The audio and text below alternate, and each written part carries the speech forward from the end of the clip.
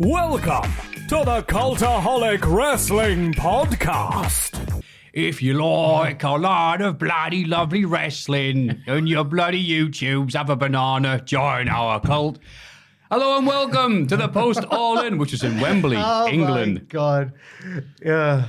You're listening to the dulcet, croaky, drafty tones of Maffew, Jack and Ross. Hiya. Full of love, lacking energy somewhat. What a bloody lovely weekend. How you doing, Jack? Really good.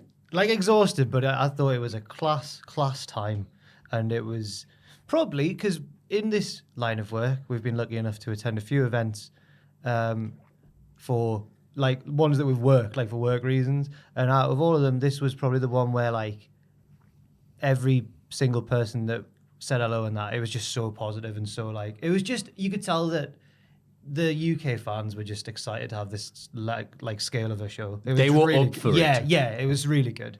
I've not really articulated that very well there. Thank you for just condensing it. No worries. I am loading up quickly, but I'm definitely going to forget these. So some people did say, love the podcast. Can you please mention Craig Davis from Wales? Okay. Rito. I know, that's it. He's saying, yeah, you won't forget my name. Had a good time on Saturday, Monday. Luke from Birmingham. Luke. Wow, I'm glad I got you. Only one Luke there. Luke. That's how he probably says his own name. Let's slander the Birmingham accent right now. Yeah, exactly. I don't know why I said that. Luke.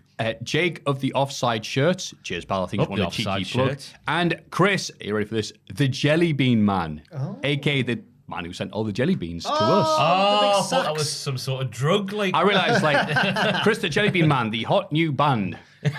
It was quite a hectic weekend because we I'm really glad I got all those in, by the way. Sorry. Apart from the train down where me and Maffew happened to be on the same train, apart from that, I only saw both of you one time each. you and Maffew had to be on the same train. Oh, so great. One at the station. I'm just knackered of other news that we'll get into later on, I guess. And just be like, oh, God, I'm not ready for this. And then I see a friendly face, and it's Jack. And he says, oh, we're on the same train. I went, oh, that's nice. Maffew got on our carriage, and who should be further down the same carriage? Kenny It's Tom Omega. Campbell. Oh, right. Tom's no... CM Punk, who was really unhappy, says it's not even the same area. Tom wasn't going down. He was going to see his folks-in-law. But we all just happened to be on the same train. And I just saw, I was reminded firsthand again, the power of Maffew Gregg and making friends with strangers. Aww. This lass just sat next to us. He just starts having it was as if Maffew and the other friendliest person on the train had just happened to sit next to each other. What was the icebreaker? Well, she said, can I... She wasn't like going for, she was going to Manchester, I think she said. Yeah, she was going to Manchester. She moved because we were all together, so I wasn't supposed to be sat near there. And I went, no one's sat here, sat with all my lovely friends, talk about wrestling. And she decided to sit next to me, and she said, sorry, I'm on a seat that hasn't got a window, and I don't want to be sat next to nothing the entire trip. And I went, of course not. And I'd look and goes, oh yeah, they do seats in the trains where there's just not just plastic. Yeah, it was like a prison cell. So I went, all right then. Yeah, just like that's it. And I went, all right, cool. And she said, yeah, so what are you up to? You're going to the blah, blah, blah. So explain that we're going to London town for this little shindig. Yeah, and all this. You turned into Alex Turner. Yeah, are you in wrestling? No, all right, no worries then. For a shindig. And she was like, are you guys famous? I'm like, only if you're into wrestling. If you're not, we're not then. And she went, oh no, I'm a teacher for kids, obviously. What else? Primary school. And she went, oh, they're into wrestling. They might have heard of you. And I went, oh yeah, cool. That's yeah. What years do you teach? Oh yeah, 5 and 6 year olds. Yeah. They love wrestling. And we all went, yeah, of course. Come Tuesday, coming up later for the 5 and 6 year olds. Later on, big fan of him. Later on the same train, there was a table of lads who were all like got the cans in, and they all had wrestling shirts on. I was like, oh, I'll get them to say their favorite wrestler for like this video that we're planning. And nearby on another table, the guy's just like, oh, what's going on? Like he just asked what was going on and stuff, and they were like, oh, wrestling and that. But like we were all a bit like embarrassed, like, oh, it's just this wrestling thing. And he was like, oh yeah, my boy used to like that, but he grew out of it. That's it. Cheers, mate. Nice one. So 80,000 or so people of those people who haven't grown out of it were there. Yeah. So that was all nice. We got there, nice, pleasant journey down. I met Mama Watch for the first time. Mama Watch came and met me at the station. So I had to wait because it was rammed to get off. So like the crew, so it was Luke, Pierce, me, and Atkins. Atkins, yeah, sorry. And by the way, I just want to say huge thanks to them because they made it so much easier the weekend. Like they worked really hard and everyone did really well. So thank you to Luke, Pierce, and absolutely, Atkins. yeah. What a team of lads. Yeah, because obviously meant to make us look great. Yeah, man, I felt bad because sometimes people will be coming up telling me what a great job I'm doing, and I'm like, well, it's these lads who are editing it all together and making it look good. They know how they're editors. They know. And Atkins, who was on camera as well. Atkins did a lot of presenting and was just very cool. Just very cool at the He's got it. He does, Whatever it is, he has it. Yes. Sorry, dude. So all the crew get out, and I'm waiting to get out eventually. And they're just Big Mama Botch talking to all the crew. Yeah. Making But friends. I was off when she visited the office. Yeah. I wasn't expecting her to be really, really small lady. She's so small. What? She's really. Oh yeah, no, she is. Yeah. Oh, How's she doing anyway? Yeah, how's she doing? She's all right. She's lost an inch. No, she was asking. So is Ross here? Is Ross? It's like no. Ross is going to spend the weekend chilling and relaxing with 80,000 people in a really busy area of London. It was very adorable because we got down to that end of the platform first, and then she was there, so we had to wait for Maffew to come along. And we went, Maffew was sat with us, but then he had to move. And I think I'd said it in the wrong sort of way, where she was like, "What's he done? Like, why did he have to move?" I was like, "Oh, he hasn't done anything wrong. He got in a fight on the train." And then Maffew came down and greeted his mum in like a very Maffew way. It was great. It was you're no, doing it was his other one. walk around like you know his secondary greet. It was hello you. It was the hello you. It was very heartwarming to see. It was lovely. Because I'm assuming There's a guru, Larry. I'm assuming she lives down there. Yes, she lives in Essex, which is close. And you said you stayed with her. You hung out with her on. Yeah, stayed with her. Because of the news of all the passings away that we've had, I decided, people like, do you go to Rev Pro? I went, well, one, I don't want to bust my voice, and two, now I'm going to spend some leisurely time with my mum, having a lovely old time. And again, every time I go see her, she's like, all right, Maffew, this is the train. Get this. Mum, I know how to use this now. It's all right. It's been, all right. I'll get on the train with you just to make sure, because you're still me Ben. So she lives outside. You're still me Ben. Is she outside of London? Yeah, Essex. But Essex. It's still part of the underground thing, though, so yeah. it's all right. I'm Greater London, as they call it. So that was nice. So I went, well, I'm not going to go Rev Pro and just get sick of wrestling, for one thing, and also not bust my voice. So I decided to go to the Marleybone, whatever it's called. Yeah, the Marleybone thing, the post-event for Rev Pro. On the Saturday night. It was the Progress post. Oh, was it? Whatever. It was a wrestling post. It was where all the indie people went. And so I went to that. Thank you to Progress for giving us backstage access, by the way. Yeah, cheers. Sorry, I just got arthritis. Samoa Joe did that. It's a sign of endearment, isn't it? Yeah. Did it towards CM Punk. Do you want mustard on your hot dog? Yeah, mate. So I went to Marleybone and, paid £7 for the privilege of going in and, sat down drinking in a bar. Yeah. In a pub bar. There we go. Or was it just fans? Or was and I'm like, it's a bit weird, this, or whatever. And then they started putting on the wrestling themes really quite loud. And so you had to sing along. And it was just like, okay, I'm getting this. And then My Way by Limp Bizkit came on. That's it. You have a few drinks and you just look at a completely random guy from Wales. Take his shirt off and start scrapping. Yeah, by the way, and everyone was jacked there for some reason. I'm like, I'm at the jacked pub. And everyone just won and just look at each other and do that, got to beat you, Rocky. And then the funniest thing was, they had the Usk fight on. Usyk. Oh, Usyk. I've been calling him Usk. Oh, God, Maffew, get a grip. Which is good because on the undercard. But didn't. Yeah, there we go. That's it.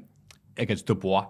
And Brits Nassim Ahmed was there. And I'm like, so tell me a few seconds ago, who's that guy there that came on show on camera? And it's the Prince. And his son was fighting and he won a squash match. Obviously, 4 stars. But then he's doing the anthem. And obviously, they'd show it very respectfully doing. And at the same time, they played Nate Webb's theme, which is, of course, Wheater's Teenage Dirtbag. That's so about you just going, her name is Loan. And I died. So that was a very nice thing. And of course, I then lost my voice completely by singing really loud songs. And because everyone was really up for it at that point, I started doing stuff like playing the Young Bucks music. And then people like myself going, boo, CM Punk.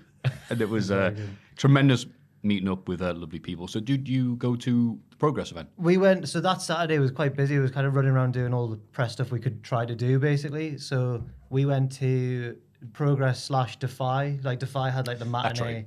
And then we managed to get there just as it was the main event, which was a big main event. It was Kenta versus Haskins, which was pretty big. Yeah. And then and the crowd were there was one bloke in the crowd in particular who was like, it was as if he didn't know it was real. Like, he was like, "You're never going to beat him, Kenta, you little C word." I was like, oh my God. He just shouted it. I miss those types of fans. I know, I was like, whoa. And then I'd never been in the Electric Ballroom before, and it was a very unique atmosphere. I felt like I was a bit out of place, I don't know. But everyone was there for a good time, apart from that one man. Speaking about those type of fans, guess who I saw in the flesh on Wembley Way on Sunday? famous fan. The fan who always wears the Everton shirt. I saw him. I saw the Everton fan. That's the guy Kip Sabian kissed. I was buzzing to see Everton fan. Because they're going, who's he? I was a bit like, whoa, better not get too close. Oh, he was quite tall as well. I was like, oh my massive. God. Yeah. God, what was it? Oh, that's distracting me totally. Yeah. Oh, Thank you for popping that memory on my head. Everton fan. So then we got backstage. A shout out to Progress for letting us do that and everything, but it was like, I felt bad for the crew and stuff because it was in the middle of the turnaround. There was an hour between the shows. And I was like, oh my God. So there's a lot of people rushing around backstage. We're rushing around. The wrestlers are rushing around. Jack Atkins opened a door and it hit Kenta. Wow. He just didn't know he was on the other side. He just hit Kenta with the door and then went, sorry, Kenta. What did Kenta do? No, I don't think it hit him that hard, but it was just like he's just had this match where he's been battered by Mark Haskins. He's all like in his gear and everything, just like tired, and Atkins just. I hope he wasn't. I don't think he was hurt. Atkins is a bigger boy than Kenta. He just. Oh, shift. Yeah. But Atkins is a huge Kenta fan as well. So that was really funny. Then we get set up outside there's like this back alley behind the Electric Ballroom where like the people are shooting promos and there's like wrestlers warming up, calling their matches to each other. Saw Gene Money. So Carl Val, my old flame. From that angle. That takes us back. Old flame. I offered her roses and got right. And then Gave her roses, he got the thorns. yes. And then in storyline, oh my God. And then This is real. so saw lots of people there and stuff. We were meant to be doing interviews, but there was a thunderstorm like right at the moment where like we were also grabbing the gear and go. Atkins had just interviewed the Progress owner dude because they're both from Birkenhead, so they knew what to talk about. Jack Atkins was like, I'll take this one. I was like, yeah, fair. Then we were about to start interviewing wrestlers, and then it just poured down.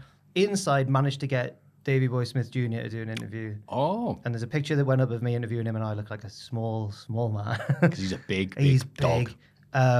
Very nice of him to do the interview. I didn't want to be like, so your dad 30 years ago, but he brought it up himself, so I felt like fair enough. I didn't shoehorn it in, Then we had to run because then we were going to Rev Pro to hopefully interview Ospreay.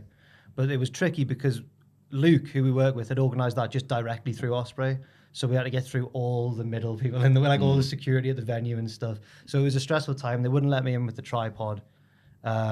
So that's what we nicknamed Jack Atkins. I had the exact same thing as what I was saying. So it's just like Pierce, Luke, and Atkins all got in fine with like little bags with like one camera in or whatever, and I've got this. Looks like I'm carrying a rifle in basically, and they're like, "No, mate." And then should have pretended to shoot security. No. Had to leave that by the entrance. It was a wonderful show. Like especially, you might have heard people talk about the Luke Jacobs Ishii match, which was really good. A bunch of American tweeters, when they stopped talking about the production of Rev Pro, they were saying nothing but positive things about Ishii Jacobs. Ishii Jacobs was a great match. Ricky Jacobs was still like 10, right? I think he looks young. Yeah, Northwest strong. Yeah. Yeah. So Ishii's just battering kids now. Yeah, he gave it back though. It was really good. Ricky Knight Jr. had a good match against Zack Sabre Jr., the junior off. Ospreay's main event, Shingo was good. And then Zack Sabre Jr. came out. We're all waiting for Jericho. Zack Sabre Jr. comes out and challenges him to the next Royal Quest New Japan show. And we're like, oh, I suppose that's it then. I guess Jericho's not going to be here. Ospreay then cuts it felt like a real promo about like how he's matured now and he's a stepdad and he's settled down and he's all like, he's so excited for this opportunity at Wembley. And it was really nice. It wasn't like when Ospreay is a bit heelish and he cuts this manic promo. It was like a nice one in front of like basically his hometown crowd. And it was like, oh, yeah, it's not going to happen. And then just this masked figure just comes bobbing through the crowd. And you could tell it was Jericho long before he'd even got anywhere near Ospreay. It was a great ending to the show. Jericho left through the crowd, which I found a risk, but fair play to him. He just got mobbed like as he's leaving. Obviously, just the crowd all follow him. I was like, oh my God. And then I was like, damn it, Ospreay's never going to remember to do this interview because he's just had all this. He's just had to remember all this stuff. Match with Shingo, the thing with Jericho. We're probably the last thing on his mind. I said, right, let's go around the back of the venue. We're in the car park around the back.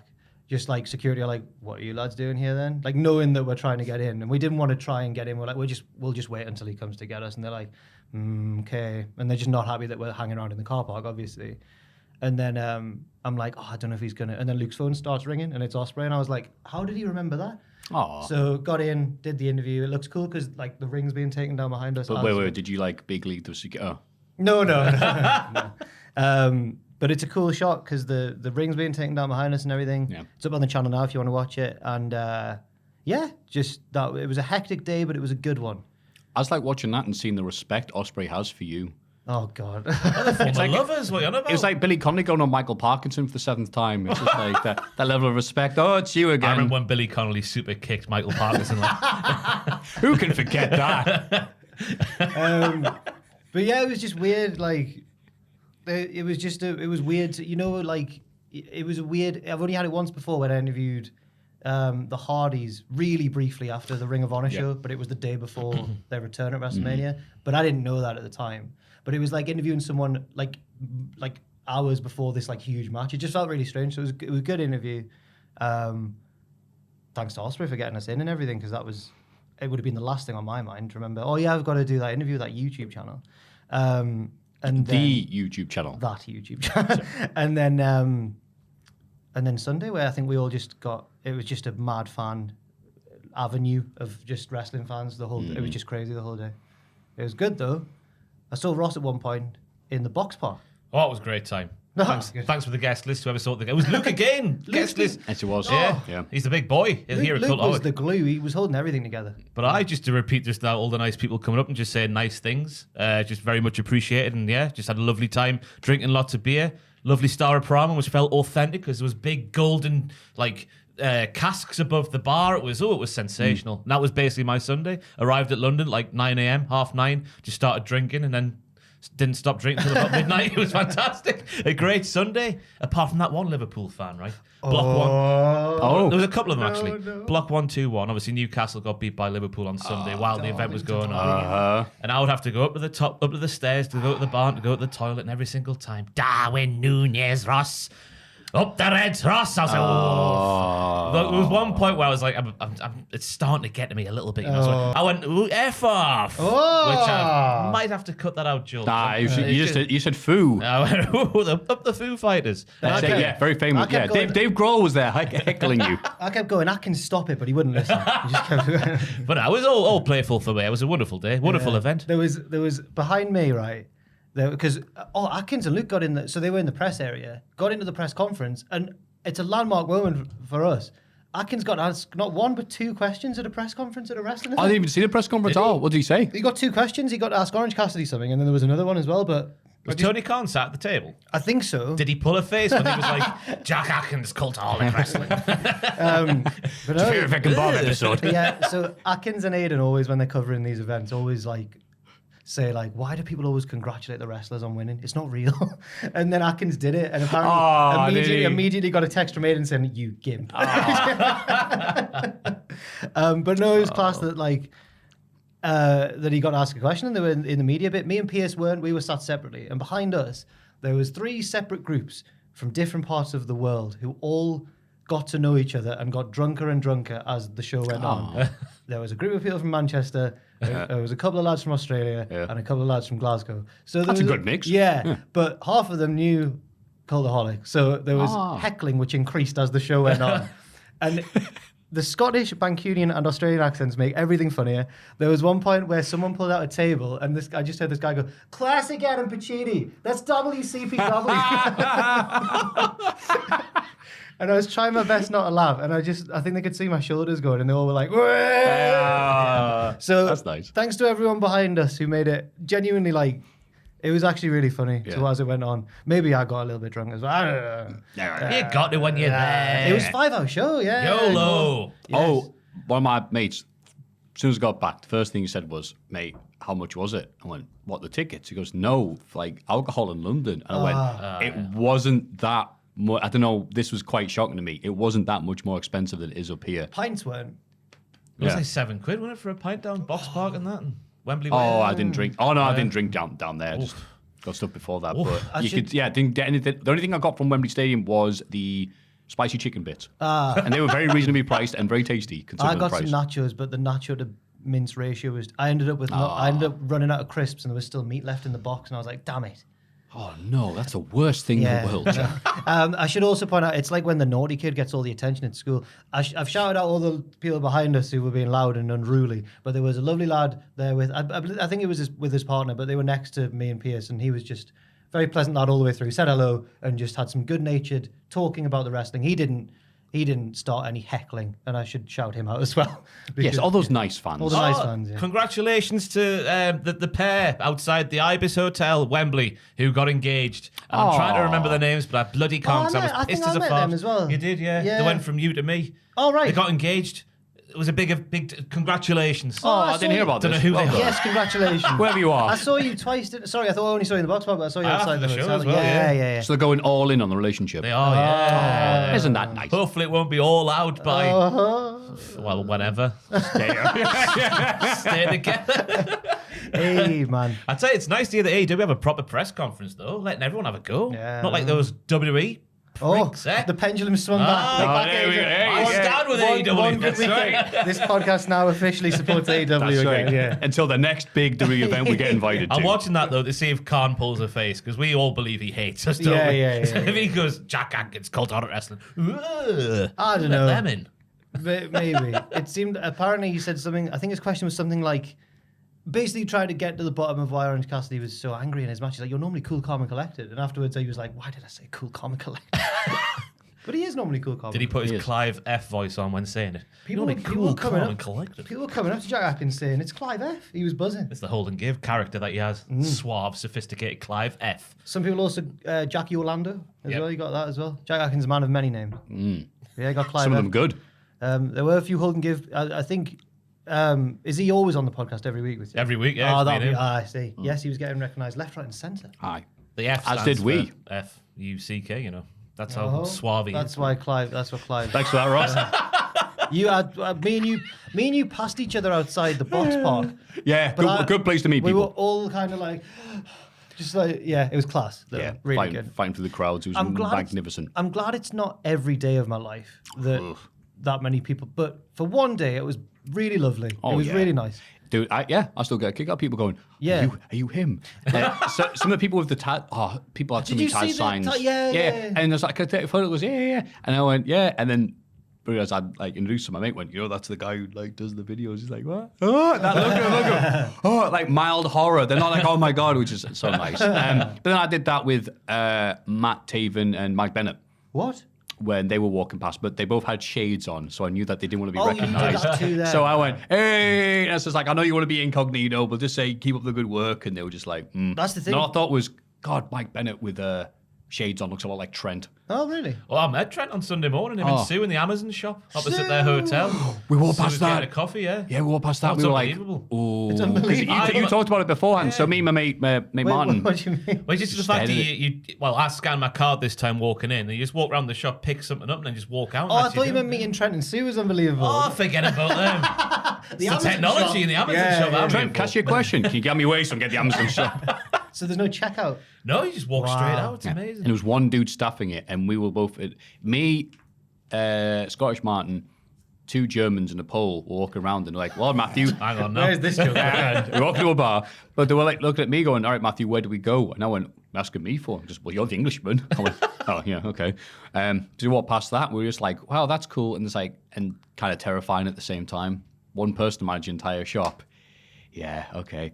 But we looked around for some place to eat. It was all like, it was really out of our pay grade. It was just like the magnificent cafe restaurant with the name of the person who's the person who either owns it or chefs it. We're like, we're not going there. Went around the corner past Wembley, and as soon as you go around like that other corner around there, it goes on a normal street in England. So we're at this place that advertised the best oral mechs in London area. Went, woohoo, that'll do us. All right, then. It's a good pun, that.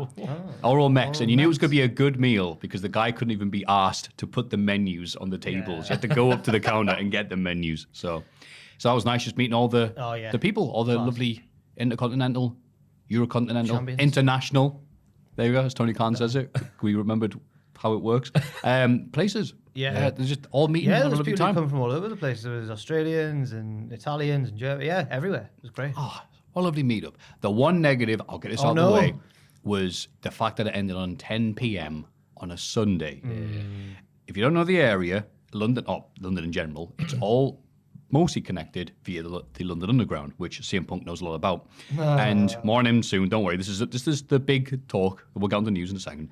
And the way it works is, after 80,000 people leave the stadium at 10 p.m. on a Sunday, they all have to go down the one strip of Wembley Way, having to be stopped by security to stop everyone from crowding, getting crushed. And so you had to wait in blocks and go there. And by the time I got there, we got in time to get on the last train to get to another station where we saw the last train come, completely packed to capacity, way over capacity, and then it drove off. And me and everybody else looked at each other and went, guess we're walking. Yeah. I'll get the night train as I did. So I got to see the lovely London nightlife. And how many people are just openly doing balloons? It's not like Harry Potter, is it? It's not. Yeah, J.K. Rowling didn't talk about the drug abuse in Harry Potter for some reason. I don't know why. But yeah, and so that wasn't too cool. So I remember tweeting about that, and I got a bunch of London people like, how dare you disparage this good nation's train station? London never gets anything, does it? Oh, no, We're up here in the north. The hard-working north. That's right. That's what. Right.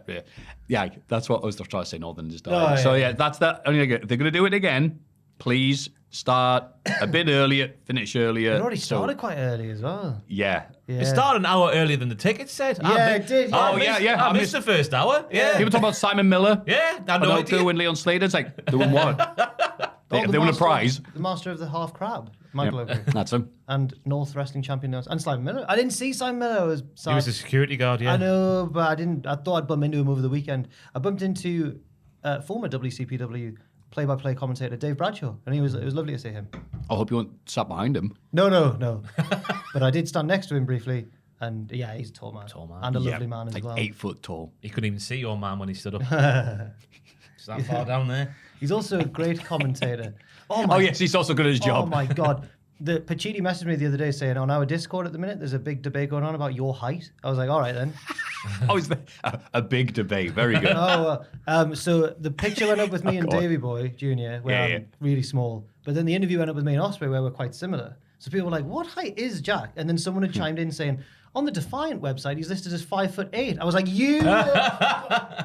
So I had to set the record straight, and I'm 2 whole inches bigger than that. I'm 5'10". Come on. So yeah. But only around Osprey. Yeah. It helped that he just had a match, so he wasn't standing up that straight either. So I looked taller than I actually am. It was good.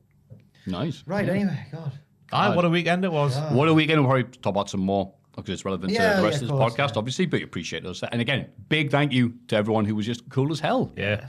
Which was all of you. Yeah. No negative interactions. No, not at all. Apart from Liverpool and getting the bin.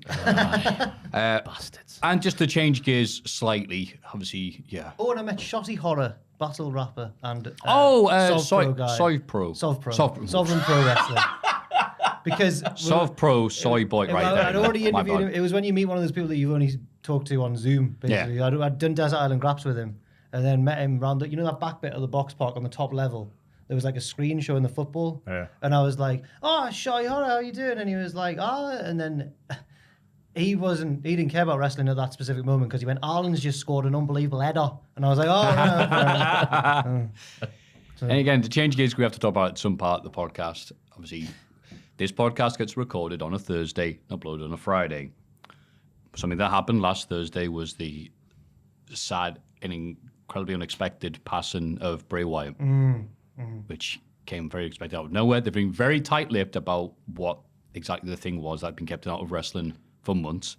Had the thing with LA Knight at the Rumble, had a few house show matches, then was announced as being injured, and we were like, what? All right. And then just said nothing, and the reason was it was obviously suffering from COVID complications, and he's passed away at the age of 36, which, again, I saw the tweet. It was Luke, friend of the channel, and saw a thing there who sent me a message going, uh-oh. And something like, oh, God, what's this? Never want to get that message where someone started with, uh-oh. And I read the tweet and I read it and I went, nah. Yeah, you don't believe no, it. Wait. I've read it. Let me read it again and go, no, that can't be right. Yeah. So, devastated. Yeah. Condolences to, I almost said the Wyatt family. Bray Wyatt's relatives and family. Thank you, pal. And who WWE have said that the merch sales from the Bray Wyatt merch you're putting out 100% going to the Wyatt. Stop saying the Wyatt family. But we know the family. Sorry. But no, it's a good thing they've done that. Yeah, completely shocked and devastated. I'm sure a lot of people were reading it, just this state of disbelief and unreality. And obviously we'll get onto SmackDown stuff later on. But yeah, God. Yeah, it's quite. It feels like quite soon after the sad passing of Brody Lee as well, and it's just like another case where it's another one where there's been a tremendous outpouring of people who've all gone shared these stories about what an amazing guy he was and stuff. Yep. But similar to Brody, I think you can tell that he really was loved by everyone because every single story is different, and people are saying like, you might not have heard this story, but and it's all like very personal. It seems like he had time for everyone. Yeah. Again, like a lot like Luke Harper. Exactly. Yeah. It was a favorite one that got shared was some woman was at this shop going, oh, my son wants him to get him some wrestling gear. So she just goes up to this lad and goes, yeah, excuse me, do you know anything about wrestling? He goes, oh, no, a bit. He goes, I'm supposed to get a wrestling figure for my kid, but I don't know anything. Do you know who's good? And he goes, well, let's get this action figure and goes, well, this one's me. That's great. So yeah, I'd recommend that one. And she's like, oh, okay, yeah, fair enough. Fair enough. Let's look at the action figure. Goes, oh, that is actually. Yeah. Any other things? No, just on the stories that people are sharing. There's a nice 35-minute video of just like the superstar sat down there, just talking about him. That was the big overriding thing, how welcoming he was. Like when people would first arrive on the main roster, like Otis has got me. Oof. Otis, I don't know if you've seen it, but Otis is like nice little 5-minute story about like sort of getting to the main roster and how Bray would sort of greet him and stuff like that, and just how he would help out everybody. It would seem on the roster, like Becky Lynch talked about picking up a table. Like it's how much of a struggle that is, and like even though he had something else to do on the night or something to TLC back in would have been 2016, I think, something like that. Bray took the time out of his night to sort of like show her how to do it, whatnot, without breaking a finger or whatever. But yeah, it's just I don't know what else we say that hasn't already been said. Kevin Owens one was quite summed up quite well as well, because Owens talked about, because at the time Owens was new to WWE but was probably a bit more established than Bray in terms of his actual career outside. But he said that they hadn't really ever met, but they were now both in WWE, and there was like, he just had that match with Daniel Bryan, the singles match. Was it at the Rumble? I think it was at the Rumble before 2015, 2014 maybe, yeah. Around when, that singles match anyway. And he said he messaged him saying like, but it was the first time he'd ever messaged him saying like, really good match, sorry to bother you. And he says that whenever he's messaging someone new for the first time, he goes like, sorry to bother you, but he said, really good match, loved your match. And apparently he replied like, oh, leave that. Like, I feel like we already know each other. And then when they met, he seemed like such a sound blow. Yeah. What's nice is everyone seems to be talking about how much he loved wrestling. Yeah. I forget the wrestler who was it? I think maybe it was Simon Gotch, who said that he'd heard that, he was on the roster with him, right, obviously, for NXT and stuff like that. He talked about when he was a kid, Bray Wyatt being a kid, and hang around WCW with his dad, that Master Chono was like, would give him like merch and stuff, and I think, I'm trying to think what it was, like bits of clothing or whatever, because he's like, oh, you like Master Chono? He's like, yeah, I love your work. Oh, okay, like give him stuff. So when Simon Gotch went over to Norway, got the chance to say to Master, by the way, like, Wyndham's son still talks about you. And he's like, oh, very happy to hear about that. Yeah. So that's another thing. You when you were saying that, it took me a while to click, because he established himself so much outside of his own family's legacy, despite being from a famous wrestling family. That it just goes to show what a force he was.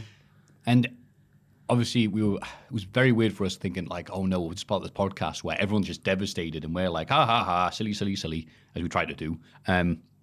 But there was one person there who said, oh yeah, listen to the podcast. And I went, yeah, I'm sorry it came out like the day before. And he went, no. Everything else has been so, obviously thinking about him and remembrance and being, just being saddened downbeat because of obvious reasons, that it was actually nice to hear something that was a bit, not say positive, but just, uplifting, just get through these negative times, which I hadn't thought of it like that. When we learned that, when the second news broke, we learned the pair of them had passed away. It was like, oh, this is just before this big weekend. It's meant to be a big celebration of wrestling. But looking back now, it actually provided loads of opportunities for people to pay tribute and do little things. So it actually worked out all right in terms of, obviously it's still a horrible thing, but at least it gave people the opportunity to do that. At least it happened when there was a good time to do that. Exactly. When during 0 Hour, when it was just like nothing's dead air, there was a guy dressed up as Fiend and his mate as Bray Wyatt just going around. You got a stand ovation. Yeah. We can see. It's like everyone going, yay! Just the fact he was dressed up as him, and people like, yeah, it's been happy. Yeah. Lots of singings have got the whole world in his arms. Yeah, the entrances were for the House of Black and stuff. Where dark. Everyone got the lights out. Great. Yeah. Yeah, so again, just to get that out of the way, so you're not wanting to lower it, but yeah, it was, I mean, let's not, a few people have been like, oh, so you must feel bad about saying how bad that match, no, that match sucked. He did a lot of good stuff at WWE. Oh, yeah, Please don't let the little things that he did that didn't quite work distract from the fact that the Wyatt family, when they were good against the Shield, the run 2016, the feud of Randy Orton, stuff like that. Yeah. The initial few months as the Funhouse character into the debut of the Fiend. Yeah. Like anything he did in those periods of time way outweighs anything that sort of happened in the last year. Thank you, rough, Ross. so it's an unbelievable performer. Like obviously, it felt like he was hamstrung by the sort of creative stuff in his first run, and then he sort of got the free reign, and it's clear that he's like that mind isn't very common in wrestling, like the mind that he had for the business. Yeah. Yep. Definitely. Yeah. Yeah, but we put a list out there as well. I think all the proceeds are going to the American Heart Foundation as well. So give that a watch with your adverts turned on, and it'll go to somewhere decent. Yes. Now got out the way, we can talk about the other thing that happened this week, which is a bit more lighthearted. I stand with CM Punk. Yes. Ross has done a one. He's done a sick 180. I have. Because of the amount of news and came out stuff about it, it feels like the scene in JFK where the guys explaining what happened with the stick. Brian Alvarez breaks down the Punk AEW stuff. This is copied from a Reddit recap of his show. Brian Alvarez woke up today to find out he had... Oh, that's not... I'm not talking about that. What? Brian says he talked to no fewer than a dozen people about this stuff, prefacing things by some of this stuff he said is being given two versions of, in which case he'll try to give both versions. Brian talked about how the original Punk bars Perry from using Broken Glass story came out weeks after it happened. It was already well known by folks internally by then. Brian agrees with Punk that people should not, in fact, go through broken glass. He remembers when Goldberg hurt himself with glass, blah, blah, blah. That's fair enough. Yeah. Jungle Boy had a planned vacation. His side story was that he was approved by AEW on Dynamite to go rent a car and shoot the glass-breaking injury angle on Collision. He got to Collision. Punk said, nah.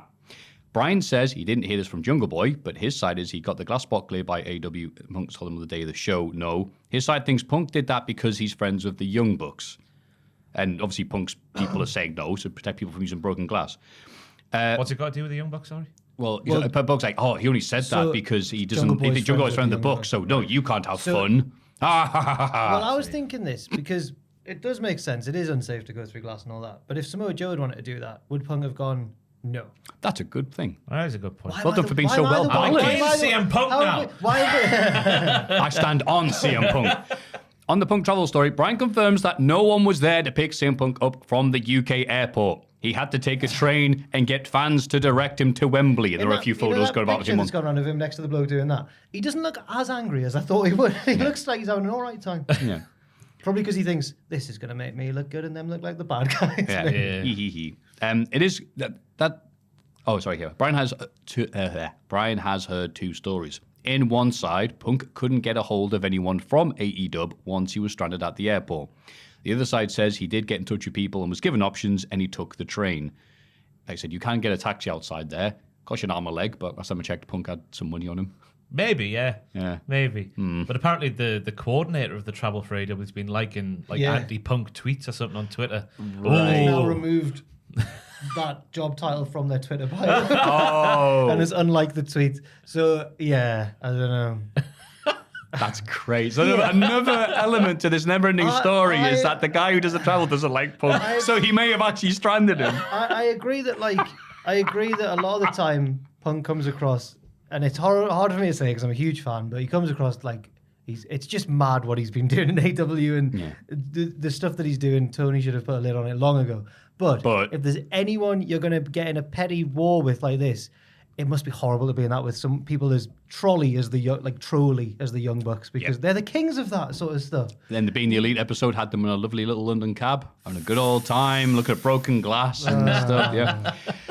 Brian was told Perry walked back after the All In match after yelling. Oh, by the way, something that we did not hear if we were live in the stadium because obviously not hooked up to there was when he went up to the camera with his broken glass car and yelled, "Hey, that's real glass. This is real glass. Cry me a river." Yeah, in his Hollywood insurance. So Brian was told Perry walked back after the All In match. As he walked by Punk, Punk said, "Do you have a problem with me?" And Perry replied that, "Well, you heard what I said." Brian says there was a lot of witnesses to the Punk-Perry fight at Gorilla, including Tony Khan. Punk apparently said, "You know I could beat your ass." Then Punk shoved him and put him in the choke and was broken up immediately. Brian says the fight was close enough to Tony Khan and a gorilla that, again, allegedly, this is so great about wrestling. Monitors fell on Tony. And he was trapped for the rest of the evening. Help me. Lots of witnesses. Joe broke the fight up. Punk was immediately angry, threatened to quit, did not want to wrestle. Brian was told things were delayed 10 minutes because of this. FDR and the Bucks were asked if they could open the show, and they said they weren't ready. Good on they them. asked the To be fair, good for them. They're like, well, we haven't planned on matching. Yeah. So they asked the Golden Elite six-man if they could, and they said, well, I guess so. Joe was very angry because he wanted to wrestle at Wembley. So they got things together and got the Punk-Joe match first, as we saw. Brian talked about how Miro tweeted that the story of Perry initiating physical contact with Punk was BS, and now today tweeted, nice UK cab, which Brian says is an obvious shot at Punk.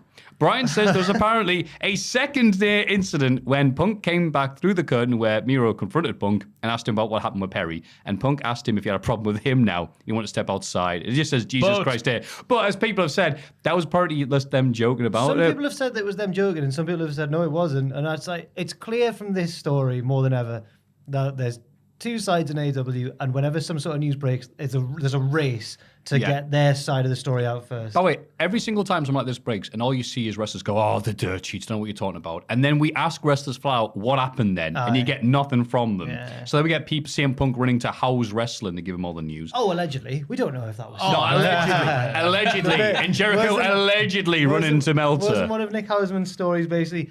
Punk only put Jungle Boy in a chokehold because otherwise he could have really hurt Jungle Boy. He's a trained mixed It could have been anybody writing this, you're right. Miro, by the way, has just been an agent of chaos in this whole story. He's clearly been loving it. He doesn't care. Good. Luke and Pierce got a picture with him. He was just sauntering down the street and just having the time of his life. People were going up taking pictures. He'd take a picture, carry on, take another picture. I was like, what a cool dude he is. Yeah, sorry, just to cut that. No, thank you. You're right. Miro, cool. Miro in the wild looking cool as hell. Brian wants so Punk's people... had a go at, so Miro's a cool guy. Punk's had a go at Miro. I'm now against CM Punk still. Okay, yeah. That side currently. That's where But it might have been. Yeah, I'm on the just pro too- Miro side as well. But they might have just been having a joke. So if they had a joke, I'm back on Punk's side. Okay. That's really terrifying to think that, like, one of them was joking, the other one wasn't. He's now realised he's gone on Twitter. Oh, he wasn't kidding. So at this Punk's point- like, oh my God, I had to get a fight with Miro. So at this point, me and Piers are sat in the crowd during like the second or third match, checking the work chat, and Aiden's put in the chat this news report about the backstage confrontation. This is only probably like half an hour after it's actually happened. And I turned around and said it to the lads behind, and one of them just went, just more disappointed than anything. Just like, why? That was the thing. How Oh, wait, sorry. Can I just say, before we get into this, there's more. Brian wants people to know that Punk did not say, I'm not suspended. He said no one had contacted him about a suspension. That's two different things, which is hilarious. Apparently, that's been another thing I thought was hilarious was like, oh, Punk's been suspended. And then Punk was like, no one's told me I'm suspended. He goes, well, you clearly heard something then, haven't you? Brian does say anything is possible, but it's good as saying that this isn't wrapped up for a while. Brian also referenced how the Elite were kept in the dark, a lot of stuff during their suspension. So I think this is all actually petered out now. What were you going to say, Aaron? I was just going to say... that was the one little bit. I'm very sorry. I'm sorry, that wasn't me. Wade Keller on Torch said Brody King punched something in frustration. So Brody King allegedly was so mad at this, he punched a wall and broke his Brody's hand. tight with Punk. Brody, I have a source who stayed in the same hotel as me, who said that Punk and the House of Black were having tea together on the Saturday. Yeah. So that's how tight Brody King is with CM Punk. And if he's punched straight edge, and tattoo fans. And yeah, if he's punched the wall in frustration, things must have got bad. But then it came out, Yeah, he did a Justin Langer. Yeah. He just kicked a bin over. He's the Australian cricket. He was the former Australian cricket. There was a documentary. Yeah, and he broke his hand in the match. Oh. Not like backstage punching the wall because of CM Punk. Oh, no, Langer, I meant just when he No, kicked not the bin. Langer. Oh, right. Oh, Brody sorry. King. I thought you meant... Yeah, Brody. I thought it was Wow, like, really good cricket if he's doing now with broken I was hand. like, Langer wasn't even playing in that series. Brody apparently, broke his hand in the match, kicked a bin because it was a bad situation. I love it. But the thing I was going to say was the point Jack said about it coming out like 2 matches later.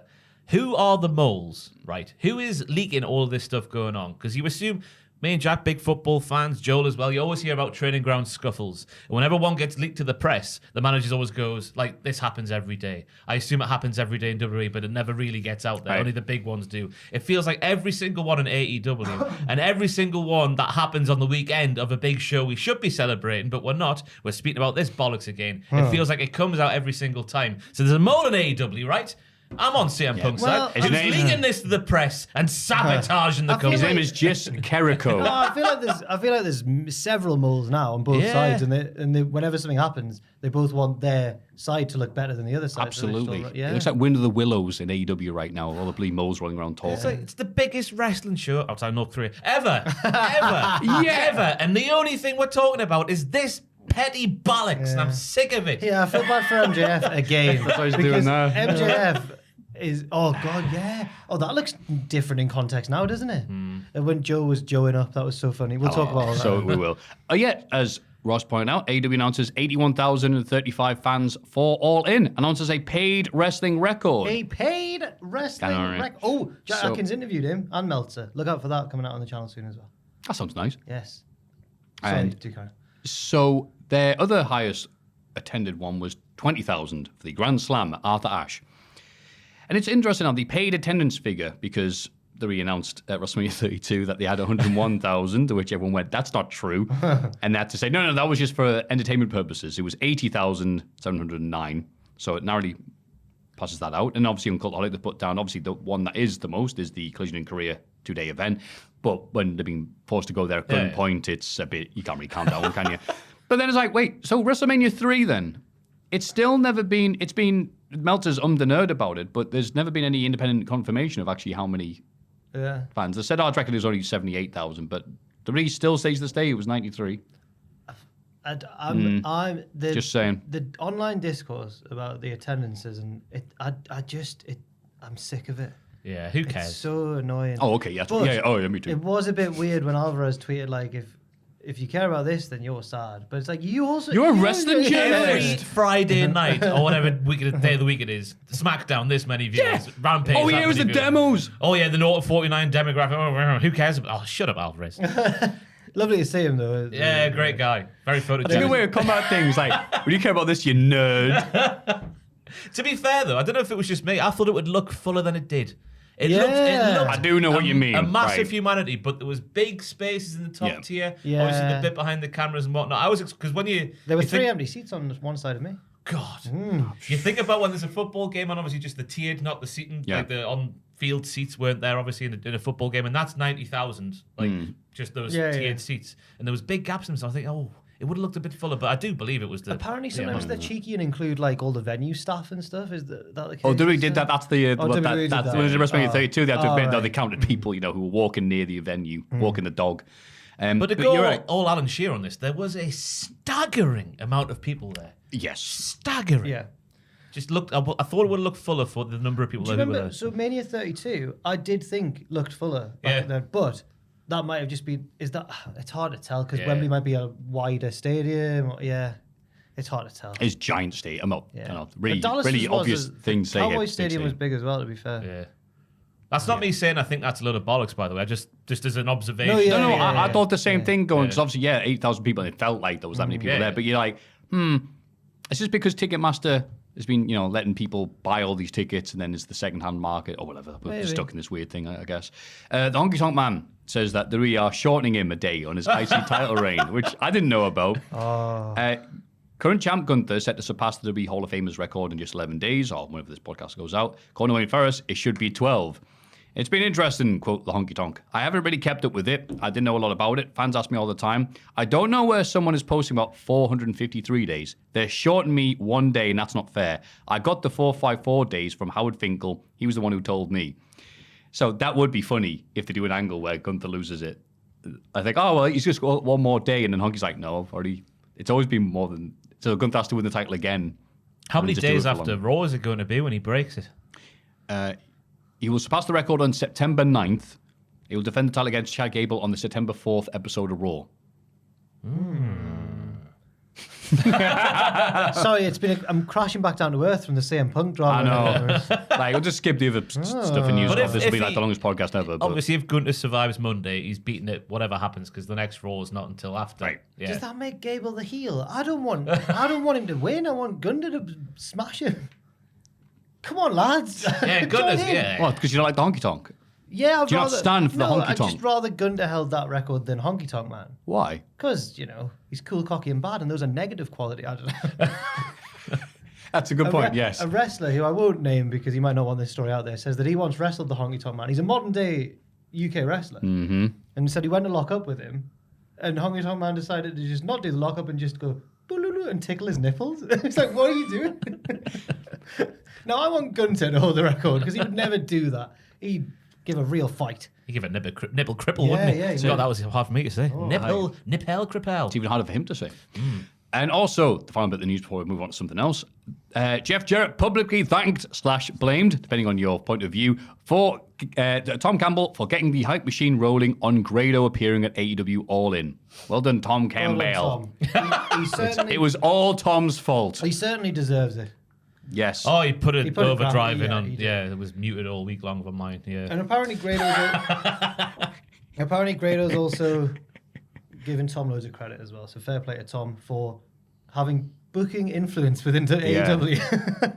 Yeah. Weird, isn't it? Strange world. So when Tony Khan's pulled those faces when he's his Cultaholic, that's right. He's like, oh, who have to book now? Do you see a picture I think went out of Grado and Tony Khan? And you can tell that because whenever Grado meets someone, he just wins them over straight away. Yeah. So from Tony going from like not really wanting to, and then you can just see Tony's buzzing. He's like, oh, it's bloody Grado. Grado's got it. He's got the magic touch. I thought he'd given up wrestling, me. It feels like I haven't heard him in a wrestling context in ages. He Like does it's all acting about and that. the acting, yeah. Yeah, the just policeman's pantomime and hat stuff like whatnot. that, yeah. But if do you want to appear at Wembley in front of 80,000 people? You That's it, innit? Yeah.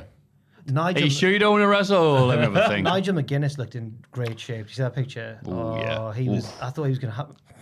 Well, I think if Danielson was fair, might be in He that. said, you know? yeah. Well, that was it. Yeah, Danielson said there was a story that Danielson would be flown over, and then he didn't. There was so much speculation stuff that actually didn't happen. Yeah. So that's why I don't read out every bit of news on It's this like when podcast. Fraser told me the Great Muta was going to be in the Rumble and then he wasn't. I'll never forgive him for Well, that. Jack, I think you'll find. It's a good I was, impression. like, why did I believe him? Muta can barely walk. Great The ramp's so Muta. long and like, how is he going to... No disrespect to the Great Muta, but his knees aren't the most mobile. Yeah, wow, you missed that one. Fraser's so green. Missed. End the segment. That was the news. Everybody get excited for the Cultaholic Hall of Fame! Hall of Fame, for those still listening. And in condescending order from last week, the bloody lovely Montana Billy, 13%. Up the Billy. Hey, to be fair, for someone who wasn't going to get many votes apart from us, it's done all right to get 13% there. So Absolutely. fair play. And thank Yeah. you again for all the presents, Montana. One more bloody lovely Eddie Kingston shirt. Hmm. To the bloody lovely event we were just talking about. Because he's drinking a big thing of coffee, I was at Starbucks and I was waiting for a thing to be served and some guy took a look at that and went, do you work here? So cheers, pal. Imagine if that was the uniform. Just a pissed off smoking Yo, man. what can I get you? Yo. Mr. Beast causes World War III, 25%. Damn it, it's the most clickbaity vote I've ever done, and that didn't get. No, whatever. The concept of a beloved English stereotype being so effortlessly shoehorned into an MJF AEW promo, 62%. Fantastic. I was thinking about that the entire time because all I heard, God, he was so right. All I could hear or sat down was people going, so we'll go get the beer now, then I'll save us having to get up later on, but the beer's this much, so you owe me for this, and then... People had like battle plans. It was like playing a game of Risk on a go get the beer from Wembley. Key time to go and get the beer, right, is during go. the heel heat segment of the match before the babyfaces made the comeback. Yeah. Because that's a lull. But people always think you've got to go in between the matches. No. Because you want to see the entrances and Yeah. that. They're cool. And anything that might happen at the start of the match. But once it settles into the heel heat segment, go and get your bev. Once that first 30 seconds is established in the match, that's when you can feel free to go. Yeah. The superplex is the end of the match. As soon as the heel starts talking trash to the first three rows, get yourself to the concourse now. But MJF on alcohol-related stuff, did you see his tweet that he deleted? I screenshotted to put on Twitter that he's a big fan of Strongbow Dark Fruits. Oh no! And He deleted that. He deleted it, yeah. I could put a Dark Fruits Twitter. Oh no! It's like the opposite of. We worked this out. So Fiat 500 Twitter was when it was all like girls in my bed. Fiat 500 Twitter. So the boy version of that is Strongbow Dark Fruits Twitter, where it's like your profile picture's like one of the Gallagher brothers, and like you like football at the pub, and it's a basic thing. It was a fascinating case study on humanity, though, because all the quote retweets and replies were either "This is a babyface turn, he's my guy," or "This is the biggest heel turn in the history of professional wrestling." The fact that he likes Strongbow dark fruits. Dark fruits is a real cultural statement of a drink. I really know about all this. Yeah. It's when you're in your early 20s with your pals at the pub watching Super Sunday. That's what you get in. You get the dark fruits in. Got an accumulator on. Yeah. Oh, I missed it. Not when you want a proper session. You just want a few casual, leisurely, charby drinks. It's not fully laddie, but it's also not fully nerdy. It's the middle ground. It's dark fruits. That's right. I like and dark it's your Hall of Fame pick, isn't it, Ross? No, not this week. No, mine is actually going to be the work of MJF and Adam Cole at Wembley. Because they had the crowd in the palm of their hands for every single second they were out there. And I thought that was to go all Alan Shearer again, a staggering achievement. He loves the word staggering as Alan Shearer match of the day. So yeah, just what they did. Because you're watching the match, you're thinking, oh my God, they've done the double count finish. Then they've done the stuff with Roddy out there. You may be thinking maybe it's too many recipes to spoil the broth. Whatever the saying I'm trying to think is to fit that sort of thing. But no, they had the crowd the entire way through. The tag team stuff at the start, just the simplicity of a kangaroo kick and a double clothesline, making everyone go unglued. Yep. Everything they did that night was pitch perfect. So I think it's worthy of a Hall of Fame nomination. Well, you're going to win the Hall of Fame. Yeah. There we go. Good pick. We can wrestle now then, I guess. That's it. Yeah, bye. Yeah, we'll be on top of the match when we get to it. Me now. Obviously, with all the drama happening, people being quite satirical all night. Actually, don't show this because I think there's evident blinding, so I'll just read it out. Okay. Someone posted on R Squared Circle, coffee party for one. I was tearing up reading this. I saw what actually happened at All In between Jack and Punk. Perry was not happy with Punk since the beef with the Elite. When Jack was planning on using real glass, Punk confronted him and said, "Not in this town, kid." Perry tried to explain the importance of this spot and said that Punk needed to go back and watch IWA Japan in '97 when real glass was used. Punk said, "You could do that over on the B show." Jack continued to pressure Phil on the spot until Punk shot it down. A few talent would often see Jack carrying around glass bottles wherever he went. One time he was seen smashing them on concrete. When asked what was going on, the reporters, Jack said, "The glass shatters like Punk's weak mind." Oh my God. Right at All In, Jack was telling everyone he was going to address his enemy, Phil, live on the pay-per-view. Punk was watching when Perry spouted, "It's real glass, cry me a river." Punk was furious about this. Punk waited in gorilla as he kept shouting, "I hate this effing place." Tony Khan looked on in admiration at Punk while giving the thumbs up. It was noted that Tony could not hear what Punk was saying due to wearing a headset.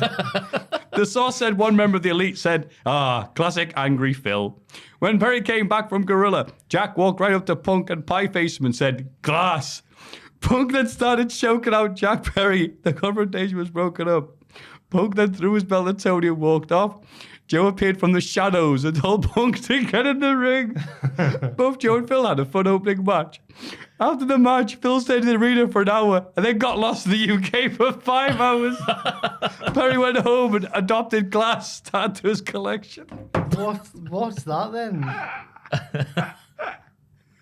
That's what Strongbow Dark Fruits does to you. Thank you. That's a coffee party for one. That's a dramatic retelling of... It's weird because that's not fully absurd. There's elements of truth in that. That's it. That's why it's great. You're like, could have happened. Oh, God. So thank you for that. A good one. Good pick.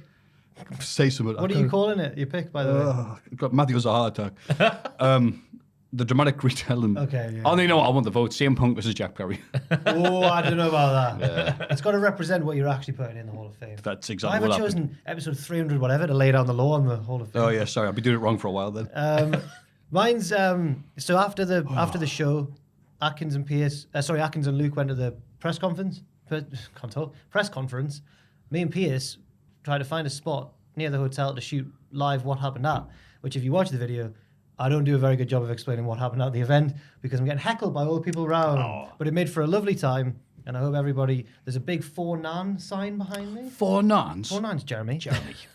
Everyone's having a great time, and it was a very fun video to do. And then I gave Pierce the microphone at the end, and he went, "Good luck," and ran off to the hotel to edit the video.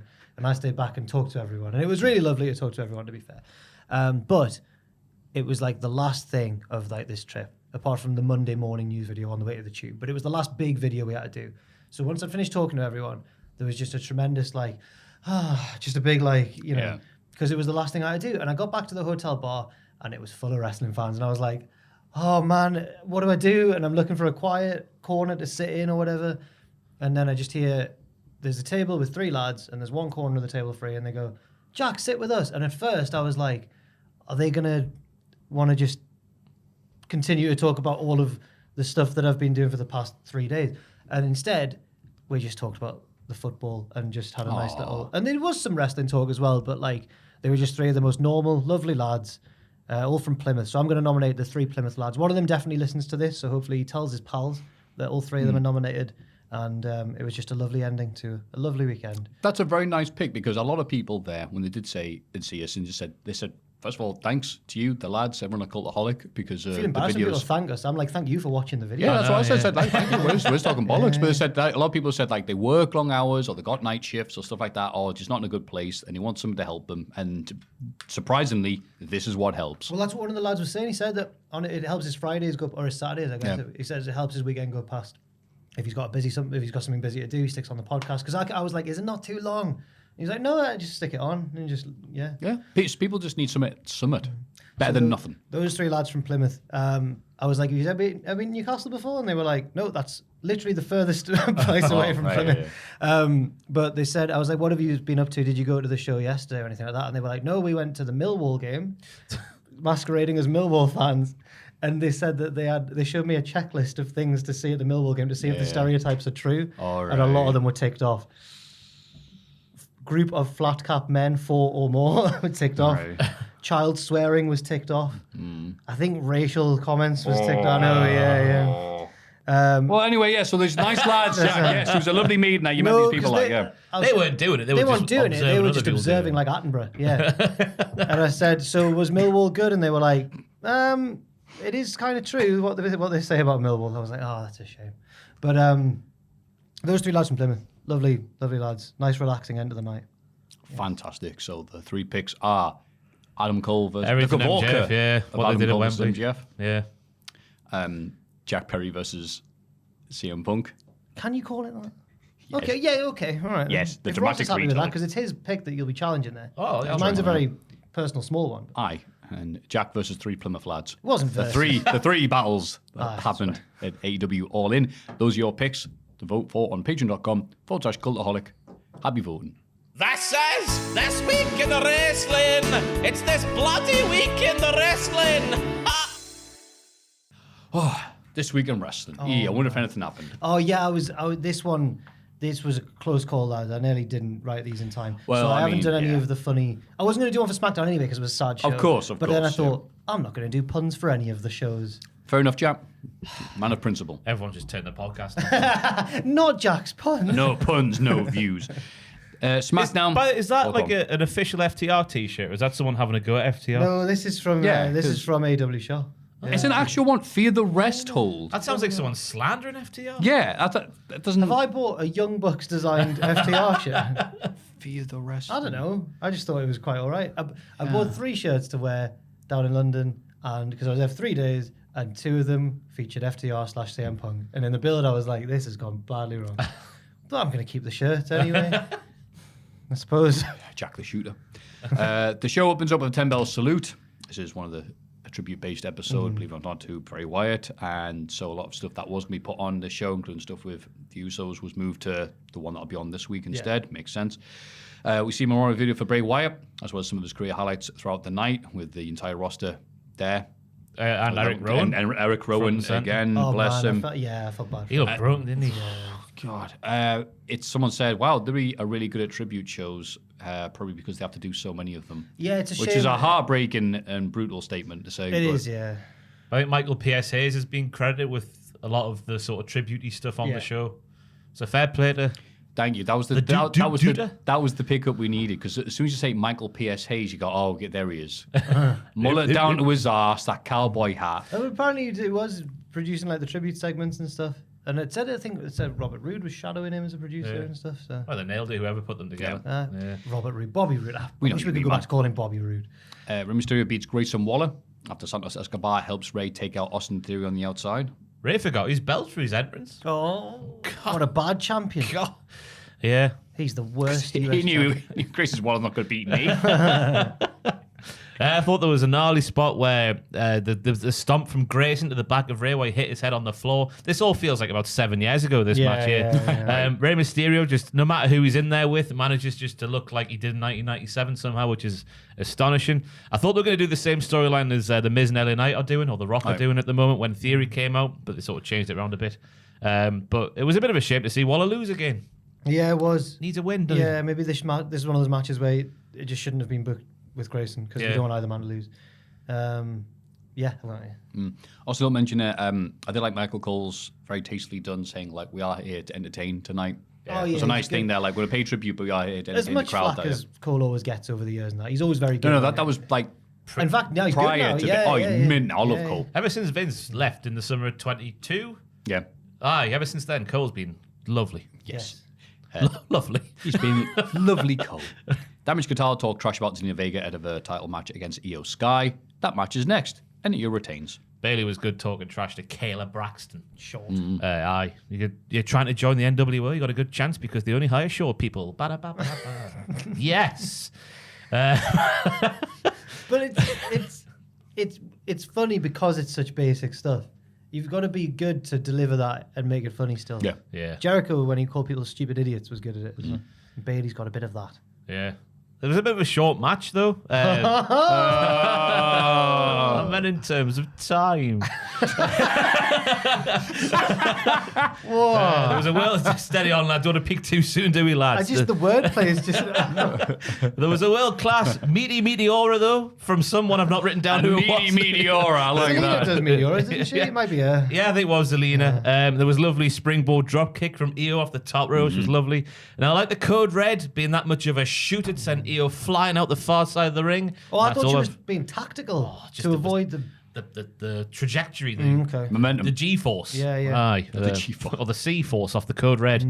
But that's what I've got written down for that one. It was all right for what it was. Yeah, it was fine. Yeah, I'm glad that they kept on wrestling and kept on doing cool stuff. But to begin with, the crowd were bored and started chanting for Michael Cole, and everyone just ignored it. And obviously, they carried on and goes, "Oh, this is actually good." This, it's like, all right, yeah. Oh, hey, there was a Mickey James match at the Rev Pro show, and it was. I've heard about this. Oh my god, I hate wrestling fans so much. Not the ones we met, but as a herd, I hate wrestling fans when they're all together because the whole match, pretty much, the crowd just are going hardcore country. Then over the other side of the ring, hardcore country. And then again, Mickey's in. It's a triple threat. Sometimes she's out the ring selling and that. There's just two lasses trying their best to entertain, and everyone's going hardcore country. I'd forgotten how like London fans can be like that. Like, this is funny. I remember all these progress events.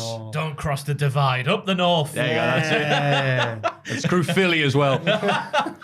But yeah, Progress event would have these matches and they'd get together and the guys, I'm going to beat you. No, I'm going to beat you. And then there'd be like a funny chant and like, all right. And then like, they'd go, okay, wait for that to end. And then they'd carry on the match. And then the London crowd would still be chanting the funny chant. And they're like, we are awesome. We're trying to do the serious bit now. Can you not shut up? Can you give us a bit there? Did you see that lad at the box park where they're doing the thing with Jarrett and Karen Jarrett on the stage? And it's like, my God. This is why Durree's press conferences are the way they are, because of knobheads like this one. Just like pass the microphone around, ask a question to the Jarrett's on stage. And he's like, Karen, I can't remember where he was from. Oh, I've seen this. Yeah, Karen, who's better in bed? Jeff Jarrett, sorry. Oh my God. Oh, Ross, oh no. Jeff Jarrett. Or Kurt Angle, her Why former would you ask husband. someone? You know, in real life, you would never ask someone that you knew in real life. And then Jeff Joe's like, come on. Oh, Yeah. did he? Come here. Oh, good. Come here. Karen's answer was good, to be fair. It's like, well, who am I sat on the stage with now? Oh, poor Kurt. He's having a bad time recently with he's in the shoulder injury. And I know. Oh, He's just a it's- sexy Kurt. he is. Yeah. He is. He'll make it right. Cody Rhodes comes out to lead the tribute to Terry Funk, going a heartfelt promo before throwing a memorial video and has to ask Michael Cole, can I say egg-sucking dog on TV? Cheers. And again, lovely memorial video, which shows just a tiny snippet of this man's life. He had about 9 of them. And then he said the next match will be a Terry Funk hardcore match in tribute. Crowd's like, oh, hell yeah. Famous last words. And I think that was a big mistake. Yeah. The Street Profits looked amazing, beating the Brawling Brutes. However, the crowd were like, well, we want to see some hardcore stuff. It was a WWE hardcore match. There's no worse company that could have done a Terry Funk hardcore match. Moxie does one every week, near enough, but it should have been, I think, they're trying to scramble and put stuff together to fit. I think ideally they probably would have said, how about they have a match and then go, this one's for you, Terry, and then put someone through a table afterwards. They were looking... Get the Brandon iron out. Yeah, because as soon as they said that, people thought they were going to be using, juggling flaming chainsaws or something like that. But it was just, they wrestled really well. The Street Profits looked amazing here. Yeah. And people were like, where's the tables?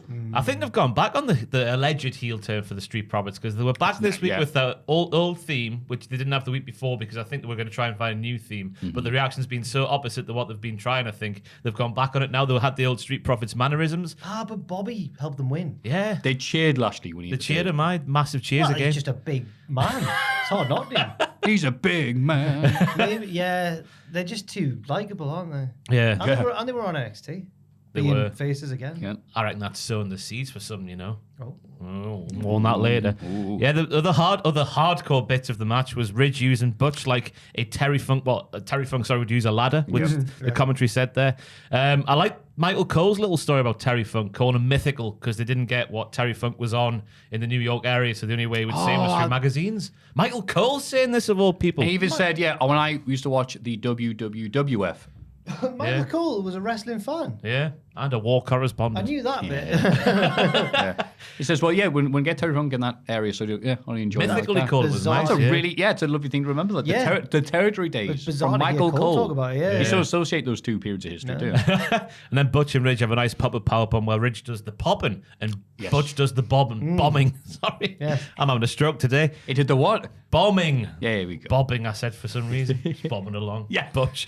But on the Cody promo before as well, it was someone put it on Twitter just saying he was the only person to speak at Brody's tribute show and only person to speak at Bray's as well. Oh, yeah. Which is horrible. Yeah, horrible realization. Yeah. Yeah. I'm surprised there's not been more. To speak at the show, Yeah. But they've put that video on YouTube if people want to watch it. We see The Miz insulting LA Knight in a TMZ interview. And then Knight heads to the ring, talks about Bray Wyatt, saying their rivalry prepared him for anything. He got stronger as a result of that, which I think is a nice way of, in terms of kayfabe going, we had our issue, but he's made me a stronger person by wrestling him. It's like, that's nice. It was good on two levels, though. It was like the kayfabe reason, but then also that was when people start to see what we've been saying for 18 months. Yes. 2 years. Just saying. He's the Rock. You guys have been saying it. I was a bit hesitant back then. So many years in Wembley. Yeah. Just out of nowhere. I ended up on his Instagram story. Who? Me, LA Knight. Because he doesn't acknowledge me. It's not like I'm a big fan of Jack the Jobber. It's because people were taking footage of me doing the What Happened That thing, and because I missed so much of the Stadium Stampede match because it's all over the arena, I was like, I'll read out something that I think happened, and then if I'm right, can you all please give an LA Knight? Yeah, That's good. That's good. And then there's a snippet of me you can't really hear what I'm saying, just yeah, and then someone sent him that, and he's obviously gone, I'm over in AEW weekend. Fair enough. And he was. Yeah, there was chants all over the place. LA Knight cuts a promo on Miz saying that even when he was champion, he was just acting as the background to The Rock and John Cena, which is true. He then ends by telling, this is probably the best tribute of the whole thing. He says, hey, Miz, here's some advice for you. Run. Yeah. Yeah. Nice. This was really good. He's really good at it because it was two very different promos in one, and he tied it all together. And it seemed like it wasn't that tightly scripted. It seemed like a real, bullet point attitude era promo or whatever. But he did it so perfectly. It's really impressive. Yeah. What a guy. The emotion of the night and also furthering storylines and acknowledging past storylines. Yeah. He nailed it. He's quite good, isn't he? It's almost like he's good, right? And then LA Knight beats Finn Balor. Okay, the last person to wrestle The Fiend versus the first person to wrestle The Fiend in a singles match. It was good. It wasn't like gripped or anything. It was just like, okay, it's just a match to entertain the crowd. I was shocked the match took place because I thought, well, they can't have Knight lose now, and they didn't. But he beat Balor, who's like, in my mind, still high up on the. But I was shocked to see it so conclusive as well, like a nice clean win for The Rock. I don't think they're going to acknowledge it. I think it's just a thing to do on this episode. The lights go down afterwards, and Bray's lantern appears in the ring to end the show. Yeah, nice touch. That was a lovely shot, the way they used the Tron, though. Like he was sort of they were filming the ring with the Tron in the background, so like he was stood in the ring again. Oof. I should mention that yeah, on all the future shows here, there was little tributes to Bray, but I didn't really mention them because I thought we'll just be recapping the same. Of course, story. yes. But it's worth knowing that they were on AEW and WWE. Like he was popping up everywhere, and rightly so.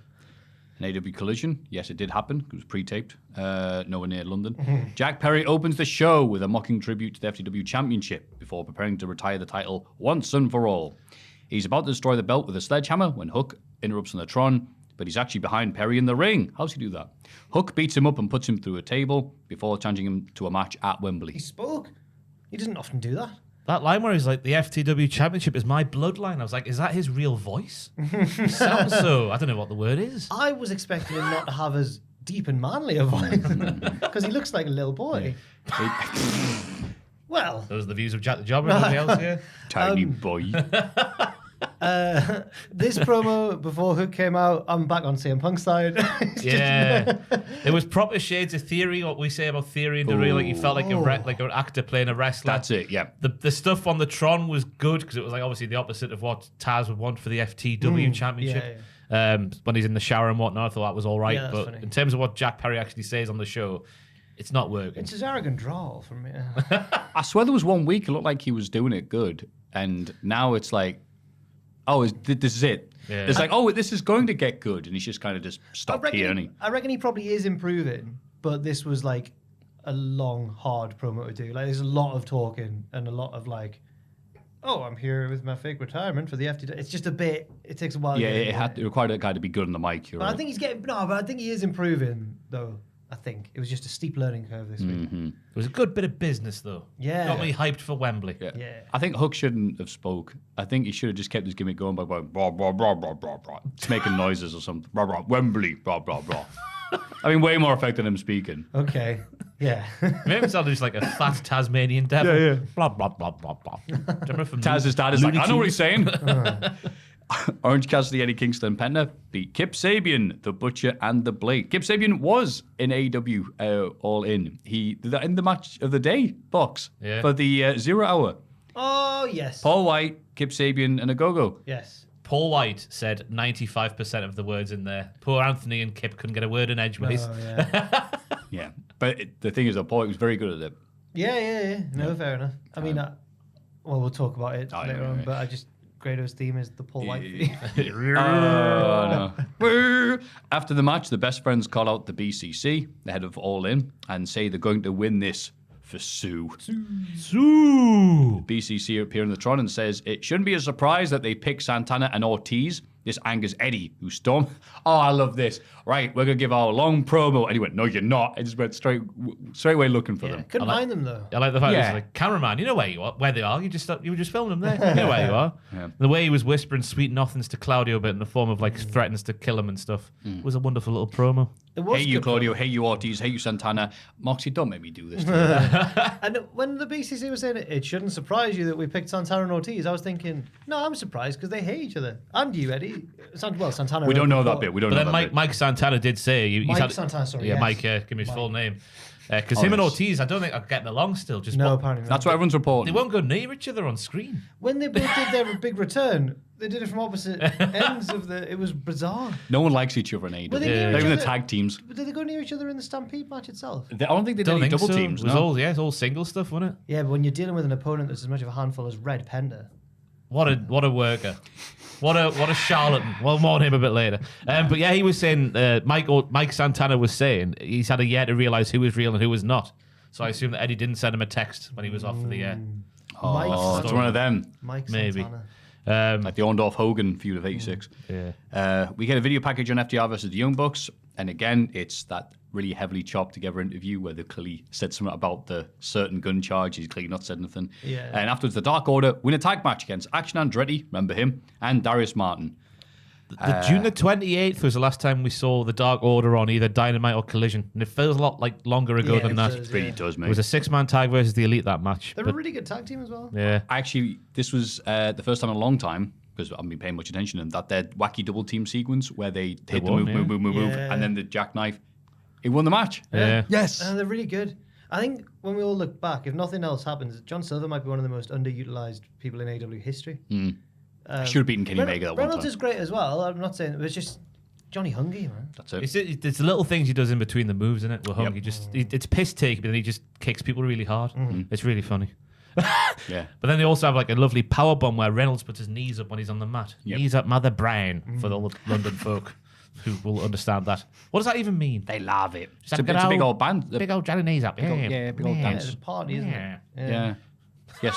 I speak 1800s London. We said earlier this week, AR Fox apologised to Darby Allin and up, Nick AR Wayne. Fox. Yeah. Nick walked away, but Darby shook Fox's hand, and it was a grave mistake. It was two, actually, I guess. AR Fox was not on the Wembley card, was supposed to be, which is why we had the most abrupt turn of all time last week. Yeah.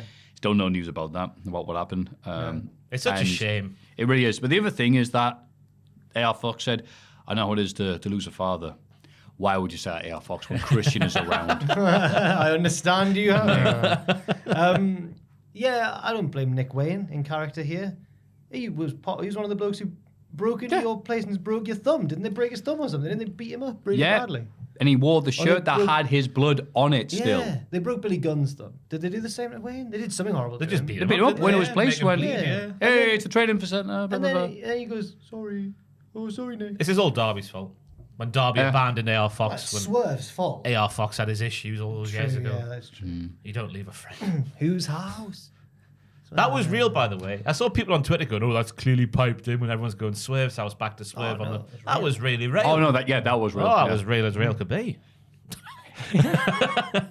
The Acclaimed do a new music video about how they're going to go win at Wembley because everybody loves the They Acclaimed. do love the Acclaim. We only get tighter, blowing up the House of Black like Oppenheimer. Okay. That was all right, yeah. Buddy. A little bit outdated by now. I was like, oh, I remember Oppenheimer. Buddy, you're just a ginger with face paint. Oh. Wasn't a Boppenheimer. Malachi, on Malachi, I bet you smell your farts in large quantities. It all makes... What a weird. That's just a force of rhyme, isn't it? There, that one. They knew no one was going to watch this show. The one at All In was the entrance one. we'll get to that. Yeah. We'll get to Oh, that. sure. Oh, Je m'appelle. Zutalo. Accompanied by Ricky Starks, Big Bill defeats Very Morales. Lovely. He's very Morales. There's lots of Morales about him. Yeah. Starks whips Morales afterwards, like he did the Steamboat, and he goes bah bah as he's doing it, which is probably the highlight of the show. Yeah, the good Ian Beale from Big Bill was the lovely move for all concerned. And just walking around the ring holding the choke slam, he looks like the dog's bollocks at the moment as Big Bill. Yes, he does. He certainly does. I thought Ricky Starks would be there at AEW All In with his manager license. Apparently, it only applies to North America and not England. So, oh well. Logistics, eh? Yeah. Ooh. Was he the biggest regular not to be there? I think so. Maybe, yeah. I feel so bad for him, like. Apart from like injured people and Brian. of course. Yeah, I feel bad for him as well. Yeah, big match on the cards with Punk in Chicago, Yeah. and then because of Jack Perry, it's not happening. Even though just I because would of Jungle disagree Boy. because they've already had 2 matches. Do you not think that was the match? I think that was going to be the match. Oh wait, yeah, you're The right. real oh, the World both. Oh, the Championship. the rubber match.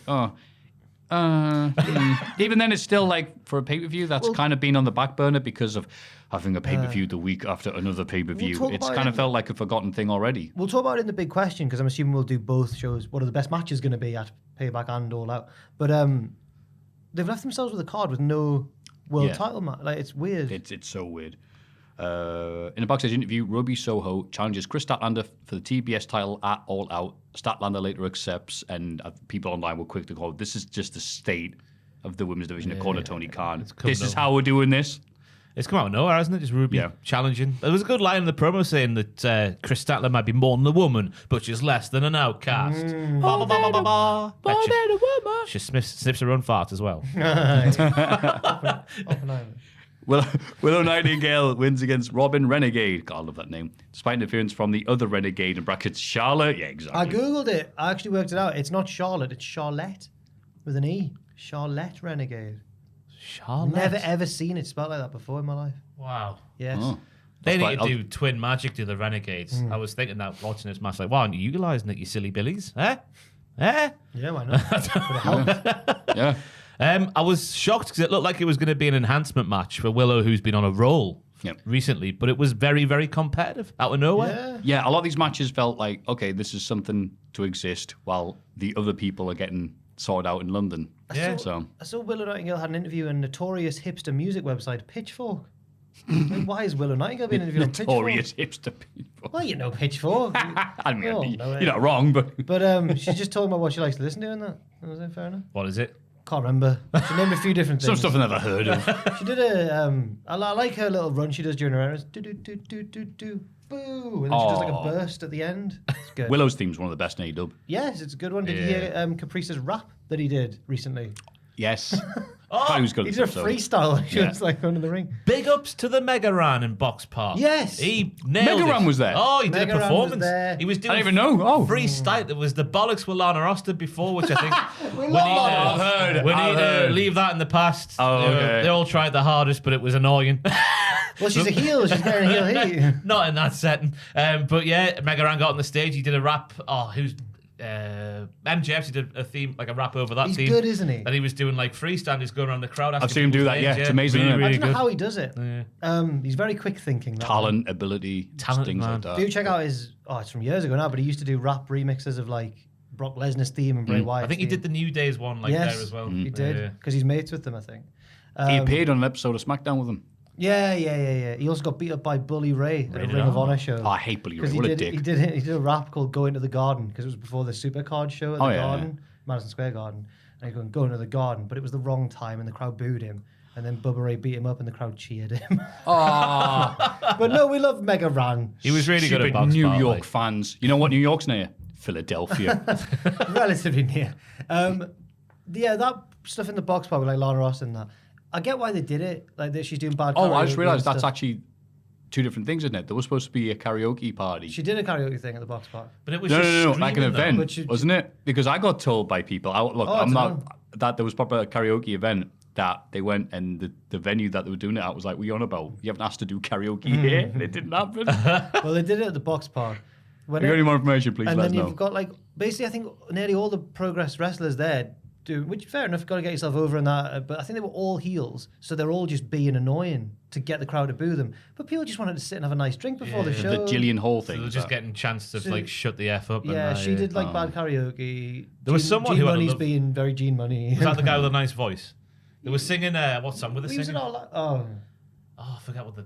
Yeah, they were singing a song, but her parts were like really like shrieky and annoying. Then I had this fella doing the other part where it was like. Gene Money's the wrestler who has a dog collar on and thinks he's a dog.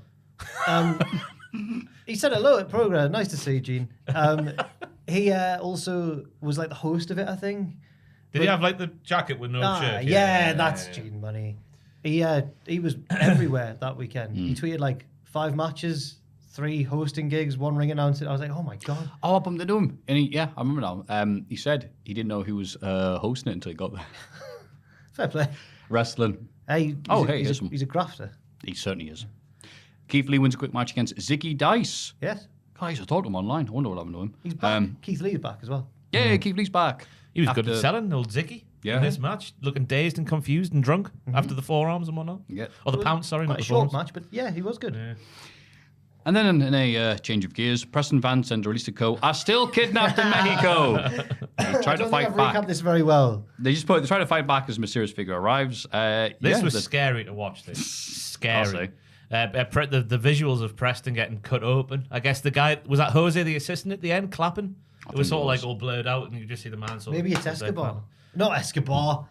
Roosh. I've mixed up my... because on NXT... Maybe it's Mugabe at the time. Because Escobar was the leader of like a cartel sort of stable, wasn't he, in NXT? What have I done? What have I done? What have I done? No. I'm so sorry. Please carry on. But that was a really good promo. Very Yeah, it visual. was, yeah, very Looked good very, promo. very visually good. Yeah. And then the main event.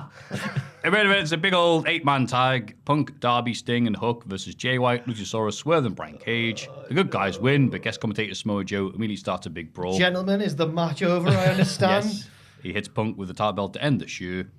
And it was just a kind of nice throwaway 20-minute house showy match. Yeah. Amo was really good though, like Swerve murking off CM Punk. He was just Bless you. he's the total package again.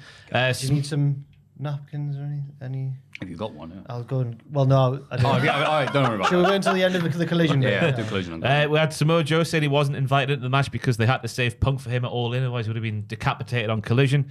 But again, it was all about Punk. He was getting beaten up for ages, then a quick tag out, then he was back in the ring getting beat up again.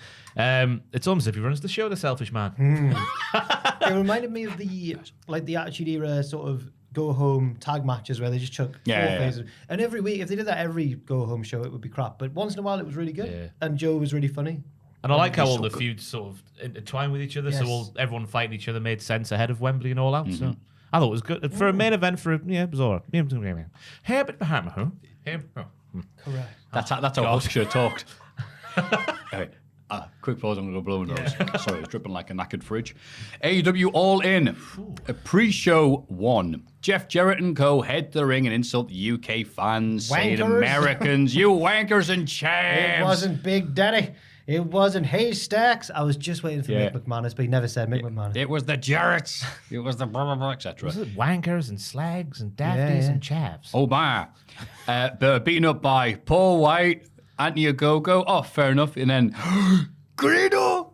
Tom did it. Tom got him booked. Everyone's new favourite theme for Grado. Well, I'm 7 foot tall and I'm big and wide. I'm Grado. It was like that sassy Southern Belle. It was like that Nikki Cross when she was that sassy Southern Belle that one time. It was. I mean, it wasn't what we wanted it to be, which was like a prayer and all that, but better than nothing. Certainly. Yeah, the fact that he was there, he did something. He got to hit Jarrett with a guitar. I understand why Khan wouldn't want to pay all the money for like a prayer, because presents for CM Punk don't buy themselves, do they? So yeah, or place all those monitors backstage. Was the Miro Powerhouse Hobbs bit a dark segment then? No, it was in the first hour. So if you went, I missed it. Getting into the stadium. Yeah, if you went there, your ticket said the event starts at 5, which is the kickoff show, 0 hour start time. But actually, things were starting at 4. So everyone, I think, missed the first hour of the kickoff show because what their ticket said. So cheers, Ticketmaster. I just heard Miro's music and thought, what's going on here? But we're going up like 7 escalators to get to the top of Wembley. And I missed RJ City as well. Yeah. It was good to see Miller in the ring, obviously, playing the wrestling trope of horrible security guard who doesn't do anything until after the physicality starts. But that's what we get in wrestling, isn't it? Where are all the good security guards? Excuse me, he looked good as a security guard, though. Oh, yeah. Looking real Jack. Jack, baby. Looking real Jack. Real Jack. He was there telling the security guards, this is how we do this at the gym. That's a horrible impression, sorry. MJF and Adam Cole beat Aussie Open to become the Ring of Honor World Tag Team Champions. It felt a bit house showy, but I think that's what it was supposed to be. Right. It was just all about the two moves. Obviously, the kangaroo kick, which was nailed and everyone went wild. Then the double clothesline, which was nailed. Kyle selling that was like he got decapitated. It was amazing. Yep. And everyone went wild again. It was just all wonderfully built to those two moments there. I think they didn't want to. You could tell the last thing he wants one of them to get injured on that match. So I can see why they took minimal risk, but it was just weird. You always used to talk about when Toni Storm was in WWE and she's losing every week, and you were like, "This is mad," because on the Indies, and even though Aussie Open aren't exactly like undefeated on the Indies, their matches have like a million moves and like kicking out of everything, and it was just weird to see them lose to like these two joke moves. But in the context of everything, it made perfect sense. Absolutely, and it was funny to see how over the Aussie Open team were. Yeah. Because you realise, oh wait, how many thousands of people in this stadium have seen them at Progress, VXV, Fight Club Pro? Everyone knows the chant and the theme. Yeah, that's a good thing to chant as well. Oi, oi, oi. And they were the pair of them are hammier than like a bad sci-fi villain, like MJF and Cole. But then there was a guy, I got the camera was really good here. There was a big sign that said, "He's our scumbag," in the Burberry, and I went, that nailed it. So it's what it had to be, I think. Yeah. Yeah, the pop for the Ring of Honor Tag Team Championship. The prestigious titles changing hands here. Nice moment for Adam Cole, who gets is he like the Ring of Honor Grand Slam now? Is that it, maybe? He said that it's like the one belt I've never heard in Ring of Honor, something like that. I must have missed that because I don't care about the belt, but good for him. And then pre-show match 3, an uneventful little affair with Hook beating Jack Perry to win back the FTW Championship. Much of the match involves a car with real glass. We've talked about that bollocks already. Yeah. Leave it in the past. There was a wonderful Rolling Thunder by Jack Perry on the car. The height he got was astonishing. And I was a bit shocked how conclusive the match was without knowing the context of the situation and his holiday and whatever that he has planned. Because after a short little feud, went out back with the FTW title where it was. So we're going round in circles a bit. Just making it a complete waste of time. Yeah. But I guess now if they actually do something with it, with Hook doing things with it to sort of like convey what it's all about a bit more and stuff like that, it'll be worthwhile. But they have to do that though. Do you think CM Punk saw Hook holding that thing? Well, I can't believe he just got this made-up belt. He made up his own of his real world heavyweight title. He never lost it, Maffew. He never lost it. He's always had it. Never left him. Yeah, it was just a nice little hardcore match. There wasn't much else to say. I was also surprised that Hook just beat him. Yeah. That was it.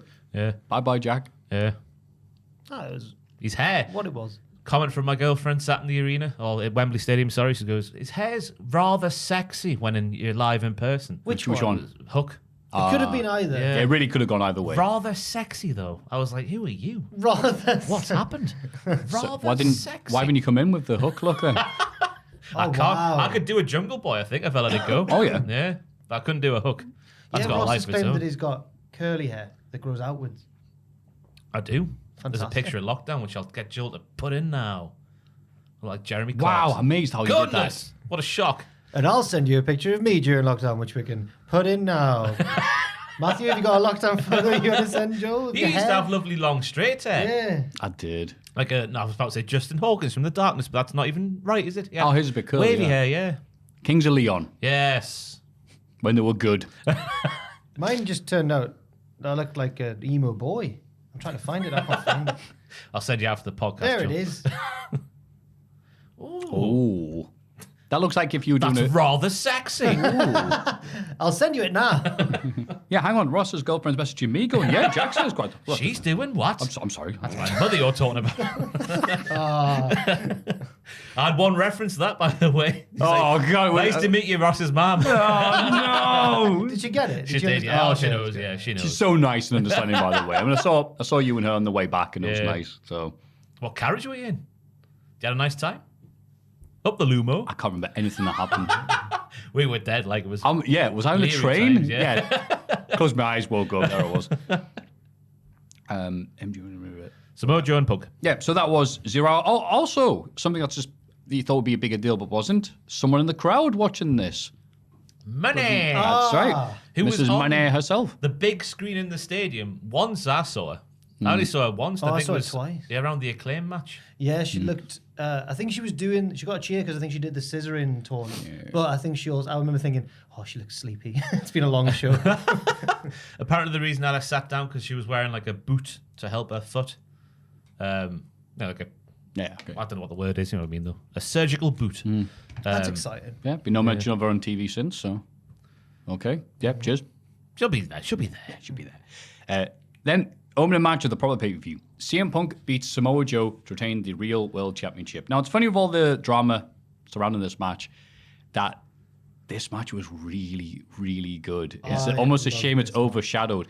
Samoa Joe, like, I've seen him last few years when he's looked a bit, off and that, but when he brings it and has someone, I guess, a good dance partner like Punk, a guy he's known for decades now, God, he was so good at just his mannerisms, every move, every step he did counted for something, and he was just on the entire match. It's amazing to think he's the same guy who. Remember when he wrestled Karrion Kross in NXT in 2021? Right, that's what I mean. Like that's The turnaround from there is amazing. Like as you say, like the wanker sign he's doing when he gets out the way, Punk's house show dive, and he's celebrating like the house Shearer show. up the side. That's Joe Hendry told me that's what it's called apparently, the house show dive when you do something like that. Giving Punk the finger after he puts him through the announce table. Everything Punk he did. bladed in when the he first was- match. Yeah, and when he getting him, when he put him down to do the Tawny kick and the thing, he's going, Yeah. got done doing it. Had to Ole, do ole, that. ole. Had to do that before I get the cook Just- going.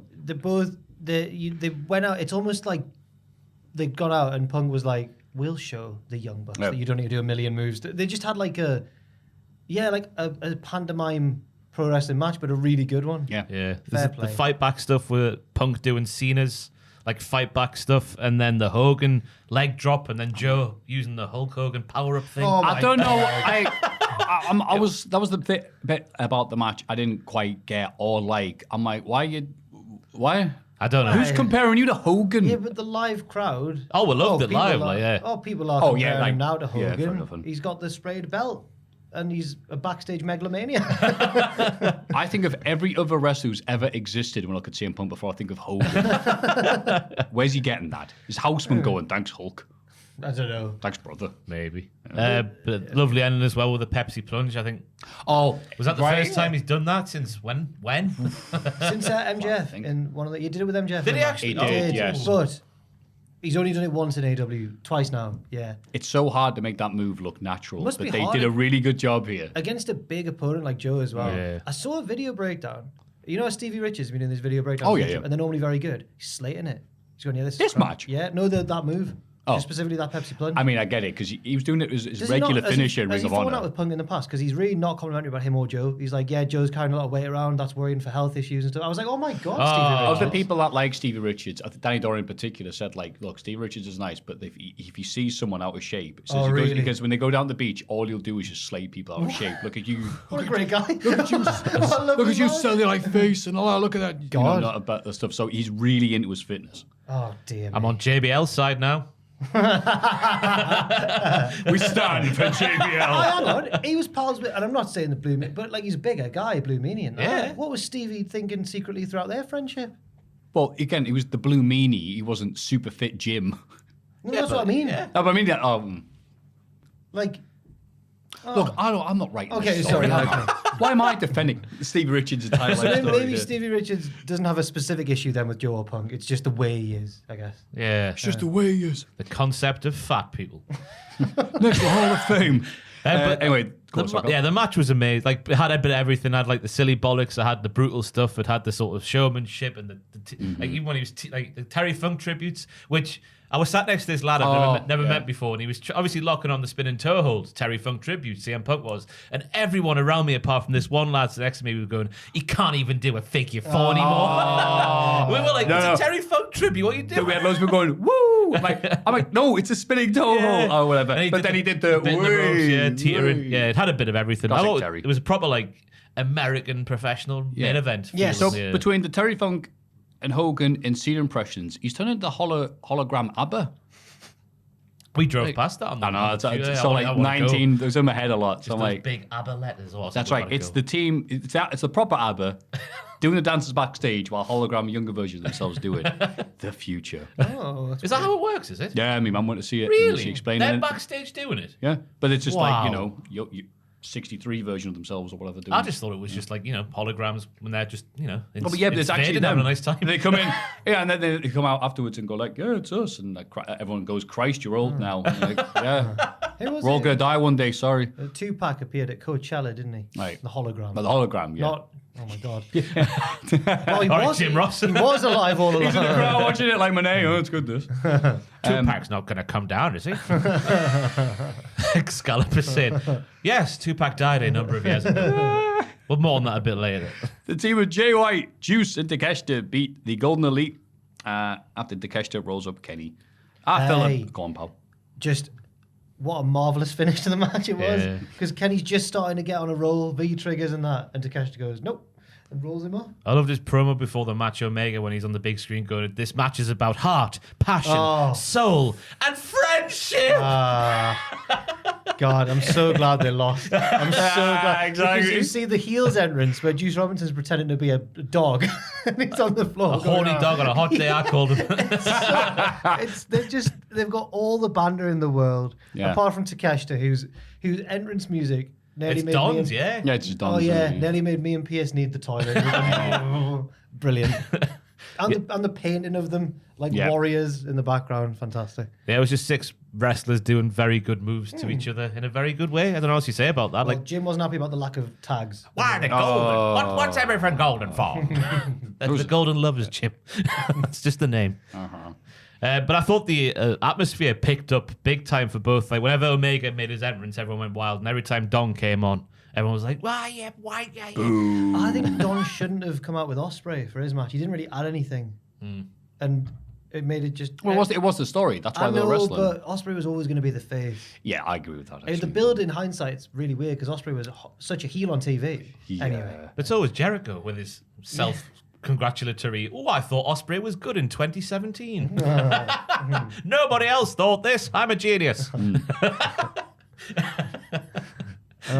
Jericho, man, I love you. But yeah, this was just some lads doing the wrestlings for a bit until one man rolled them up. I thought it's funny though is that like AEW, you get the most AEW match possible. They're the dives, the suplexes, the kicks, the hard kicks from Ibushi, which Jim Ross is like, he's supposed to be a good striker, but I've not seen any proof of that so far. Yeah, cheers, pal. It's his Jimmy's biggest had about strength. 5 injuries in a row over the past 3 years. And then, it's a roll up for the finish. He mustn't have got his meal on the plane like he did with WCPW back in the day. Do you know when he did that? Posting on Twitter how much the flights were. That we didn't pay for. We weren't in charge. Yeah, we didn't personally pay for it. We weren't in charge. We're just the faces. Yeah. Well, they were the faces. I didn't get They were the heels.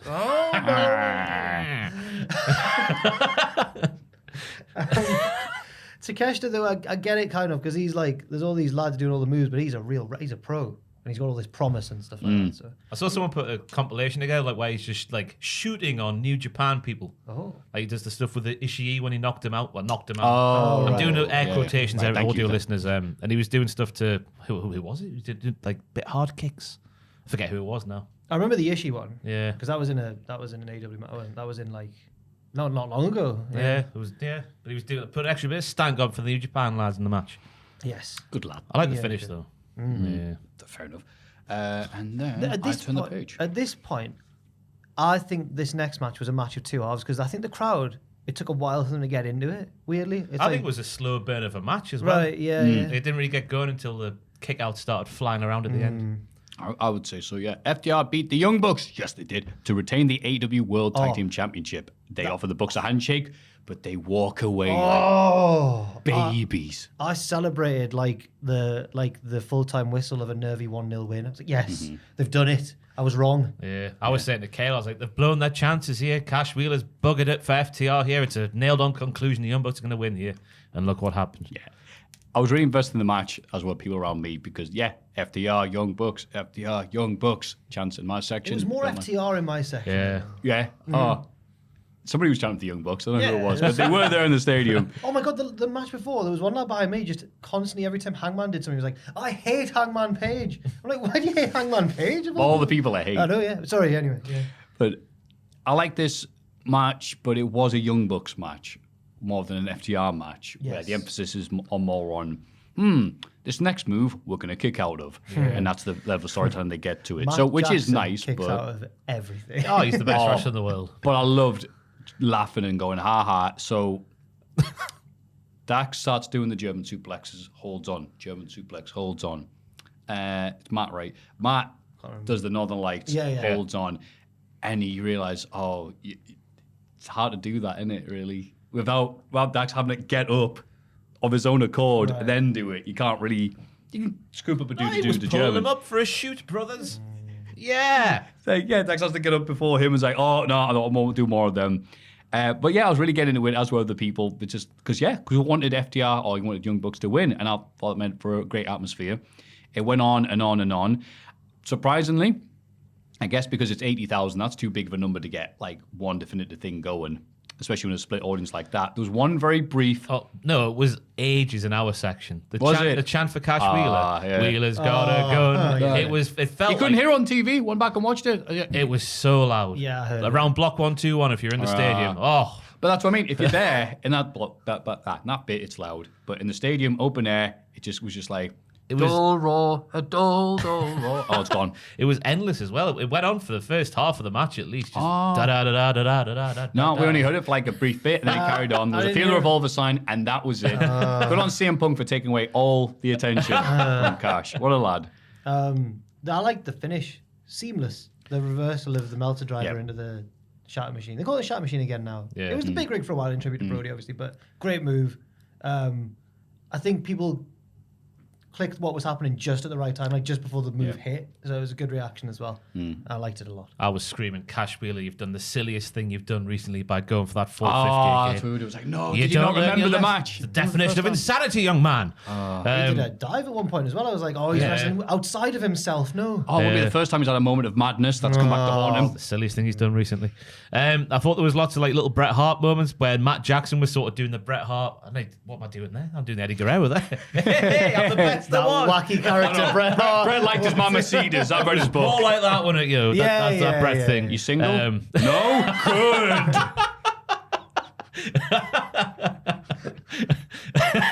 God. You taken? Yeah, with me. Na na na na na na na na na na. Brett has got your a wife. dick. Got your wife. Went Oh, different no, way it was the then. other way around. He never went after specifically. It was just that he. I don't know. Brett has got a dick. Got a dick. God. Anyway, there was the SummerSlam 92 finish spot was thrown in the Yes. middle of the match. There was the stereo sharpshooters from the members of FTR. The Jim Ross bit we mentioned briefly earlier, in case you missed it, was during the Young Bucks' entrance. They're dressed like Freddie Mercury. Oh, is Freddie here? Freddie Mercury did indeed pass away a number of years ago, Jim, from Excalibur there. So cheers, JR Jim. just had a noise like, I know. Yeah, but I think he's seen Tony Schiavone having banter with the rest. He goes, I'll join in. Hey guys, Freddie Mercury. So I'm like, yeah, he's dead. it's like Just completely no JR's soul. annoyed at Excalibur for doing that, but it's Jim's fault. You could no. It's Well, how do you respond to that? Yeah. Is Freddie Mercury going to be here in 2023? Someone should have gone, yeah, he's actually in the crowd, yeah. what do you mean? You know, they are saying hello to him backstage. That's a good one, Jim. He is famously dead for a long time. Yeah, well done. But the near falls at the end were exciting. Like a couple had me on the edge of my seat, thinking, "Oh, it's over," but it's not. And yeah, I was shocked, but wonderfully surprised as well to see. I'll say this again. I think the reason why they have matches like this is because the Young Bucks literally don't know how to work any other way. But I was like, let me get me bitch Japan full. run was Whatever. That was. I was like JR when I think it was referee Tony Knox was just letting Rick Knox. Tony Knox is the photographer, isn't he? Tony Knox, the Brit- yeah, you're right. Shout out to Brit Rest photographer Yeah, extraordinaire. don't let you either, mate. Rick Knox. You've dropped was, a real industry name there. Mike Knox, who used to wrestle on ECW and Sci-Fi, was also there. He was just letting the Jacksons come in and out. He just does that. And I'm like, and so then one of them would, like, one of the FTR lads would then do a move, and then the referee, gee, quit, or 1, 2. I'm there going, he's not legal. In fairness, to I'm him, though, able to tell that who's legal or not, but it doesn't matter. AEW has established that it's relaxed rules long ago, but FTR are really good at doing a proper tag match that doesn't have the relaxed rules, and Young Bucks can't do it. Oh, the right Just team won, saying. I think. So I'm so happy FTR won for tag wrestling. In fairness to Rick Knox, he did call one of them correctly. Like, I think it was Nick did a blind tag to Matt, and Cash was pinning Matt, but Nick was the legal man, and Rick was like, no. And I was like, wow, one finally, guy, and it's the rest finally he just- happened. See, I've done it once, it's all right. Hey, it's more than he normally does in a tag team match That's in true, AEW. yeah. He does not know the rules, does Rick Knox? He doesn't. He's a terrible official. However, in kayfabe. However, I always like any match where there's dueling chance and like people are like, no, I want to see who wins. I don't care about the moves. Who's going to win?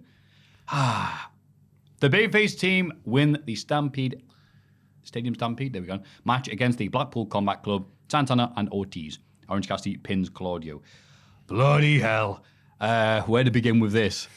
Kingston and Claudio from the get-go, straight up the ramp, Yep. was fantastic to see. Moxley whaps out the Terry Funk Brandon Iron Yeah. straight away. Then the skewers bit in the ring. Yeah. Oh, screaming. Oh, yeah, because it was like two. There was the first bit, Bosh. and then it again, went, and half of them fell out. Yep. Yeah. Oh. Oh, how? Why Yeah. would you do that? That I can There's not that understand. much pad in there. How does it stick? It's all fake. And bigger pop and a more realistic thing was Sue's van showing up. So She did needs she have to that flown over? No, it was an English van. It was bigger than a Honda. Was it a Vauxhall? A Volkswagen? So I can't Sue remember. had her transport sorted out. Yeah. And Sue needs to sue Moxley. Yes. Because he did what the Spanish FA president did to Oh my God. Mrs. It was- Hamaso it in was the a wonderful final. bit Yeah. of cultural commentary from AEW. She kissed. Moxley kissed Sue against the room wheel. That's what Yeah. we're referencing there. But he's a heel. It's fine. He's a heel. Da-da-da-da-da-da. Wrestling. Trent took an absolute batter in this matchup from start to did. finish. He got the power bomb onto the ladder. Then What he was had he the like when you met him? very subdued, Tired. Like I didn't up. I didn't want to take a picture because I knew it wouldn't go well. Just like, and I was like, Kaylee, just do it quickly. She's like, would you mind if I take a picture? She's like, yeah. At least he did it. He was just like, ugh. Oh. Then Sue was there drinking vodka down the aisles. No, she wasn't. She was getting a nice coffee on Monday morning. She was. Yeah, he was nice. He's a nice fella. Considering he'd just gone through that the night before. Yeah, he took a battering. The evil Penta bit. Because Penta's one of Kayla's favourite wrestlers. She was like, right, Stadium Stampede, here we go. He got involved in the first little portion of the match, then he went missing for ages. Yeah. And we're like, where the hell's Penta? And Penta Oscuro comes out, oh my God, it's evil Penta. One move off the ladder and he's gone again. He got injured. I was unfamiliar with the idea of Evil Penta who wears red. Yeah, Is it a Lucha Underground I thing? know about Right. Penta Oscuro, the one with the darker mask. Like, there's no white on it; it's just all black. Right. Do you remember But then like there's lockdown time? But then he's gone like No, clearly not. Then he's gone like, yeah. So he does his Digivolve. Then he does like his But super mid-match. Digivolve, and then and then you get his theme music plays, and Alexander Penta says, and I'm like, what's going on here? It's me, but in red. And, You're like, okay. as Red Penta's battering everyone. Alex Abraham is behind him going, yeah, which To really sell which it. doesn't help how cool it is because But do you remember when he would come out as Penta Oscuro with the gravestone on the entrance ramp in Right, lockdown times? okay. And Alex would be there Okay. dressed like in a little vampire. Oh, I kid's remember that. I costume. remember him, Yeah. Really helping. Bless Alex, but he didn't help that gimmick at all, does he? No. yeah, go on. It's like Tony Khan. So you reminds me of. Yeah, I hope a monitor drops on his head as well. So it was all nice. And what else happened? The barbed wire board, I couldn't tell had barbed wire on it from where I was at. 'Cause Really? it's that far back. So I enjoyed this a lot more watching it on the replay on Fight. Did you know what Cassidy was doing when he put his fist in the bucket? I got the idea of it just because, I've seen we were like- Rambo 3. Is that cement? What's he doing there? Like, we were very confused. Our block thought he was putting in like the jelly stuff that sort of sets on fire. We were like, he's gonna set his fist on fire and do a Superman punch. That would have been class. That'd be nice. But the glass was pretty good all the same. Yeah. And there was a nice little bit, Eddie Kingston and Moxie going through the barbed wire and him flipping him off within the barbed wire. Yeah. It's like, that's all nice. Big laughs in the crowd for that, weren't there? Yeah. Yeah, Eddie hilarious, very, man. very over. Like he went and Yeah. did some stuff That backstage was and just came before the back finish, in. wasn't it? Yeah. Yeah. And then the stuff sort of in the royal bar. So, Yeah. Oh, yeah. I've got a scoop. Jack Atkins had a mate who somehow got tickets really near that bit. I think he works, and it wasn't like there were good tickets. Apparently, he managed to get, and he said to Atkins, he was like, "They're building some sort of fake bar or something." Apparently, it wasn't a real bar. Oh my God. What bear? What bar? Yeah. Oh, A Milky Way. Atkins and Luke were sat next to them. I never got to meet them, and they were sat next to OSW in the press conference. Apparently, at one point, Jay went, "Tony, what's the crack?" Fantastic. Bless. Oh, that saying was it? I said, how's the form? I didn't know what that was. I responded. I just, what you mean, like at the gym? It's like, oh, sorry, keep your back straight. You just mean like how Yeah, you well, doing? yeah, it's just how you're doing. So I was like, I had no idea. Sounds more Yeah. cool though. Now again, didn't get a chance to see either of them, which was nice. They said, oh, the feud continues then, Maffew. And yeah, there we go. Was it J and V1 or J and OC? Or were they all there, all three? V1. Because it's OC who's your So I didn't think, I didn't think V1 was there because he said, oh, it's just Jay. So I said, yeah, of course V1's not here. Have you not seen his Twitter? He hates wrestling. And then so I was, oh, he is here. Right, sorry. I walked past a man in an OSW shirt who looked like V1, but I didn't say What a hello. bum. I've never met these men, so I can't join in. I could say it. I thought V1 looked like Matt Hardy. I thought that was the point, why he was called V1. Or used to look like Matt Hardy when they were both younger. Oh, I thought it was one of those ironic nicknames Oh my God. How would it be ironic? because he didn't like my Hardy. Well, he had similar hair, I think, at one point. Maybe that was Oh, the fair whole enough, thing. bless him. But I don't know if it was him or I not. say it's because I love them, man. So if I Sorry. have blanked him. So I tweeted saying, saw a man in an OSW show who looked like you. Sorry if it was you. I didn't say hello. And he's never replied. Oh, it's him then. Oh, God. It's up to the Steam Stampede next year, Cultaholic and versus OSW. No, I'm a huge we could OSW. have Santana lying around in the barbed wire like it doesn't hurt him. That was so weird. Where did so after the match, it was almost like the best friends had won, and Kingston was gone, and so was who was the other? Well, Kingston was wrapped up in the barbed wire, tailoring in the Who was corner. the fifth man? Penta? Oh yeah, Penta was That gone. charlatan. Doing half a day's work for a full day's pay. Disgusting. It just kind of felt like the best friends would won the match. Yeah. That's Yeah. fair enough. It was good when they walked up the ramp, like the look on Chuck's face, like he'd been through something. Yeah. Don't know what he'd been through. Who would have thought that Chucky T would have made it to this? I'm so happy for him, Yeah, right? what a guy. That lad from Adway Mid-South used to scare kids. Throwing people into paintings. I'm going to drown Yeah. you. Yeah. That guy with the wacky list of names. What was that? What was it? No gimmicks needed. I've only recently Alex done- the Samurai. So it's no gimmicks needed. Steve the Samurai Jenkins. that was it. There's one Dick the Hammer Dick. Just all that sort of stuff. Yeah. That guy, 80,000 people. Yes. God love you, Chuck. Yeah. Things break down between Saraya and Toni Storm in the four-way match for the AEW Women's World Championship. Also involving I can't speak, I'm sorry. Dr. Britt Baker. Oh. Didier Drogba was there. And champion Hikaru Shida. Tony accidentally hits Saraya's mum at ringside, as well as Ruby Soho, who comes out to calm her stablemates down because she had to appear because she's on the poster. Eventually, Saraya wins after using a spray can on Storm before celebrating with her family. All the nights. That was a bit. Yeah. Well, we've read about them. You read things about them, and it's a bit like. They're a proud. Wrestling has more than one royal family. I didn't think you were such a big fan of the Knight family, Jack. I've only ever met them fleetingly, and I was scared of them. So I'm gonna just say good thing. Oh yeah, I'm not gonna say anything about them. They're a mega bus away, so I'm still big fan of the Knights. Yeah. Oh yeah, you betcha. The idea of Saraya winning this and this big hometown victory, England, yay, woohoo. The idea of that was better than the reality of it. No, well, really? Yeah, I wasn't really. I was shocked because you're just thinking about what the reign's going to be. Because you can't wrestle all too often, which will feed. Yeah. Well, I guess Tony kind of like that. He didn't have to book the women's title. Though. I hadn't thought about that. Yeah, it's actually a really good booking. Probably helping him out a bit, innit? Yeah. But just from the start, I thought Tony Storm's entrance was brilliant. Yep. There was a few people around us going like, "Oh, this is a bit. Oh, I don't Really? disagree with that." I was like, "Yeah, better funny, queen than wasn't Liz ever was." Anything better than the Outcasts. She's not bailed out of Nancy's son yet, has she? I want him later on. Saraya's acting was fantastic. I thought when Tony twatted her mom in the front row, who sold it like death, by the way. Oh, she's a pro. Yeah, she's a pro. She's an industry woman. She's a lifelong wrestler. But yeah, Saraya, because on the big screen you could just see everything she was mouthing with her mouth. But yeah, her reactions were really good. Oh. When she won, we got that sick theme tune. They are cancelling you. I know, that was like, oh, she got a nice entrance, got Queen. She got Queen, yeah. By the way, Freddie Mercury's still dead. And so it's like, okay, Christy cool. King, I understand. You had a national hero. Not playing that, that's fantastic. Woohoo. And then, yeah, it's like, okay. And then it's like, oh, good for her. And then that theme, and you're like, oh, that guy, that idiot. That's it. This is why I don't like. That's why I don't like. He wasn't allowed in the country. Was he not actually He's not allowed to come over, no. was in jail. Oh, because of the prison record, right? Yeah. Right. Cancelled. Lol. Cancelled. And so he's singing about cancel culture.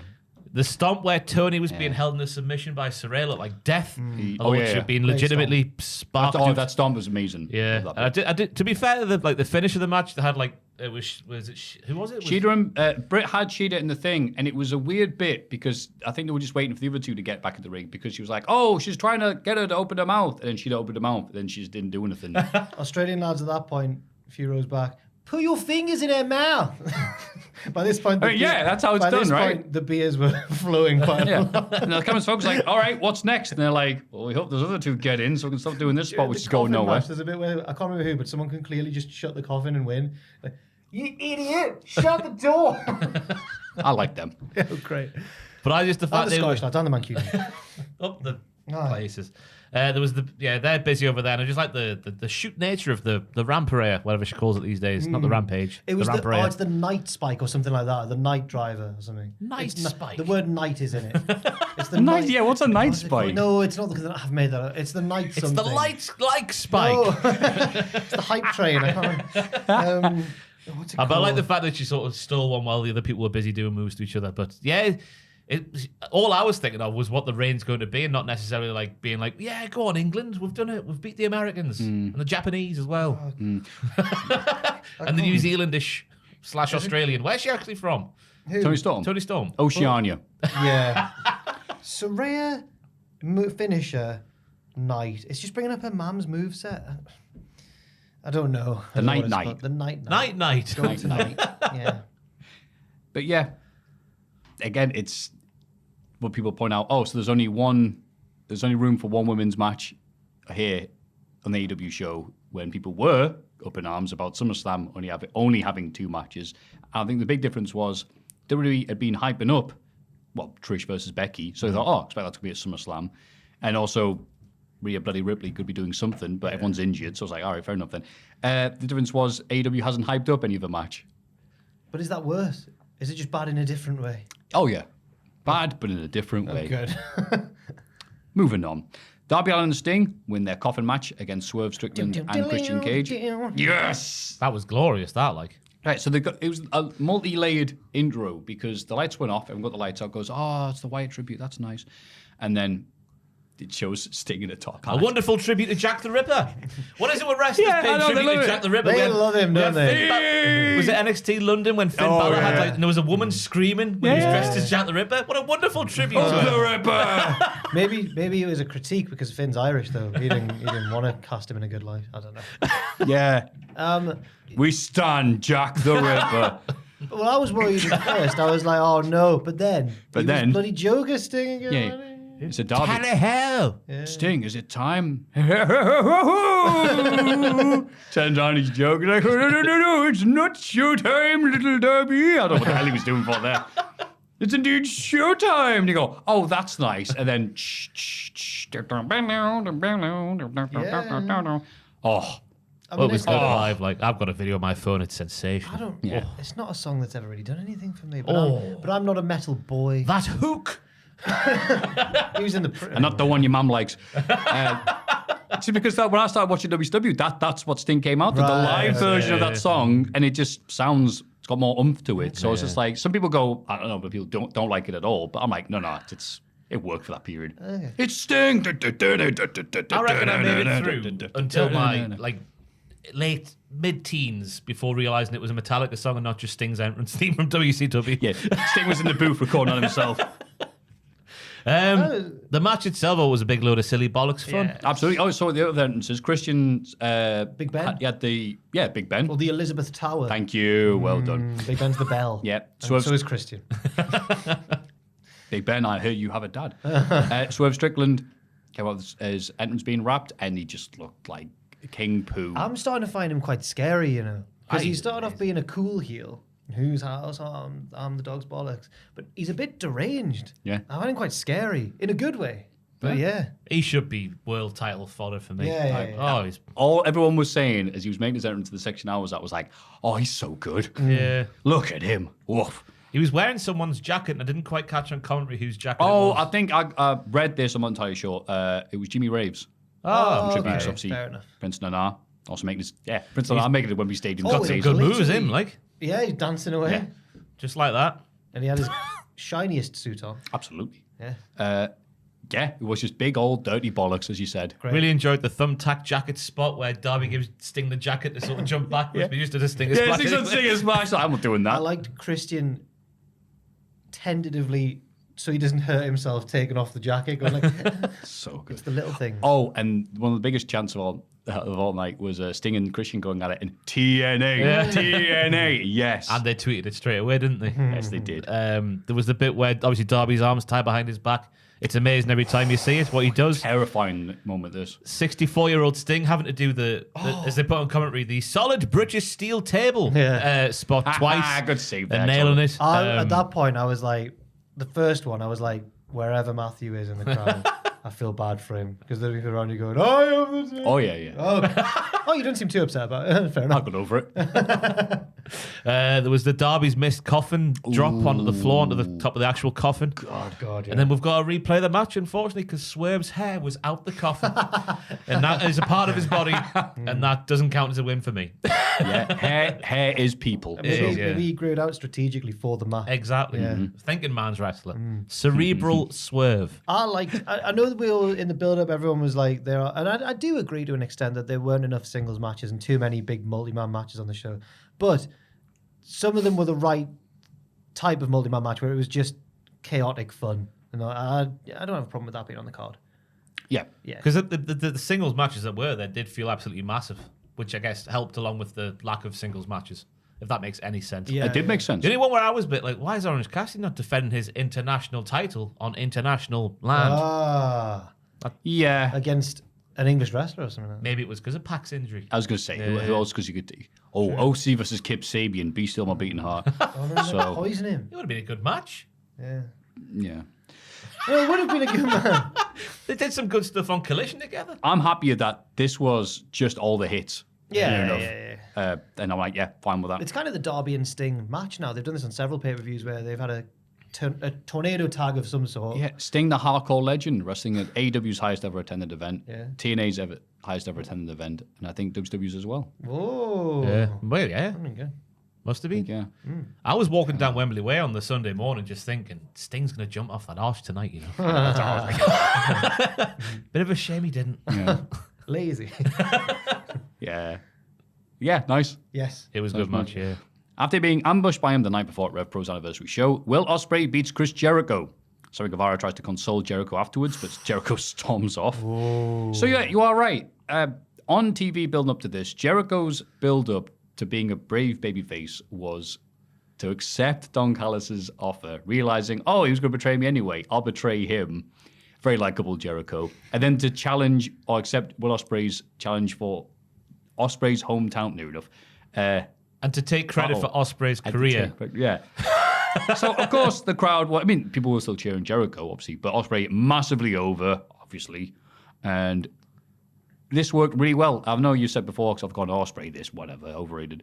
And you're like, you haven't seen any of his matches recently, have you, Maffew? You're like, yes, you're right. This was all Will Ospreay setting up Jericho for stuff, which is exactly what it needed to be. And yeah, damn it, Will Ospreay looked very, very bloody good. He was, you can tell that, he wanted to help Jericho look good. Jericho, by the way... He kept up, Jericho did. He went above and beyond to try and keep up. And Ospreay was, in return, like the German on the ramp and on the apron and stuff. He was selling really well and bumping around like he can. And I just thought it was exactly what it should have been. Yeah. And Jericho didn't... It wasn't even a scary Spanish fly where you go, they go all the way around. I was like, oh my God. Wow. I'm sitting here shocked that my move of the week is not the reversal out the Stormbreaker by Jericho into the Hurricane Rana. Oh my God. That was I don't know great. how much of it was Jericho, but he did his end of the bargain. Yeah, on the move. Flip yourself over. What a move that was, but it's not. It's number 2. Number 1 is still to come. That got a big reaction when that happened because I don't think people could believe how clean it looked. Everyone went, oh. But even when he was taking the cutter, he took the cutter, then he went for a second cutter. He changed it to a code, reversed it, into a code breaker. Yeah. Just based on that, and Jericho was on fire, wasn't he? He did his own Freddie Mercury tribute. I saw a tweet that was like, it's unbelievable to see that Fozzy sold 81,000 tickets and they put wrestling on the end of their show. Yeah. But yeah, Sammy is, I guess it's more what he did on Dynamite that I'm confused by Sammy and his motives now. I don't know what he's doing. Don't know what he's doing, old Sammy. Well, he stayed loyal to Jericho, but now he feels mistreated. Yeah. He's doing a Kylie Minogue and just can't get him out of his head. Yes. Bop, bop, bop. That's how that song goes. Whatever. La, la. Yeah, that's the one. Yeah. But it was funny after the match. Obviously, Ospreay gets the big win. He's the hometown hero. I was going mad. But every single camera shot was on Jericho. And what about earlier? Who is the most Hogan wrestler of the current day? It's Christopher Jericho. Maybe, actually. CM Punk. Great. It was... I'm glad they didn't try and... They just the right level of doing enough, but not trying to expect Jericho to, do some crazy, It didn't go on too long. It didn't have too many kick-outs. Jericho kicked out of the Stormbreaker first, and I was like, no. And I kind of fell for the Judas effect. I thought, he's not going to beat him in England, and then Ospreay kicked out. And I thought no one kicked out the Judas effect. It was a good moment for someone to do it. Oh, it was a night where of firsts, wasn't it? Oh, it really was, yeah. Big Ray kicked out of... Mr. Ass kicking out of the... Oh, yes. The end, I think it's called now. Yeah, that was a bit curious of all the people that get a kick out of that. His career was on the line. But anyway, this match was his life was on the line. This match was good, and I was very biased because he'd just been really sound with us the night before, letting us all interview him, and then I was pleased it went well. Yeah. Luke said that in the press area because Luke and Ospreay go quite far back. I think they've known each other a while, and he said that he was you could tell that Atkins could tell that he was buzzing that Ospreay had done well. Apparently, Atkins gave him a little pat on the back there, going, "He did it." He couldn't have done it without you. Our son did proud. I thought they went back. I thought they didn't know each other because Luke's done stuff in wrestling before. He's designed merch, he's designed belts, he's designed this and that. And I was like, "Oh, do you know Ospreay through wrestling?" And he was like, "No, I was going to Japan, and I put a thing in the Progress fan group years ago saying, 'Where's good to go in Japan?' And Ospreay replied randomly, and this became friends. Come to my show. Oh, and also Fat Tapler, who's the person who's done artwork for me in the past and stuff like that, posts lovely, crazy little New Japan mostly fan art online, designed Ospreay's gear. Really? Yeah. Oh, it was very nice gear. Yeah. And Tapler likes it when they got called fat. So Tapler, you're fat. Okay, cool. Stevie Richards doesn't like Yeah, Stevie Richards hates you, but we love you. The inside of his belt had all the promotions he'd wrestled for, including WCPW. Adam Pacitti, general manager. It's illegal. Cody Rhodes loves it. Ospreay loves it. Yeah. The Acclaimed and Billy Gunn. I was about to make a Jericho quip there of like, we made their careers. They were unknown before we. Yeah, WCW was unknown in 2017. WCPW original Cody Rhodes. House of Black lose a titles in a no DQ match to win the AEW Trios Championships.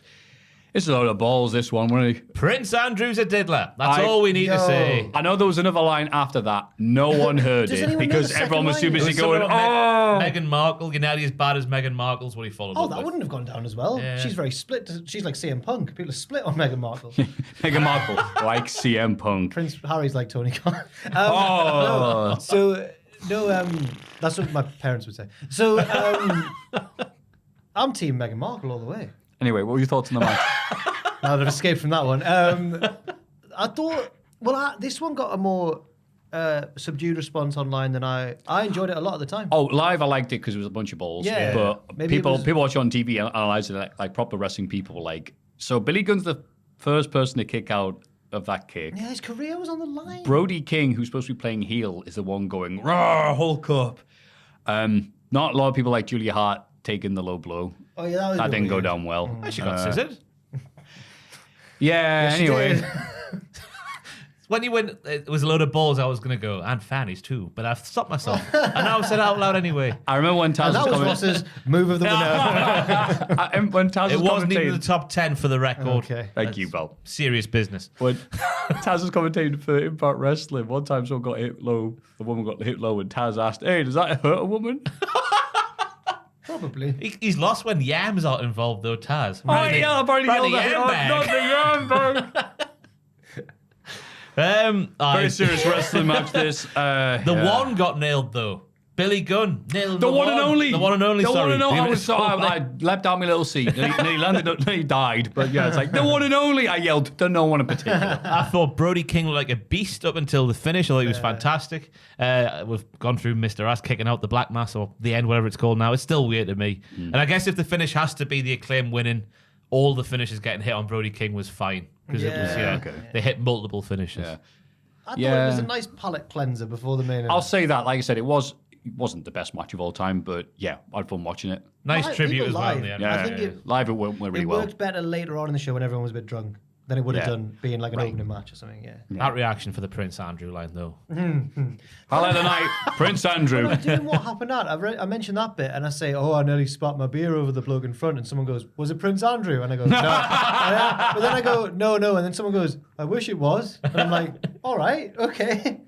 He's a diddler. That sounds like a really tough crowd to be doing a live performance in front of Jack. It was just a group of wrestling fans all excited, saying the first thing they could possibly think of.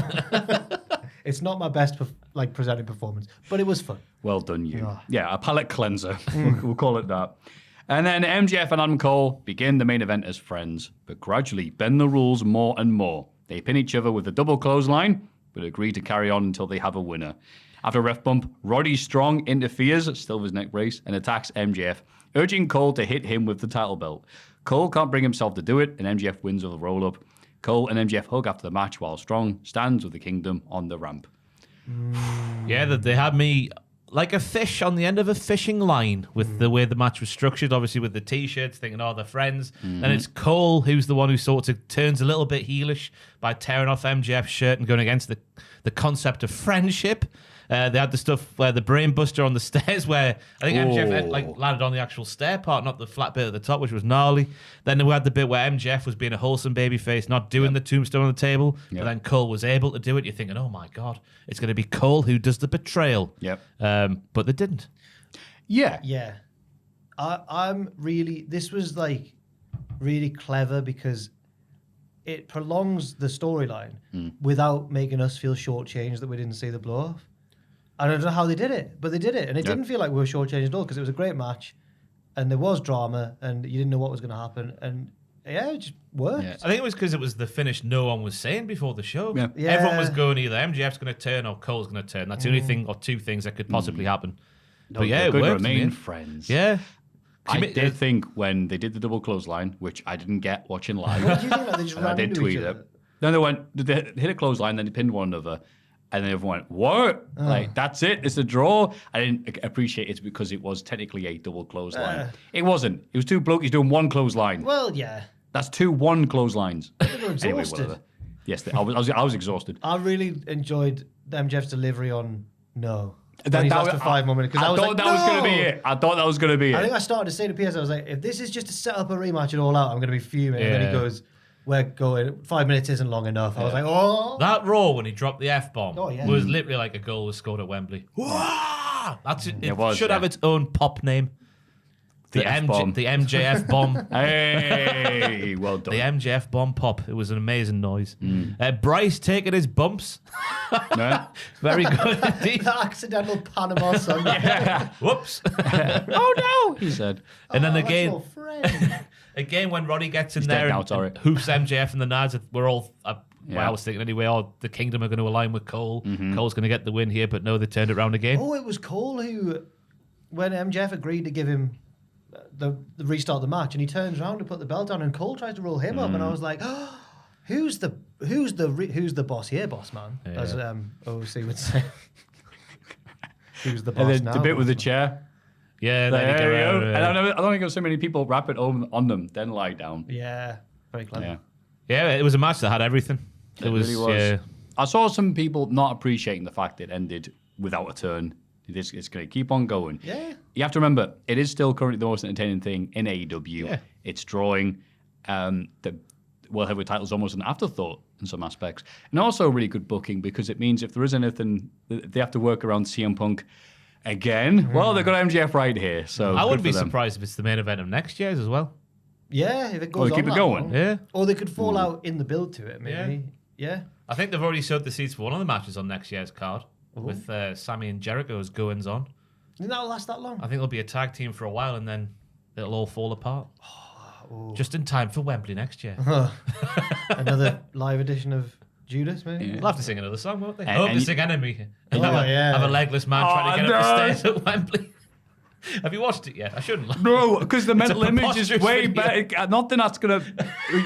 Watching it is not going to match anything that's in my head. You're my enemy. And you know Oh. what? And in a year's time, Roddy Strong will still be in a neck brace. While we're talking about entrance music, the little stripped back Osprey theme at the start was a bit cool. I like that bit. The doo-doo-doo-doo-doo. That's cool for the summer by Demi Lovato. Just done that. Doo-doo-doo-doo-doo. Anyway, sorry, carry on. Yeah, I thought MJF's entrance was interesting as well because it's like, oh my god, he's going to turn it with Dick again. Yeah. It's a Oh. very dickish And entrance. it's the please let... Did they play that? Oh, no, play that at the bar, didn't they? So No, they he came out. didn't bleed sympathy for the devil, did they? No. He came out and like, I just remember people going like, "Wow, what a trustworthy guy!" That's it, yeah. on his throne with his. There's devil my mask friend on. with the evil mask and the throne, yeah. I like that people were singing along with the MGF's theme. Yeah. was It was not a peep of that in the pre-show, but by the end of the night where everyone's just arseholed. So this was one of the best shows AEW's put out. Yeah. Oh, yeah. Yeah. I don't think it's even one of those things like we went to WrestleMania 32 and like, wow, that was amazing. Oh. And everyone at home's going, that's one of the worst WrestleManias ever. I'll always love Right? that. Oh, yeah, live, it's so different. Oh, live, it was like they'd catered it to the live crowd. Austin and Rock and are either do anything good? Not really. No. But you get to go, yay. No, But no, in this case, I go with Ross, yeah. Yeah.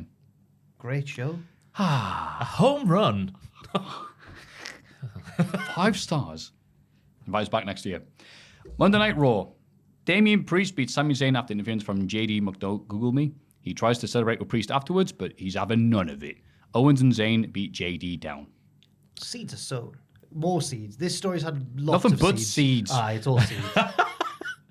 I was just the heel beat down the face, then the face did the comeback, then the heel beat down the face some more, then the face did the comeback. Damian Priest is one of the best pure strikers in all of WWE I've written down there. Oh. Ha ha! He does that move, didn't he? Ha! No, not like that. You know what I mean, though. He's got good kicks as well, I think. Yeah. But then JD helping out the fella who doesn't want him there. What will Damian do about Finn's boy? Nothing. Do you know what I think? Well, he didn't. Oh, right, yeah. As I said, I didn't do anything. Yeah, it's just something else for Mammy to sort out. No. Up the mother. Up the mothers. Was confused when Priest tried a downward spiral on the announce table because it does look like he's just taking a rock bottom / Uranagi. Yes, that's true.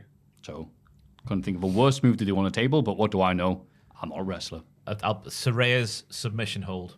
Oh, That would be the worst one to do on an announce The table. night. The no, night. she did the. Do you remember? ones. Oh, no, I remember. It hurt twice as More much. damage. No, on the announce table. They were yelling. Just another match in the long series of storyline developments in the JD. Drew McIntyre is talking to Akira Tozawa backstage when Matt Riddle shows up. He convinces Drew to get matching gear and wants him to watch the New Day versus the Viking Raiders so they can scout their next opponents.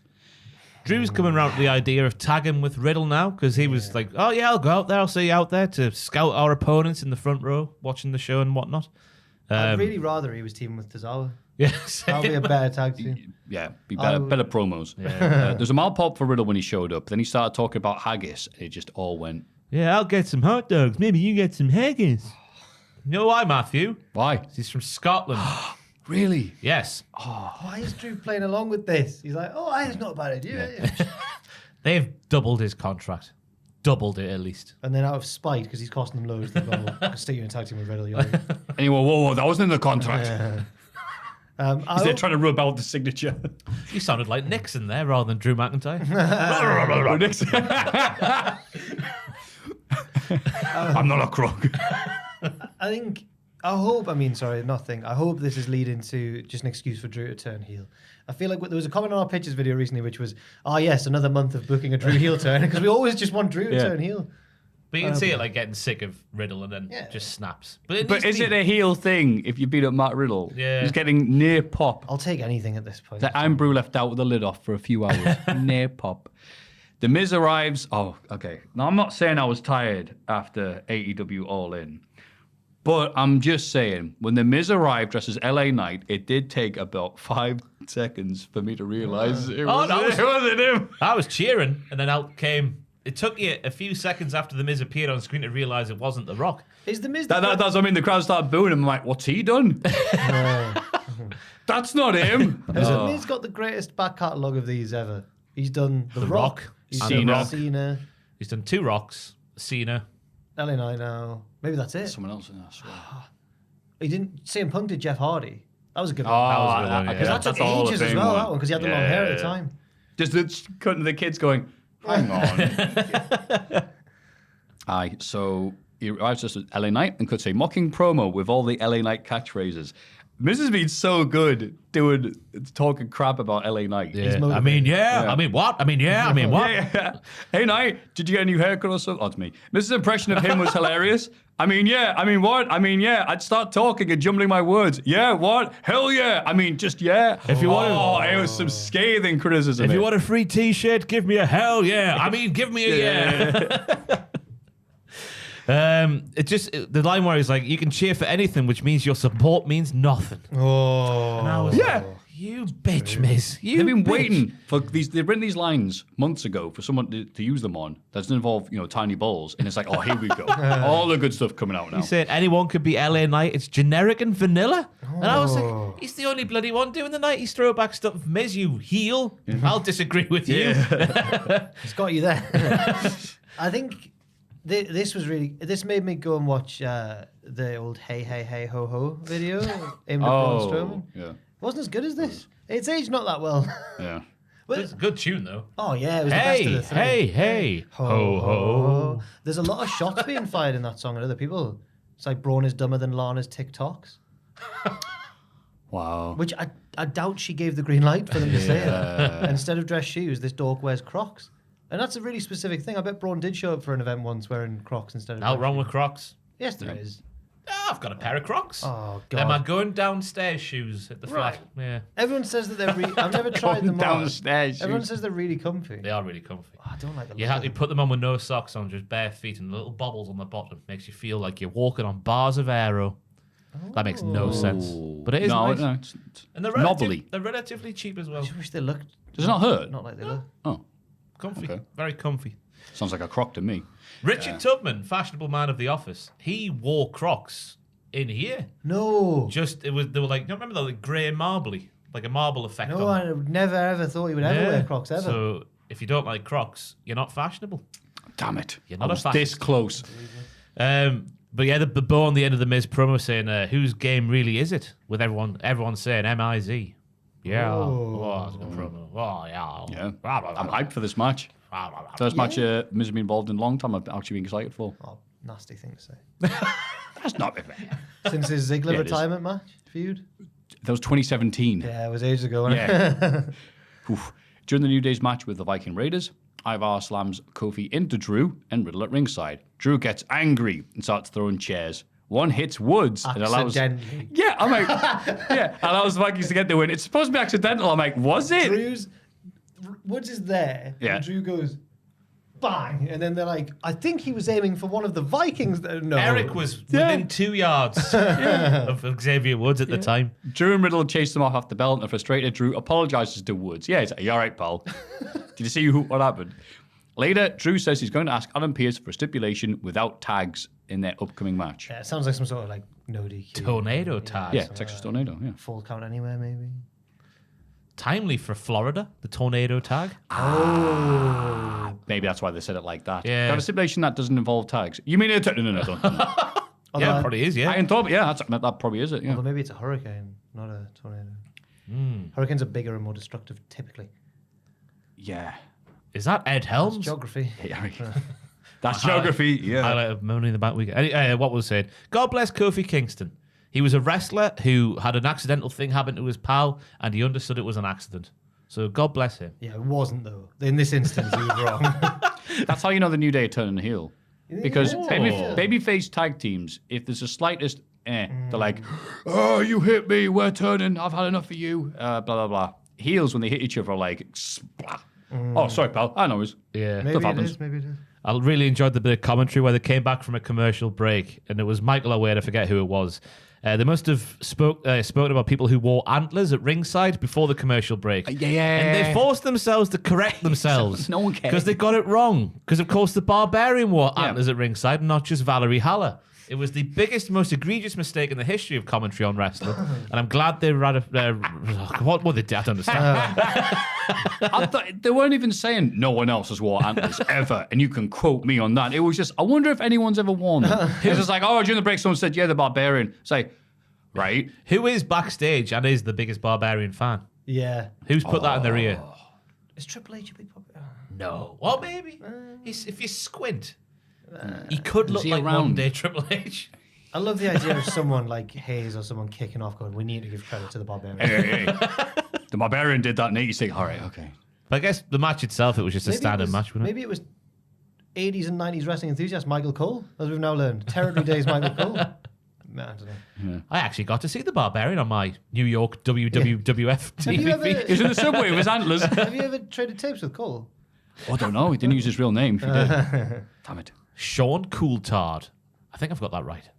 Is that his real name? I think so. Michael Cole's name's Sean? I think so. No. I might have made that up. It's worth verifying that. Hang on, we're just going to stop. We're doing it now. Stop the podcast. Yeah. Yes. What? Sean Michael Coulthard. Like David. Like Yeah. the F1 racing family. Yeah. F1 has more than one royal family. Meow. Sean Michael Coulthard. Wow. That's sad that I knew off the top of my head. That's really, I didn't even know that. And His name's not Michael Cole? Bloody hell. He certainly drives the show along as well. Oh. And then stops and goes, Barbarian, and then takes Yes. off. I put Riddle's entire shtick is Riddle. What's he like? He made a list. He made a list. He was scouting his opponents. He noted that the New Day had nice trainers. Or sneakers. Oh, hey, you ready for this? He sat down. If you need heavy machinery at work, stop what you're doing. Riddle wrote that. Yeah, they got nice sneakers. Not trainers, sorry everybody. Oh, yeah. Sneakers. That's what he wrote down. They even draw a big dick with balls like a normal person would. That was the bit. Backstage, Balor and Priest argue about JD's involvement. Rhea Ripley turns up and tells them at Payback they have to remind everyone that the Judgment Day is a force to be reckoned with, or there'll be some changes. Ooh. Damien turns into Vin Diesel from the Fast and the Furious franchise. I'd just like to... I'd like that. Well, Matthew, Family. just on the topic of dick and balls that Matthew mentioned there, I'd just like to bring up something Matthew said to me on the train on the way down to London. Said to you on the train. Yeah, I was doing like content, like getting shorts for him and stuff. And I went, Matthew, you just need to give dead short answer. What's your favourite match of all time? And I saw the cogs turning. And I thought, what's he going to say here? And he was like, I've got an answer. I went, all right. Matthew, what's your favourite match of all time? And he said, my balls and your face. I thought, well, we can't use that on the video.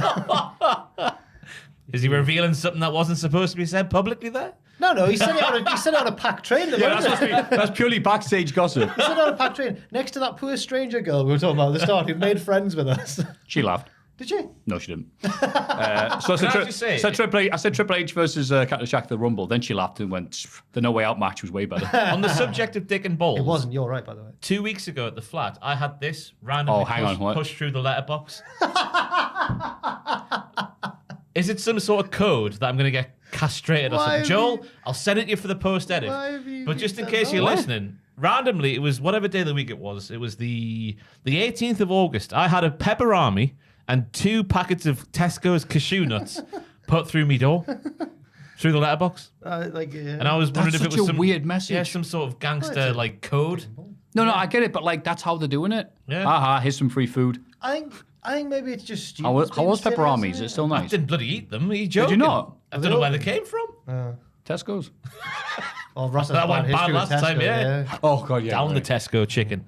But yeah, what does it mean? If you let me know. If you are in the gangster world, am I in danger? Gangster world. Anti lurking around. Wow, pepperami, bit of an animal. Gunther cuts a promo on Chad Gable and says, while he may have become the first person to beat him in over 500 days, it was only via countout, so it means nothing. Take that, Luger. Gable arrives with Otis and Maxine and says that next week he'll be the new IC champion. Gable has a match against Ludwig Kaiser, who wins via DQ after interference from Giovanni Vinci. This leads to a brawl, and Gunther stands tall after powerbombing Gable. Oh, so this was Giovanni Vinci doing his bit to make things right with the Ring General. That's right. By besmirching the sacred sport of professional wrestling. Mm-hmm. I thought we'd get more of a Gunther being annoyed with him for again interfering though. Yeah. I think that's where it's going. I think, it's something going to why did you stop the match? But I don't care about that right now because, God, this was a good match. Yeah. It was, yeah. God, hard-hitting stuff with Wade in particular on commentary, emphasizing what each lad was doing and why it meant something in the match. So they're taking this IC title reign very seriously, giving it plenty of time, and Gunther shine by sitting on the little table and talk about stuff. And then, Wade Barrett's that's a good move because of this. The only bit I wasn't a fan of was Chad coming in the ring and gloating about his win last week. Going, it took me 10 seconds last week. It'll only take me 3 the next time. That's not how that works, yeah. That's not how it works, Chad. What's he on about? Am I just tired? He looked like a right dickhead, so he did. But as you say, the wrestling was just textbook. The arm bars, Chad's over the rope, they were trading them. Then Ludwig did his gut wrench slam while he was running the ropes. It was astonishing to see. This is why people like listening to the Cultaholic podcast. It's let me write that down. Chad Gable and Ludwig Kaiser are really good at wrestling. Wow, the cheers, shot. lads. It was a reminder that, and you'll know this more than I do, but he was a standout main event name in WXW. Oh, yeah. Axel Dieter Jr. Yeah. Junior. And so it's a nice reminder that he can be the top guy. Yeah. God, he's handsome. And he's handsome, but in a Slytherin way. He's got Tiffy Strats in the bag, hasn't he? In the yam bag. That's not... My new gimmick is learning English from Taz. Gable, I'm going to put you in the yam bag. Oh my God, shout out to the 2 German lads who won't be listening to this, but told us that the podcast was too long. It was I love listening to your guys' content. Well, thank you very much. He's the podcast is too long though. I'm all right, okay. Cheers, mate. That's a pretty good German, actually. I got an A-star at GCSE. Well, accents. Oh yeah, that's Is that how you did your exam? Just put a slight swing on. How do you Hello? How do you ask for directions in German? Excuse me, where is? Aye. And to be fair, most Germans can speak English, so they probably were. I know. Nothing but people coming up to me and going, "I'm sorry for my terrible English," and then just speaking perfect English. Better than us, Yeah. But one funny thing is that the word for mobile phone is handy. Oh, mein Handy. Oh yeah, ich bin calling around. Okay. Excuse me, you got a handy? Yeah. Can I have your handy? Hey, we just met. Ich bin mein Bruder calling on meine Handy. I've forgotten most of the German that I used to know.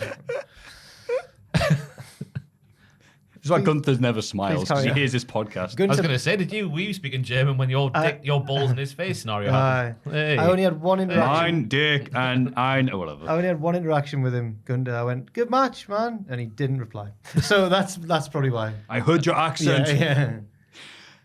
Seth Rollins calls out Nakamura. Accent. I heard your accent. Sorry, we went off for 10 minutes doing impressions, so we just cut out for the good of humanity. Seth Rollins calls out Nakamura, but nobody arrives. Seth is about to leave when a Nakamura video package plays on the Tron. Yes. That's what he said. I'm a big fan of them. Oh, for Nakamura especially. Yeah. They're so evil. Yeah, he talks about wanting to destroy Seth's body It says Seth won't be able to walk his daughter down the aisle on her wedding day. I want him to know his wife. We've just cut this out. No more. I want him to know. I want his wife to know I'm the reason she has to help him out of bed. I thought was a very good line. That was good. Especially he knows German, Nakamura. That's pretty good. Back in the ring, Seth asks what happened to Nakamura.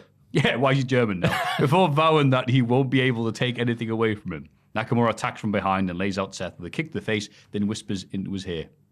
Yes. Yeah, I hope he dresses. I was saying this on our pictures video for Payback, which is out on the channel right now. And I hope Nakamura for the match dresses like he was in the promo package. I thought he looked like the dog's bollocks with his fist taped and his fighting shorts on.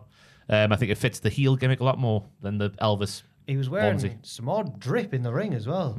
Odder than Seth's, because Seth's is like, oh, I'm wearing mad clothes, me. Whereas Nakamura's is a bit more subtle, but you're like, he's wearing some mad clothes. It's a tribute to Freddie Mercury, who was in the crowd watching. Hey, there was a nice tribute to the Fiend on Rollins' belt. He had the Fiend side plate, which was nice to see. Very good.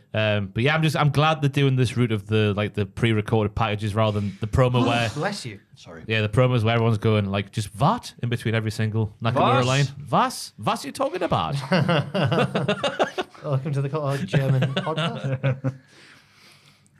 Sami Zayn and Kevin Owens say they're sick of the Judgment Day and want to settle things once and for all at Payback in a Steel City street fight. Idiots, silly men. What? Why? This plays into the Judgment Day's favour, so it does. Kevin Owens is a hard man when it comes to hardcore matches, and so is Sami Zayn. It's the numerical advantage. Oh, but they've had experience beating up each other in Ring of Honor in Cannot overcome. I disagree. Great podcast. That was good, that. Good debate. We think it's real. It is real. Tommaso Ciampa wins a singles match against Bronson Reed, despite Reed attacking him during his entrance. Bronson's push is over. Yeah. My God. He looked weak. Why have I written down black and yellow Jones over here, Bronson? What does that mean? Is he wearing black and yellow? Was he wearing black and yellow? I can't remember. Kawada. Yeah. The crossbody while Ciampa was on the run by Bronson was astonishing. I think another impressive outing did Bronson in defeat. Because even when he was taking bumps, like the one where he did on the bottom turnbuckle where he hit his head, and he like the white noise by Ciampa as well, he was taking these good bumps, was Bronson. What a good worker, brother. Yeah, very selfless to make Ciampa look amazing, but it doesn't help Bronson at all. No. Weirdly. He has a nice Liger bomb. No. He does have a nice Liger bomb. And the crucifix bomb at the end didn't quite go well. Like, but these But things. he's massive. These things That's, happen, that's don't what I mean. I like the roughness of the pin. Yeah. You can't expect lads the size of Argos to be bounced around normally. I mean, what? Look at you, you freak. You're massive, and you're like Osprey. I'm going to tweet about you, how rubbish you are. Also, one thing about Ron's promo, because I was sneezing. I like Ron's laughing at the fact the crowd doesn't sing Nakamura's song anymore. Ha ha ha! I won the battle of the songs. That was almost Bailey-esque in terms of its taunt. Crowd like, yeah, his song is good, but we're not singing it. Yeah. Right. Where we are now. Backstage, Becky Lynch is interviewed about her match tonight. Shortly afterwards, we see NXT Women's Champion Tiffany Stratton in the crowd, who's like, yeah, I know, I said that you haven't won the NXT Women's title. But next week on NXT, it will be, and I'm convinced by this, it'll be Becky Lynch versus Tiffany Stratton. So it wasn't... In the shed? It wasn't a silly, how do you say, botch? It was just a little bit of building up something. Yeah, it was a purposeful botch. That's what they'll tell Is you. that even a botch at all? What's a purposeful botch? Botch boy? I've seen people botch a move onto Maffew in the crowd before. I couldn't believe that. Yeah. It was great. Martin Kirby and Redacted were like, oh, they saw me in the crowd in Darlow. That's all. And they obviously said to each other, let's do a move on him. But then I didn't realize this, so they set up a suplex. And I went, well, I'm in the way. I'll get up and move. And then they was like, wait, he's moved. So then they followed me. And I went, oh, right, okay. And they do the suplex, slip, and then they messed it up on top of me. If they planned to do it, And they you could went, have done it more perfect. get off me, big sweaty man. I'm stuck. And then my mate made sure to push me on top of that. Oh, good. That's good. So great. Darlow. Do you want to know where we were? By the way, Raquel Rodriguez in the build-up to this, like the stuff with Rhea Ripley earlier in the night was like, what did she say? She needs to stop taking advantage of her size and strength. Why would you say that about a wrestler? Why would a wrestler stop taking advantage of their size and It's not strength? fair. You need to... Yeah. What's she meant to do though? Just stop wrestling? She's bigger than Rhea. Yeah. She was on about Rhea, right? Yeah. Yeah, it was an odd... It was crap. It was. But okay, that bit was rubbish. I did like the fact that when she was attacking people in the video package, she looked promising. She looked serious. Good fall away slam. Yeah, cute for the brawl with a fall away slam, saying Rhea Ripley flying. Yeah, Riptide blocked. Ripley gets close on the floor. She looked great here because she wasn't grinning like an idiot. And then they cut to the match graphic, and there she is. Yeah. I'm like, no, come on, man. I mean, it's a hard one to buy into because the result seems like a foregone conclusion. But I don't know, like, because they appear really high on Raquel. well, It'll go down like a fart in church, but Oh, if she wins, yeah. it's going to take something special to dislodge Rhea Ripley.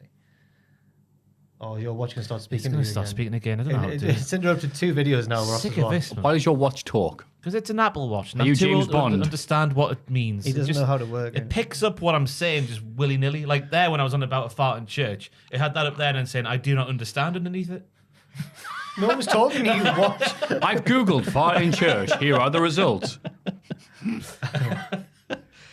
Rhea Ripley and I'm Dom. in favour of Ross's watch becoming a character on the podcast. You'll hear us soon. Yeah. In the main event, Becky faces Zoe Starks in the Falls Count Anywhere match. Trish Stratus continually interferes until Zoe accidentally sends her through a table. Oh, what she like. Becky hits the manhandle slam through a second table for the win. She holds up a Bray Wyatt armband to end the show. Oh, that was a sad ending. Yeah. But the manhandle slam through a table looked brutal. All I those just thought, did. I thought they just went straight onto the floor. Yeah, it looked it, didn't There it? was a table, but it was gone fast. She right backed her. Yeah. Even the bit before where Trish did the bulldog through the other table where she landed arse first on the floor off a platform. Yeah. That was gnarly. Then we had Zoe going backwards on the floor like that one. Then the Becky... what was the other thing they did? I can't Trish remember. was throwing chairs in the ring, and one of them hit Zoe like this. And she went, "What are you doing?" Like, oh, are they teasing something, or did she just legit throw a chair right at Yeah. her? I couldn't tell which it was, but it was funny. I tell you what, after SmackDown, I thought it was brave putting the Terry Funk promo package and then having this match. But then they got the how bad the hardcore element of the SmackDown match was. But then they got the kendo sticks out from the get go, and it was much more like it. At least it's had a feud build up to it, not just here's some hardcore for the sake of it. They were, doing something with Sometimes it. I like the silly bit where like Zoe's accidentally knocked Trish off the thing, and her and Becky stand for about 5 seconds just going, just they can't believe it. And I like that. Yeah, get off. The tough spot for Zoe to be in, like, because I was thinking, like, you're 5 days before the big cage match at the PLE, and then Zoe's got the singles match here with Trish at ringside as well. How does Zoe come out of this looking good? But she did. By doing sick moves, bros. She's good. She's very good. The superplex on the chairs was gnarly as well. I think we've nailed all the gnarly spots. Gnarly. I can't believe Zoe's made it through the minefield, the jungle that is NXT 2.0, and she's emerged on the other side. Which is right now. Yes. NXT 2.0, The Jungle. This episode wasn't as silly as usual. Oh, parts of it were. NXT is becoming a wrestler's wrestler show. No, it's not. It That's is. not true. It is true. Okay. Lots of wrestling. The Creeds win a steel cage match against the Dyad, meaning they're reinstated as NXT superstars. Hooray! God, the Creeds were good here. They were made to look fantastic. Yeah. I've been told that bulls drink their testicles to get energy. I cut you off there, Ross. Sorry. No, I love the Jeopardy at the start where the Gimps were carrying Brutus away, making it a handicap match in the cage for Julius, who clearly is viewed as, I think we've known this for a while, as like the star of the team. I disagree. Do you reckon? Because most of their matches is always like Julius doing everything, and then Brutai comes in towards the end with a big Brutai bomb and stuff like Brutai's that. a big, scary lad. Though. He is. They're both big, scary lads. I was wishing that Brutus would come back as Red Brutus, but he didn't. It was just Brutus him. Oscuro. Yeah. Brutus says, But Joel, it's time to hit the jingle. Oh my! Oh baby!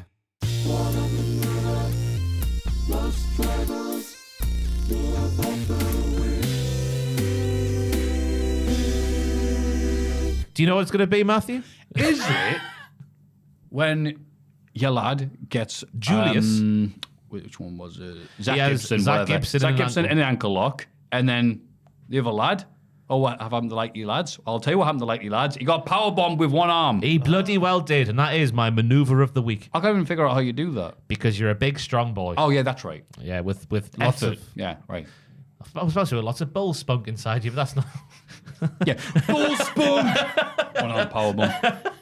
And then when Brute Eye came back when he was throwing people down the aisle, it was fantastic. The bit with Joe having the key going, ha ha, how you going to get in there? Bosh, rip the door off. Like Kane, prime Kane. The director working overtime to get the holy SH1T chant off Yeah. there. And I like the double Brutai bomb as well in the sort of doomsday device position. It was I've written down, it was class, OMG, ROFL. Yeah. There's some analysis for you. MJF. And the Creed's ripping bits off the cage and that. They just look like scary men. It was good. Yeah. I guess we'll see you later. Rip Fowler and James Drake. Well, they're not sticking around. There was a few months ago in it that was meant their contracts are, they're getting released October, September time. Yeah. So What's going to happen to Joe Gacy and Ava Raine? Who cares? no, get him in the JD. Pictures. Oh, God. Available now. Oh, you wouldn't have been a fan of Ron Roster's pictures, yeah. That would be good. JD McDougall. Not in this gimmick. Here's my crew. Okay, what have you got for us? It's Joe Gacy. Yeah, you're out. He's a fantastic character wrestler. He's just been given a crap character. That's true. You can tell it's bad book and not bad performer. Yeah. And Ava Raine deserves more of a chance. No. Oh. Get her off television for a while. No offense, obviously, but she's not ready for TV. Yeah. She can talk. Put her back in the oven. She's not done cooking. She can wrestle, she can sing. We can't even smell what she's cooking. She's been in the oven that little. You know She's what? still frozen. The Ross. Yes. The Ross. God's sake. I Easy can't mistake speak. to make. The Rock, Dwayne The Rock Johnson, doesn't really ever mention, isn't his daughter's wrestling? Well, Considering he's like- too busy showing solidarity with the other actors by not striking. The considering- scab. I'm just saying, if I was the most famous person in the world, I'd probably. You are to Wembley. Well, no, I think if The Rock had been there, we would have drawn a side. Who'd you ever beat? I don't know if I was The Rock and I was watching Ava Raine as part of the schism. I too would pretend it didn't exist. Oh. Because it's not. Imagine if The Rock turns up in NXT. If you want to show the world who doesn't watch professional wrestling what professional wrestling is because your daughter's in it, that's not the part you want to show. Well, The Rock was never he's not like you know, Harley Race, you know, he was a character as well. But maybe not a spooky character. Not a tree fetishist. No, not a tree fetishist, no. Hey, told you to go to NXT. You did what? Don't call me again. Throughout the night, we see all 4 women in the number 1 contenders match cut a promo about why they're going to win. And They all did that, yeah. Yeah, wow, I'm glad we brought that down. Kamala Hayes says hello to Tony D and Stacks backstage. They all laugh about being champions when the Street Profits turn up. Ha ha ha. The 2 tag teams tease a future match when Dana Brooke, Kalani Jordan, Elektra Lopez, and Lola Vice burst through a door in the middle of a brawl. Hey, Scotty. Booker T proper fancies Lola Vice. Yeah, he does. Hey, Scotty. What does that even mean? It's tasty, I guess. Is that I don't know. The Street Profits excitedly shout that NXT is different these days. Yes, it is. Yes, it certainly is. Now we're sowing seeds here, I think, for Mello to join. Take a shot every time one of us says sowing seeds. Oh, we on are. this. NXT's Some more seeds than the Dudley's dad. NXT is the best storytelling in wrestling. Because You nearly said that without laughing. no, I'm not laughing. I'm just getting emotional because NXT is that brilliant. Oh, sorry, don't cry. Yeah, Mello's going to join Bobby's lads on SmackDown. Oh. And that's the first step right there. Mark the date, the 30th of August. It would have been 2023. I don't mind that. What, he's going to be the JD to the new Hurt business or whatever. Yeah, Yeah. I guess so. But not the outsider who nobody wants in, apart from one guy. He's going to be fully. He'd be like Bobby's lieutenant. Yeah. All the stables, the main roster is just going to get an NXT lad. Corporal Carmelo. It's like that round in Love Island where they've all got to look after a coconut or something. I can't Yes. remember what they've got to look after in I Love don't Island. watch Love Island. No, I mean, Flower baby thing or whatever. I've not watched it for a while. Yeah, they get something Yeah. to look after. It's an American thing, isn't it? Yeah, Like, yeah. Look after this. It's always a trope in a TV show. Yeah. Look after this. Oh, in Love Island, they just get a toy baby. That's it. They get a doll. Oh, anyway, hi. okay. So Fair Bobby will get Mello, and that'll be his toy baby. He just carries him up, Ralph. I think they do it like. Tell the crowd, shh. Sorry. He's only meant to be like 5'7", isn't he, Mello? Something like that. Little baby boy for Bobby. Oh, so you're saying that's all right. It's a reasonable size. I saw he you- can actually do this. I saw a YouTube video recently where like it's like a team of YouTubers. They're like, oh, we're splitting into 2 teams today. Where each team's going to be assigned a virgin, and we've got to get him a date. I was like, oh, that's horrible. That. And then there's the same lass who has a date with either team's virgin, and then she chooses one of them at the end, and that team go, oh, virgin one. Our virgin. It sounds like something that'll be on Bravo It's absolutely TV. mad. I couldn't believe it. Yeah. Anyway, Butch wins the opening match of the Global Heritage Invitational, beating Charlie Dempsey. Bloody hell. oh, he was more Pete Dunne again. Yeah. Yes, he was. Yeah. It's the G1 climax. It's just as good. Yeah. They haven't. This tournament's going to go by in the background. It's going to feel really weird. because it's not like featured particularly heavily. Yeah, it was surprising. It's like, oh, it's Pete Dunne, and it's not that big of a deal, really. It's just Yeah. You'd think it would be a bigger thing, but Especially in NXT. Yeah. I reckon Regal would have been erect backstage watching the action. His two sons grappling. Yeah. Maybe erect was the wrong Yeah, he was getting excited though. Yeah, watching his two sons. Obviously, his troubled son from the NXT UK days and his actual Willy Wonka son, Charlie Dempsey. Yes. I like the setup for the tournament, like 2 points for a win, 12-minute time limits on the matches, 1 point for a draw. Winners of the Group A and B have a match and then go and face young Noam. Oh, he found a way this week. Yeah. Unbelievable. But I tell you what, the drop downs that Butch or Pete Dunne was doing, I've never seen them done better. There were some serious drop downs while Charlie was running the ropes. Yeah, the footwork was immaculate. Yeah. And then Charlie, he might as well live in Newcastle because of the amount of bridges he was doing in this match. Unbelievable scenes off the German with a bridge. Then he did like underhook suplex thingy with a bridge. Yep. Oh, up the bridges. Yep. Not the no, that's the name of the Sunderland shopping centre, isn't it? Down that bridges. Down the bridges. Oh, no, there's nothing wrong. I used to work in that bridge. Along the bridges. Over the bridge. I'm just thinking beaches now. On the beaches. I don't know what. In a It's been a long backstage week, hasn't interview, Yeah. Dragon Lee thinks he's next in line for the North American Championship. Mustafa Ali interrupts and disagrees because Lee already lost to Dom. He's full of crap, isn't he, Ali? He doesn't bleed NXT. He bleeds poo. Ali thinks NXT deserves a champion they could be proud of, and that's him. He leaves, but Lee doesn't seem convinced. By his political babble, he's trying to convince people. Lee is down bad, as the kids say, for Lyra Valkyria. He's like, I just want to say she was an amazing tag team partner. I'm like, oh, you fancy Lyra Valkyria? Virgin. Later on Instagram, Rhea and Dom decide that there should be a number one contenders match between Lee and Mustafa, with Dom as the guest Dom ref. Yes. He belongs to Mammy, he said in that thing. And she says, you look good in whatever he's wearing. I can't remember what it was now. On the dance floor. You look good in stripes. Stripes. So, That was yeah, supposed because to he's a be. ref. Yeah, exactly. Yeah. He should come out in the Shawn Michaels cycling shorts. Oh, and because of prison.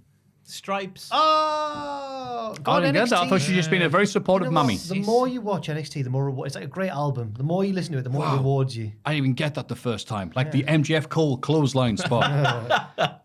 I'm stupid. Ilya Dragunov cuts a promo, giving Trick Willie credit, and wants another match against Carmelo Hayes. Wearing a weird jacket, was Ilya? He was. Yeah. You're like a Spice Boy going to a wedding. Yeah, he did, yeah. Noam Dar and the Metaphor interrupt from a set in the crowd of an impromptu episode of Supernova Sessions. The Metaphor all make fun of Ilya for not having a title. Haha. So he heads in their direction and they absolutely freak out. Whoa. Dar tries to set up a match between himself and Dragunov, but Ora Mensa cuts him off and brawls with Ilya in the ring instead. Ilya wins the fight and Ora runs away. Very Yeah, sensibly. it was weird. Lieutenant Mensa. So Yeah. I was thinking, if Noam kept his mouth shut, he wouldn't have had to wrestle Ilya before California, no mercy. Then it turns out Aura, he steps up and wants the action anyway. And you know why he's lieutenant?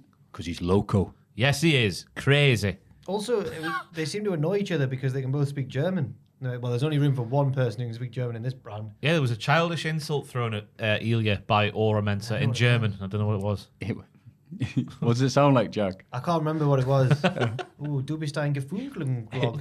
You are das Idiot. Yeah, so.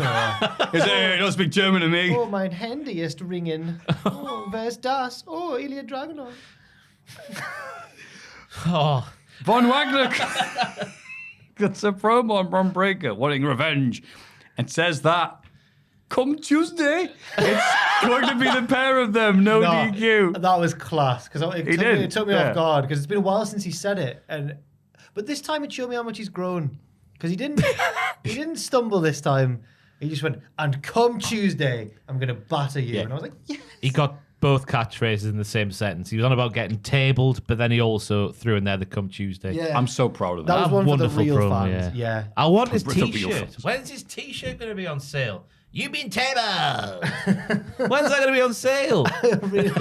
I really want him to win. I know he's not going to, but I really want him to win. I think he will. Do you? Well, Against if Braun? Comes staying, which he tends to do, and then Brom's leaves. Imagine if that was his finishing name. Wasn't The even cum deliberate. stain. Oh, the cum stain. And then he's come Booker says, that never comes out. Oh, Biscotti. Cum biscuit. Oh.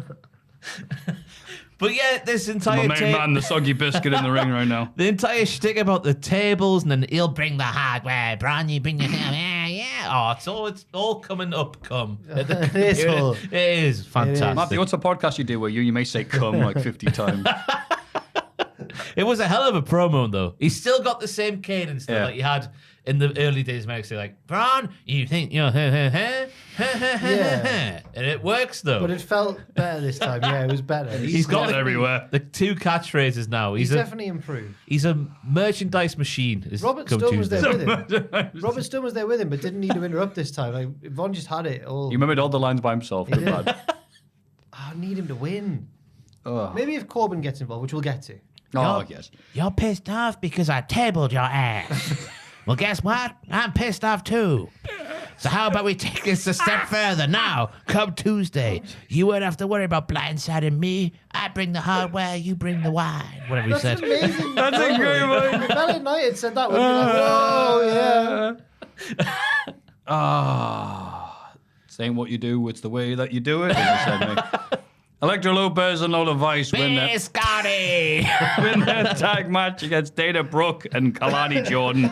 Dana is furious after the match. Yeah. Tell you what, Lola Vice has got a wonderful hurricane. She did two Yeah. of them on the bounce in this match. Eddie Kingston What's an couldn't have. hurricane again? Wah! Oh, yes. Spinning fist. Yes. Well done, man. Citrix. Wah, dabs.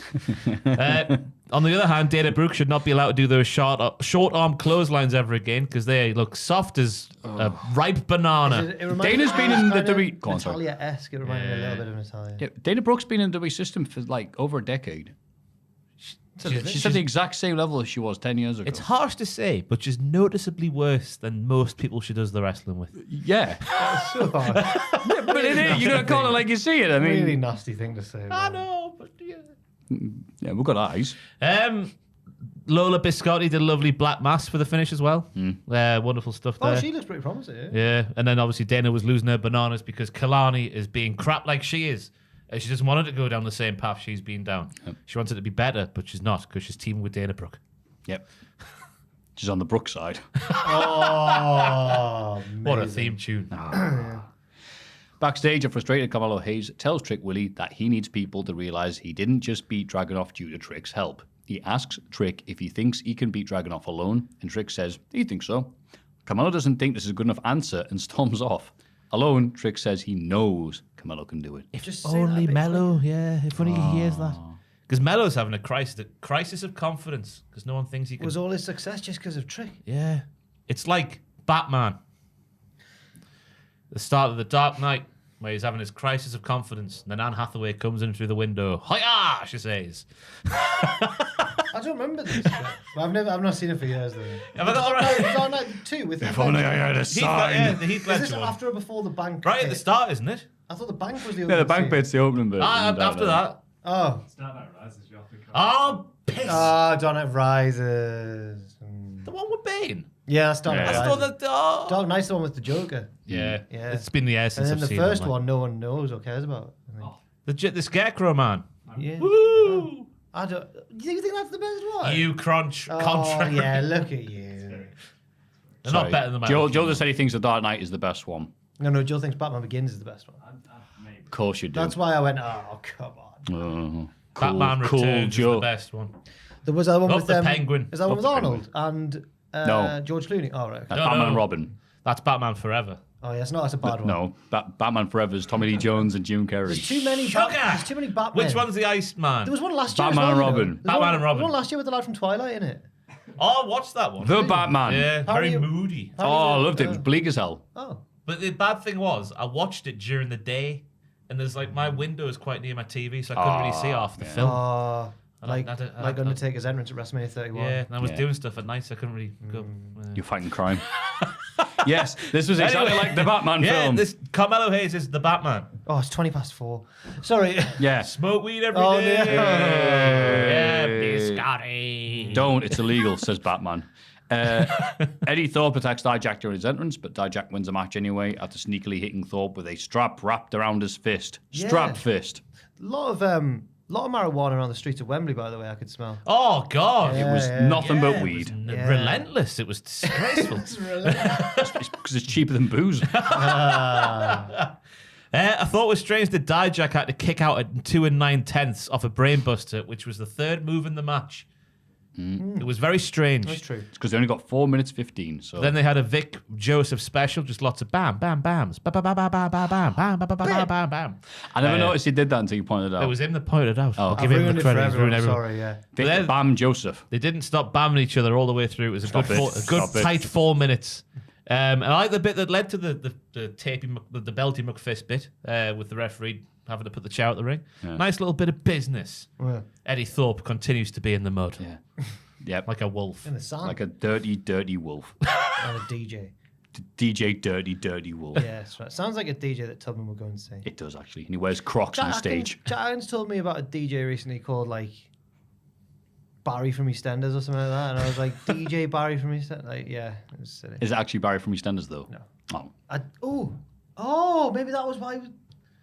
Carry on, I'll find out. Find out. Braun Breaker confronts Baron Corbin backstage, wanting thanks for saving him from Von Wagner last week.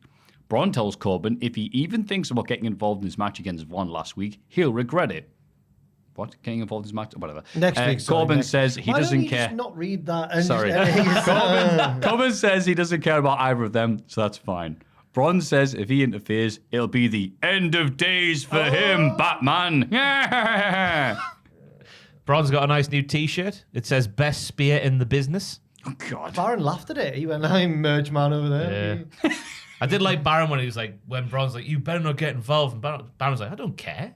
Get out of here, you little virgin. It was weird because It was dumb. it goes, the promo goes, Braun goes, you better not get involved next week. And Baron goes, well, I literally don't, I won't. And then he goes, yeah, you better not get involved. And he's like, what are you on about? And they sent my children flying there. I'm so angry. But Braun butchered the big spot of the promo because he got the famous catchphrase wrong when he was like, "Ooh, don't get put through a table." That's not what you should say to Baron Corbin.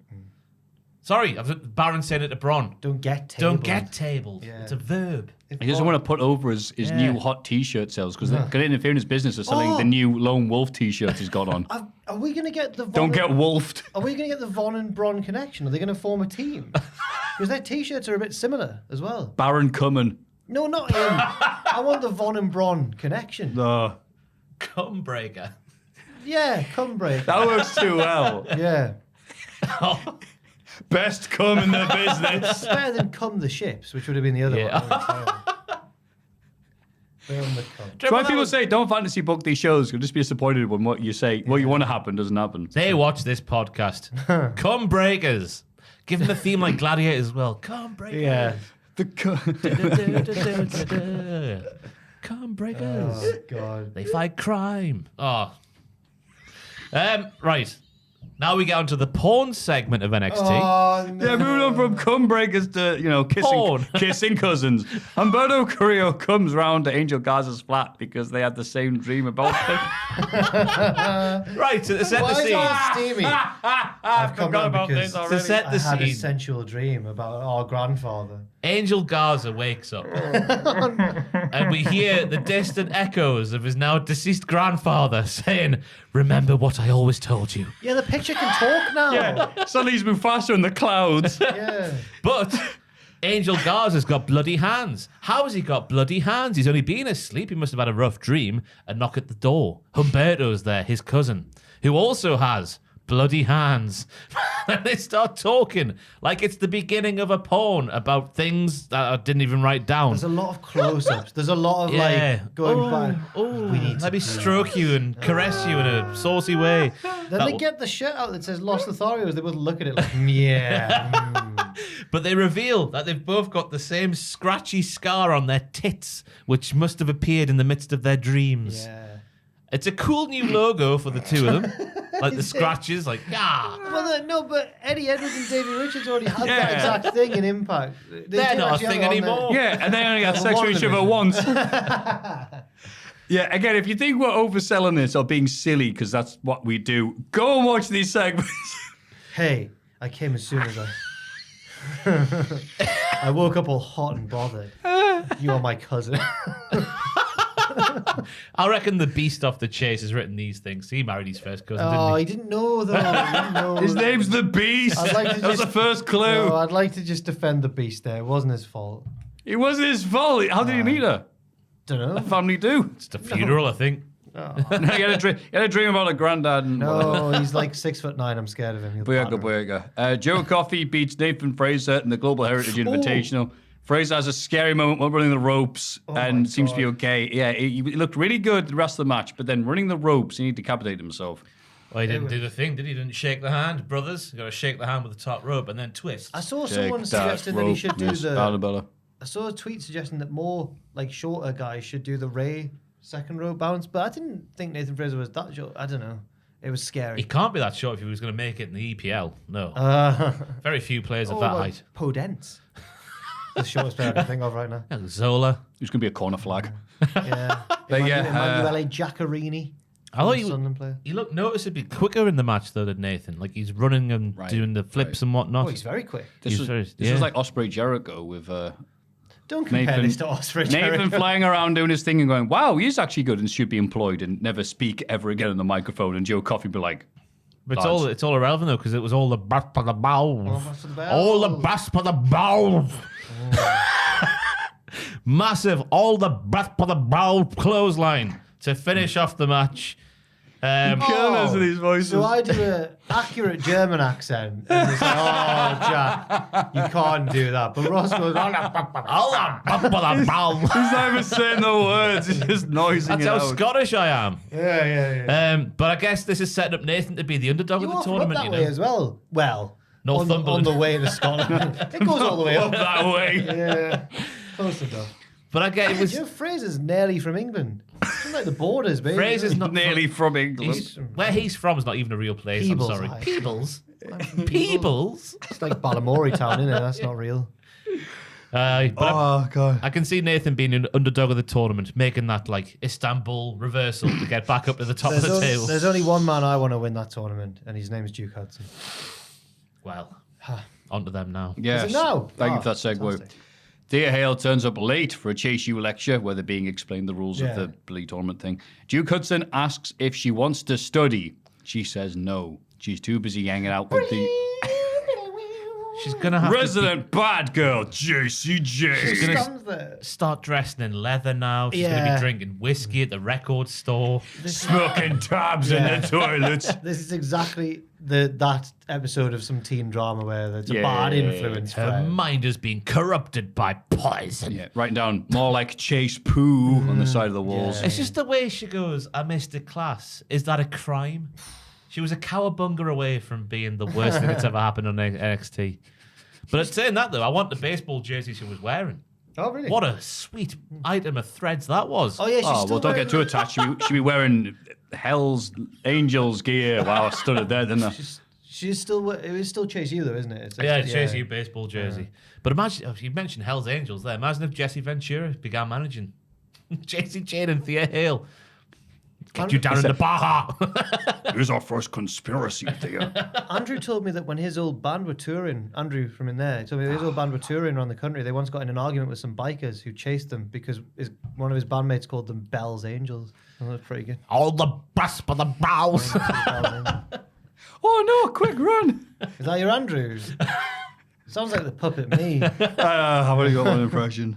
And even that one's a bit. Yeah. So yeah, and I like Devil Hudson seeing where the power lays between Thea and Andre by going, well, I'll leave you to it. He's a snake. No, he's not. He's a political He genius. tries to stick up for it. He goes, well, Mr. Chase, she's had perfect attendance. So, Yeah. I thought that's fair enough. That's Andre said, I don't care. And he went, well, I've tried. nice. He nearly blew up in Andre Chase fashion, but Duke went, oh, whoa, 1 second there, Mr. Chase. Yeah. Also, Andre was, speaking of hideous racism, he was like, you're from Australia or New Zealand or whatever. Oh, yeah, I didn't realize you were Andre, Australian. hey, whoa, stone the crows. I didn't quite get that joke. Well, I didn't realize you were Australian. It's not like Duke's the most. Oh, he's quite obviously Australian, isn't he? He doesn't. What the hell happened there? That's another start. Steven Gerrard. That's another start. Editor's note, Ross was just choked randomly. There's a door opening in the background. Yeah, there was a thing. Chosen one. I don't even know what I was going to say there. We'll move on. My World got a big reaction, by the way, at Wembley. Everyone Oh, loves that theme. me and Martin go, wee woo, wee woo. That was fun. NXT Anonymous catches Fallon Henley talking to Miles Bourne. She says, JB and BJ looking for a partner to take on Gulak Dempsey and Damon Bourne says, yeah, that's great. Did you know, This is Matthew, crucial. that he's deaf? I forgot last week, but I made sure, I'm never forgetting again. And also, he's going to get in trouble for this. It's been called by NXT Anonymous. He's sold out. The team he's facing is his boys, who mistreat him in that, but they're not going to be happy about they're this. dicks. Yeah, but they're not going to be happy about this. Oh, so Dobby rebels and I was a bad guy. No, I'm not saying he's a bad guy. I'm saying it's going to end badly for him. Yeah. He's just gonna gonna get rizzle in. razzled, Yeah. Because he's paying his dues, isn't he? Paying his dues. Yeah, but Fallon seems to think he's ready. Is he ready? He went, me? On NXT? I'm sure he's had matches before, hasn't he? Yeah, he was like, on the finest brand in all of the world. Up there, where flowers bloom. Camera pans over. Wesley calls in from the open plains of NXT. All right, Where was we it? started off saying so many good things about this program. It's just gone off the just rails. outside the grounds of Chase U, I've heard where he was. It's like the rolling hills behind him. He's on the Oregon Trail. He says Heatwave may not have gone how he wanted, but it's not over between him and Carmelo Hayes. The NXT title is still coming to the Wes side. He didn't say if he's okay or not. No. After that bump last week when he landed tope into the thing. yeah. So I did like how he's like, Melo didn't beat me, I beat myself. Oh, that's what all the managers say when a team loses. But I guess that could feed into Melo's, like, his Batman crisis of confidence. True. did I beat him or did he beat him? Oh, who was it? It was Apollo Crews who was like the broody noir diner man, wasn't it, writing in his journal? Yeah. That's going to become Hayes. He's going to start writing. No, there's another thing Apollo Crews used to do. Predict the future. Yes. And then he stopped. And got swallowed whole by Dabba-Kato. Yes. Oh, Like by the way, Pinocchio. Nick Wayne might have been eaten by Luchasaurus. We never mentioned that. He just took him away. It was funny. Someone said, like, even though Nick Wayne did have matches on the weekend, if you didn't know about that, Nick Wayne showed up to AEW to take a choke slam from a dinosaur that get eaten. Yeah. Yeah. Good work if you can get it. In the main event, no. not Tyler yet. was there. Oh, Oh, sorry. we can't miss this out, can we? In the backstage interview, Tyler Bate talks about the rivals in his group of the Global Heritage Invitational, poachers and things like that, paying special attention to Booch. He then turns his attention to Dabba-Kato, wanting to be the David to his Goliath. I like the way he switched the conversation. He was like, but first, I must clean my palate. Yeah, that was. Because he's British and whimsical. Do you remember that bit of that period in British wrestling where him, Trent Seven, and Pete Dunne were like the cool, like the top Peaky dogs? Blinders, yeah. Coolest dudes, yeah. If he could, because This is exactly the type of thing they would make fun of in their 100%. promos. Trent Seven probably is bringing them, going, "What are you doing?" He's going, "Me, I don't know if you know this. Me and Butch have quite the history." Yeah, no, it was an NXT event where they stole the show at that Chicago. Was it Chicago? Yeah, it was, yeah. Yeah. And now they're going to have like a 12-minute match.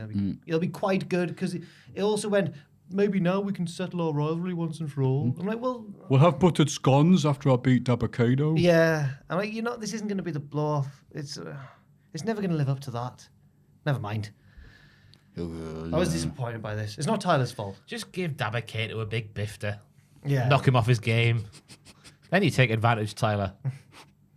He's not about- be the David to your Goliath. He doesn't smoke. He's all about herbal remedies and that. That's what they call it, yeah. In the main event, Cara James wins the 4-way match against Roxanne Perez, Gigi Dolan, and Blair Davenport become the number one contender. So I was Tiff Strats says, Oh, she came out. But Tiffy Strat's got a mystery opponent for next week. It was announced just before the match. who could that Gonna possibly be? Bocky Launch. It's been a herbal remedies. I'm getting tired. I was pleasantly surprised because I thought, well, this will be Roxanne Perez. She's the only face in the match facing the heel champion, so she will win. But no, Kiana James won. And I think both me and Ross have cottoned on to the fact that she's very underrated. She Bless is. you again, man. Yeah, well, I was fearful of Roxanne winning as well because I was all of her going, I'm the prodigy. I need to realize my potential now. Oh, I like Roxanne. oh, boring. But there was nice pinning combos from all the four lasses at the start. Then Gigi Dolan was Rainmaker and folk, but not literally like Rain. Oh, she was a face in the match as well. Sorry, actually, she could have. Yeah. She was just kicking folk and taking them all down. I thought there was a nice spot where Roxanne went to hit the pop rocks, but then Blair Davenport sheared her right out of town. And then it was nice with Kiana James doing a couple of quick fire moves to win. I thought it was another, like, I've noticed with the multiple ladies matches especially. I go back to the, not Emi Sakura, my God, I've just dropped. Meiko Satomura. Oh, Meiko Satomura, yeah. When she had the triple threat match with Blair Davenport and someone else. I'm forgetting who it was now. Yeah. I remember. Who the hell was Roxanne, it? Wasn't it? It was Was Mandy it Roxanne? Rose. Oh, Mandy Rose. It was very well structured. Oh, yeah, God, yeah. Yeah. It was very well structured, and this was a very well structured match as well. I don't know how I agree. remember that. But Well done, yeah. No, yeah. Oh, we think we all know how you remembered it. Oh, but no, it was a very good. I'm sorry, I'm joking, of course. You haven't got the energy after watching all this and typing it all down, bloody hell. So, Thank you. That was nice. Say. yeah, it's kind of there, wasn't it? But yeah, no, I agreed. The match was set up to make everyone get a bit of good time looking in. I can't stop sneezing, Ross. But it wasn't I can't even The think. pollen levels are high today. It wasn't the end of the show. It wasn't, because Carmelo Hayes knocks on Shawn Michaels' door saying he needs to talk. And that was the end of the show. He wants Ilya. And he opens is the that door. what it is? I think he wants to beat him without Trick being He wants there. to get rid of that asterisk on his record. One of those asterisks. Asterisk, yes. And then he Batman opens the door, hits Kenta, and he goes, "Sorry, Kenta." Sorry, Kenda. Sorry, Kent. That's not how he says it at all, is it? Sorry, la. I'm going to run for a wee before Dynamite. Yeah, please do. AEW Dynamite. John Moxley beats Commander with a K in the opening match. We later see a Blackpool Combat Club promo where Moxley talks about facing the winner of tonight's main event and says everybody in the wrestling business are all bark and no bite. Woof, woof, woof. Or just catch. Oh. I like the new camera angles that they were shown in this match up here. Like, is it called a jig cam? Where they got it on the big stick and they're floating around the ring. It reminded me of Smackdown in 2016. I like the camera angles. I like the fact that Commander was not allowed to do his normal match because John Moxley was just peppering him with all sorts. And he sort of like, he tried to do a flippy thing and then it sort of backfired and just Moxley battered him some more. There was a nice Uranagi backbreaker from Moxley. Yes. I think I've exhausted my notes there for this matchup. It wasn't that long a match. Yeah. No. And yeah, it was a nice simple formula. Can the Commander keep on doing Lucha stuff to Mox? No. No, Mox can just absorb it and come back. And I think Mox versus Lucha works really well. Yep. Yeah, it does actually. As I'm sure it will when he fights in Orange. Oh. Cassidy. Lucha. Yeah. And Orange. He was a luchador. He was Fire Hand. Is that a luchador? Nah. Yeah. We see footage from backstage at Wembley where FTR confront the Young Bucks for snubbing their offer of respect after the match. The Bucks say that they were just disappointed to lose. They're really good. They're really good guys. We created the company. We thought you guys would cheer us. Sorry. It was the heat of the moment, guys. Get out. Telling me what your heart meant. But Bullet Club Gold interrupt and tell the Bucks to get out because this is the winner's locker room and you're not a winner. This sets up a tag match for All Out. The Bucks and FTR versus Jay Juice and the Gun. What? What the hell? Wait a minute. Whoa. Very Lawler there. Huh? Hey, man, tag. Hey, my tag. So they didn't shake. They interrupted when you guys They suck. were going to shake. They were on their way. I don't know what we're doing now. Yeah, did that, but then it went, oi, Savoy. It was, the Bullet Club Gold. Another fine example of the little things in pro wrestling being the best. Whiteboard, Jay White, it wrapped in bubble wrap because he was making the trip to London. I didn't even get that. Right? Yeah. So good. But I guess that they're getting Cardboard Jay White got a taxi. paid for by AEW, not forgotten Imagine about. the AEW minibus pulls up there. Sorry, punk, there's no room. We've got a seat for cardboard Jay. All the images, where are you? It sends a picture of that. Oh, yeah, I see you. I guess All Out, they're getting their fair share of like showcase tag matches as well. It's a bit quick for me to have the Bucks and FTR on the same tag team. Yeah. We had this when they first came into the company. Yeah. And it never went down that well, really, then. It's sort of, Strange. does it dampen their win a bit if they're going, oh, let's be friends? Yeah, maybe the Bucks have The done it Bucks on should be purpose. like, the Bucks should be furious, as they were when they're in the ring, but not in this promo. Yeah, I think the Bucks have been sneaky Shawn Michaels boys here. They're a pair of Hogans, aren't they? Yeah, they are. Pair of Hogans, the pair of them.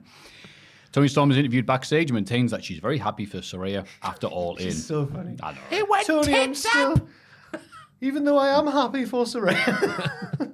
However, the result has left Tony with no friends and no future. Now she can't trust anyone. So the outcasts. All these Zower. bloody shoes. So that one dude who didn't like George Bush. Oh, who throws a shoe? I like the fact that she's now working in sort of like, movie speak into her promos now. Like Saraya went off the script and she forgot her part in my memorable performance, wherever she said at Wembley. Yeah, it's just this gimmick is good. Yeah. Oh, she should be the champion again soon, in my opinion. Hopefully. Jericho arrives, wants to apologise to Sammy Guevara for how he treated him after the match at All In. So he's back to being a babyface.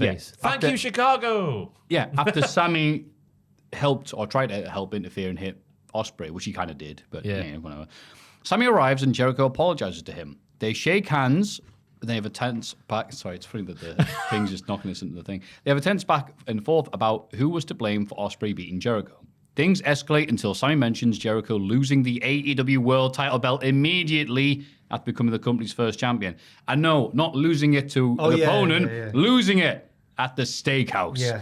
Got a little bit tipsy, didn't he? He certainly did. They calmed down, I should say, and agreed to pursue the tag titles starting next week. This is. I'm not on board with Sammy now. Because Sammy was like, I've got no issue with you, Jericho, but I'll then mention something that gets you riled up. You'll mention something that gets me riled up. We'll have a little fallout that lasts 2 minutes. Then you'll mention being a tag team. And I'll hug you like we've never had an issue. Well, That was a bit weird from Sammy. But as I was saying earlier, I think they've sown the seeds maybe for an all-in match next year. oh, it's a long way away. Tag team run with Le Sex Gods. Like taking a month or two to get to the belts. Maybe winning the belts from somebody. Can they having stay a run. friends that long with such simmering? God, that's the thing that'll draw you in to watch every week. I mean, it has, with the Cole MJF stuff. And, So, So Jericho looking at that going, Cole and MJF, let's do more of that. Is it finally going to be time that Jericho gives the rub to Sammy Guevara? Because he's been his understudy for since the start of Dynamite. Hey, if there's something Jericho likes doing, it's putting over those guys, those hot young dudes. Orange That's Cassidy not true, is knocked it? him into a pool of orange stuff. Yeah. So he put Ospreay over, but then, as I said earlier, like all the camera shots were about Jericho instead of Ospreay He celebrating. put Starks over twice, but it was around the time people were going, he only ever loses one match to them. Yes. And then he lost two as if to be like, see? Because Jericho is an online guy. Yeah. So online. Yeah. It was a shame to So see him online. get cut out the Bob Barker tribute this week, by the way. That was a shame. Well, that makes sense. Petty I don't know bastards. why Jericho's like, how dare you be petty and stuff like that. It's like, well, of course, they don't want to show the competition. It's why when, when Samoa Joe wasn't featured on the Twisted Metal advert, which is on Peacock, but obviously Samoa Joe's not a WWE dude. But AEW are extending the olive branch with all the mentions of Mammy and the Acclaim promos and whatnot. And they're not doing it back. It's disgusting. Do you remember? Yeah, but like, what? They're mocking like, ha, you're getting cooked by Dom. I know, I'm being sarcastic. Oh, thank God. I couldn't tell, Ross. Thank you, Jesus. Eddie Kingston beats Wheeler Yuta to retain the New Japan Strong Openweight Championship. And it says New Japan here, but Eddie Kingston with the black and yellow and Wheeler with the green and white. This is a total All Japan tribute. This was a bar match, not an Inoki match. Exactly. Kawada and Misawa going at it. And two of my Eddie- favourites. Is Yeah, I was that why going to say, is yeah. that why it was Do you on his recognise him? Instagram story recently? So Eddie Kingston had been watching Kawada versus Misawa, I think. I only assume because Wheeler Yuta doesn't always wear that gear. So great Yuta. The great Yuta. But yeah, they did the T-bones, the chops in the corner, the Germans, the back fists. Ross loved this match. I like the double hurricane finish as well. The Hurricanes. I like Eddie having all of his bandages on and selling his injuries in when he was doing offensive maneuvers. Nice storytelling. And I like Claudio coming out at the end and not even looking in Eddie's direction. Back in AEW, Nathan Fraser. Hi there, guys. Just the way you said nice storytelling, I thought I remembered of him. Imagine him rocking up back up now. Remember me? I wrestled there for free, yeah. They did. Yeah, he had visa issues. Yeah. He had to. Yeah. Made He it got sound that like- he got a job with WWE as a result of it, so fair good for him. enough. Yeah, good for him. And a lady friend as well. A lady friend, my God. What? Do you want anything else in the deal? Can I have a lady friend? That's why Thea's in such a bad way, having to spend every day with Nathan. So all the little weird quips as drove Good her off morning, the edge. Thea. What have we got to do today? Sorry, that's really nasty. I'm making sure her- that. Making a breakfast in the morning and it's sunny outside. I guess you could say, Thea, these eggs or sunny side up. No, I'm sure that they are very much in love, and I feel bad that we. Oh no, he's probably not like that in real life. I hope not. Yeah. Oh, I could have made it in the EPL. Good morning, Mr. Blue Sky. Tyler Bates in the garden, sat on a log. All right, mate. Oh, he's fishing in his pond. Yeah, gathering nuts with his squirrel mates. It was a good match with Yuta and Eddie, though. Really good match. Yeah, it was good. Whatever. But it looks like Eddie's now going to challenge for the Ring of Honor world title. Against Claudio. Good. See, there's a proper feud that I don't mind being it all out. That sounds like pay-per-view worthy because, obviously he didn't beat him the first time. Could beat him the second, though. They've hated each other for years. For years. Yes. Yes, they have. Yes, they have. The only downside is that if Eddie Kingston becomes Ring of Honor champion, that means he's further away from being a main event man in AEW, which he deserves to be. Yeah, but so are lots of people at the minute. Yeah, but Eddie's special. I know. To be the way it's laid out now, you'd have to face Punk, wouldn't he? Because MJF, it's going to be a hell of a thing to get MJF back to Healy MJF of old. A hell of a lot of storytelling. Yeah. And right now, Eddie Kingston can go against either Cole or MJF while being booed. No. Yeah, maybe it is Punk. It's going to be Punk in it, surely. That means Punk's got to be MJF. Would they wrestle again? They've had MJF not mention at all that Punk's running around claiming to be the real world champion. They're just keeping it away. And I think it's very deliberate. smart in hindsight if he is suspended. I don't think it's to save the story. I think that there's legitimately... There's logistic issues of AEW, you might say. divide. Yes. We see footage of Cole and MJF in the locker room after All In, where all the business is happening apparently today. MJF reveals that Tony Khan has booked a battle royal to determine the number one contenders to the Ring of Honor tag titles. Why is that funny? I was just because it's there's a pay-per-view next This week. was a very here we go. exposition-heavy... Have you seen who's... I'm not going to say on the podcast who's won, because obviously Rampage hasn't happened yet, but have you seen who's won? No. No. Wow. Oh, I'll have a look. Oh, is it? Okay. I would not have picked this team to win. As well as a tournament to decide. Is the match all out? The tag team title match, Yeah. Oh, so the winner of the battle royal would be on the all out card currently? Yeah. I'm trying to find out where to have a look. Oh, yeah. Thanks, Andrew. That's enough. Yeah. And then there's a tournament to decide who faces MJF the world title at Grand Slam. Yeah, that's what I said. So that Cole says MJF deserves a week off. That's a TV match if I've ever seen one. I got confused who said that. So is he wrestling in the pay-per-view or Yes. You're just having this... I think this was a weird way to Sunday to explain... Saturday off. Sunday to Sunday off. Yeah. I think it's a weird way of explaining that... His promo was after the match on Sunday. Yeah, we're meant to believe that after that grueling war in the main event, they just went backstage and dropped some exposition for us. It didn't work for That's me. all everybody did. It's like SmackDown 2 for the PS1. MJF laid it all out though, saying he might have nearly broke his neck 6 times and made him wrestle more in the last 3 months than he has in his entire career. He laid it all out for you. Now he's getting a week off. Yep. And now they're facing an unexpected rival for their tag team titles. It is a weird one. It's not... They've not really been built for the past 3 years. So, we'll see how it goes. Okay. Enough hints yet? Adam Cole cuts promo in the ring, but is interrupted by Roddy Strong and his broken neck. Oh, and also the Kingdom. They talk about Cole's history of using his friends to succeed in wrestling and ask if he only sees himself when he looks at old photos, because that's the only person Cole has ever cared about. Strong says he's going to enter the tournament and do what Cole couldn't do, beat MJF. Cole points out that Strong is injured, but Roddy says he'll win anyway. I love the that. wrestling legend. I'm a wrestling legend. I love that. Was that on purpose, or did he forget what he was trying to say and just went, "I'm a wrestling legend"? I couldn't tell his delivery overall, so bit of both. That was a really good line, whether he meant it or not. I like when he just first came out. There, he was like, "Is my neck health not important to you?"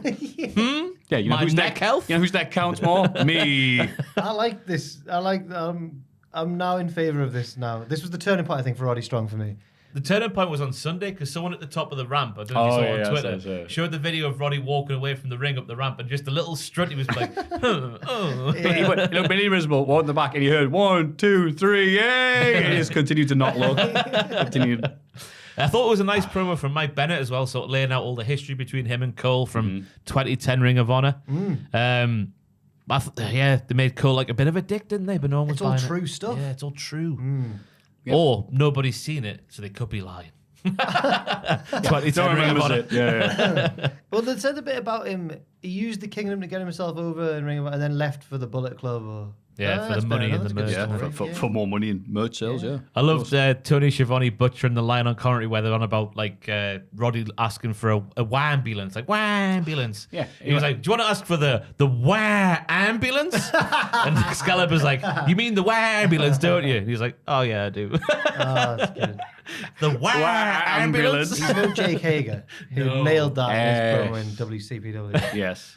Just Or before was it 5-star? No, it was that was WCPW. that was 5-star. The S'mores. The No, it wasn't. It ambulance. was WCPW. Yeah. French fries. S'mores. No, wait, was that? I don't know. Against Joe Hendricks. Wait, Yeah. s'mores was Henry. Yeah. The Whamburger and French fries was 5 5 star. star, yeah. We've mixed up. So much great content from Jake Hager. What a man. Don't fall for Let me tell you, Joe Henry, you're the softest man I've ever felt.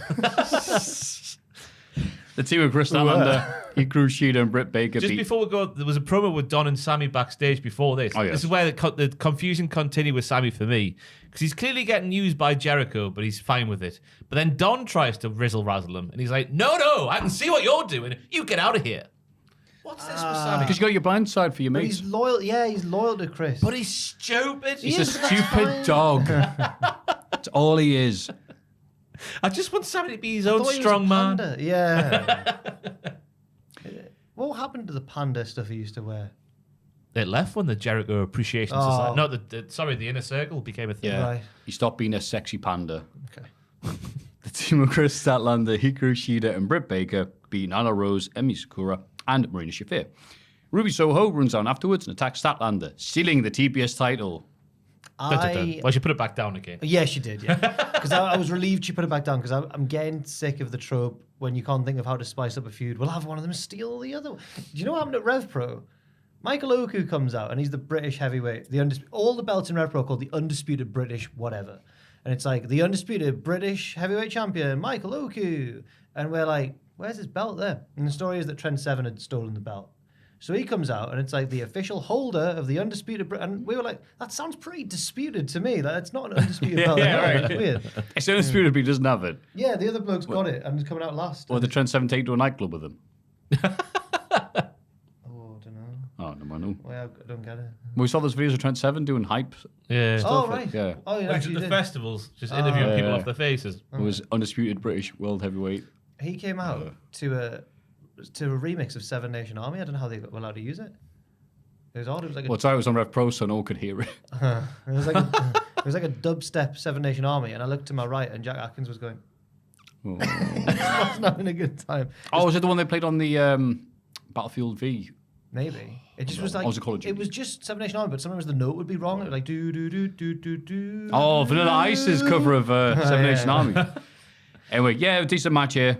I like the bit at the top of the ramp where Shida and Baker sort of begrudgingly gave themselves a fist bump because it sort of bled into the finish of the mistaken super kick. Was it a super kick? Some kind of thing Some happened. sort of, yeah. I thought Emi Sakura looked good there, doing a It was heel the Saturday thing. Night Fever. The Saturday Night Fever. That's Chris Statlander's finisher. I meant the bit where Baker hurt Shida by mistake. Oh, yeah. So Whatever yeah, she did. I can't remember what she did. It's Statlander, AEW. If you can't remember what the move was, it's probably super kick.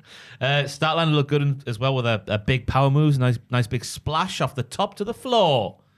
That's all my notes. Splish splash. He was Taking a bath. Ba, ba, ba, I'm ba. so ready to get to the end of what happened this week in wrestling. We learned that Shane Taylor will try and smudge over the Shane Ring of Honor TV Taylor. title at all out. At least not Shane McMahon. That's true. There you go. Although Look on that would look on the maybe bright Shane- side. So Shane Taylor's not really been established on AEW, but maybe he has been in Ring of Honor. I don't really watch it. It's for the He's a Ring of name, Honor. I know. fine, So is it? he's, Yeah, I've heard of him. Yeah, it's a good matchup. Him and Joe, two big lads. Oh, yeah. Bumping their meat. Yes. I'm trying to think of a meat that begins with B and that's not bacon. To say like bologna. bologna. Just trying to do a Booker T biscotti. Bolognese. Bacon. Oh, you said bacon. Beef. Oh, no, sorry. Baked Steve beans. Buscemi. Yes. Oh, what? Yeah, he can eat him. Meanwhile, Don Callis goes over strategy with Takeshita for his match with Kenny Omega. Seems to be saying you should stab him. Yeah. Keeps Yeah, going, at the end. Yeah, on about that worked really well for Pac early in the year. I like the way the promo was laid out, like with him going like, look at this X-ray here. There's issues with his Look neck. at this photograph. Yeah, hit the thing on the what was he doing? The thing on the right hand side, the blue thunder bomb, because that'll hurt his hernia if you do it on the right hand side. Yeah, fair enough. I just hope Kenny Omega doesn't watch AEW. He Otherwise, he knows what's He coming. watches like Gato Move, and he's never Yeah, watched he's not AEW in his watching life. Oh, it was a good promo though. Yeah, I Evil liked it. men. Yeah, just common sense. It's like, I'm your manager. Here's some tips, and Takeshita seemed to go like, yeah, thanks, Oh, pal. yes. Cheers, pal. Kenny's busy watching Attack on Titan. Ooh. There we go. I've named one. Oh, I yes. love the pause and delivery. I like that. He claimed that Billy Gunn have a title celebration and welcome us to the House of Ass. They reveal new trios belts with scissoring straps. Yes. Big silly Billy got gay the- fun.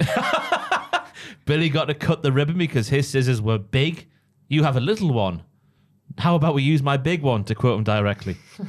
Are you being served? The belt scissor at the back, which means Billy, I quote once again, I can just scissor myself now. I don't know why I said that like Jim Ross, but there we go. I think I've pinpointed when Who's legal in the match? I'll just scissor myself. You know when DX went from being like they went a bit too far into the vulgarness and it was just a bit silly and not serious anymore. Maybe was it when Billy and Road Dogg came along, or was it always a bit? That was always one. No, Triple H. yeah, because like Triple H would come out with like a, the cooking in the middle of the ring on Raw, and Triple H got like a Suck the Chef shirt on and stuff like that. You're like, hey, I'm cooking wieners. You're like, all right, Jesus. yeah. Did this feel like that to you, Jack? What the juvenile DX stuff? Yeah. Yeah, but like, it's not the 90s anymore. So it's just a bit like, It's outrageous. It's really, really over. That's the thing. It was so over. There was so many people just singing. I was thinking actually to myself, like, as a kid, I used to just like talk to people, just me, like mutual things. Go, what do you like? Do you like games? Do you like nerd stuff? All right, cool.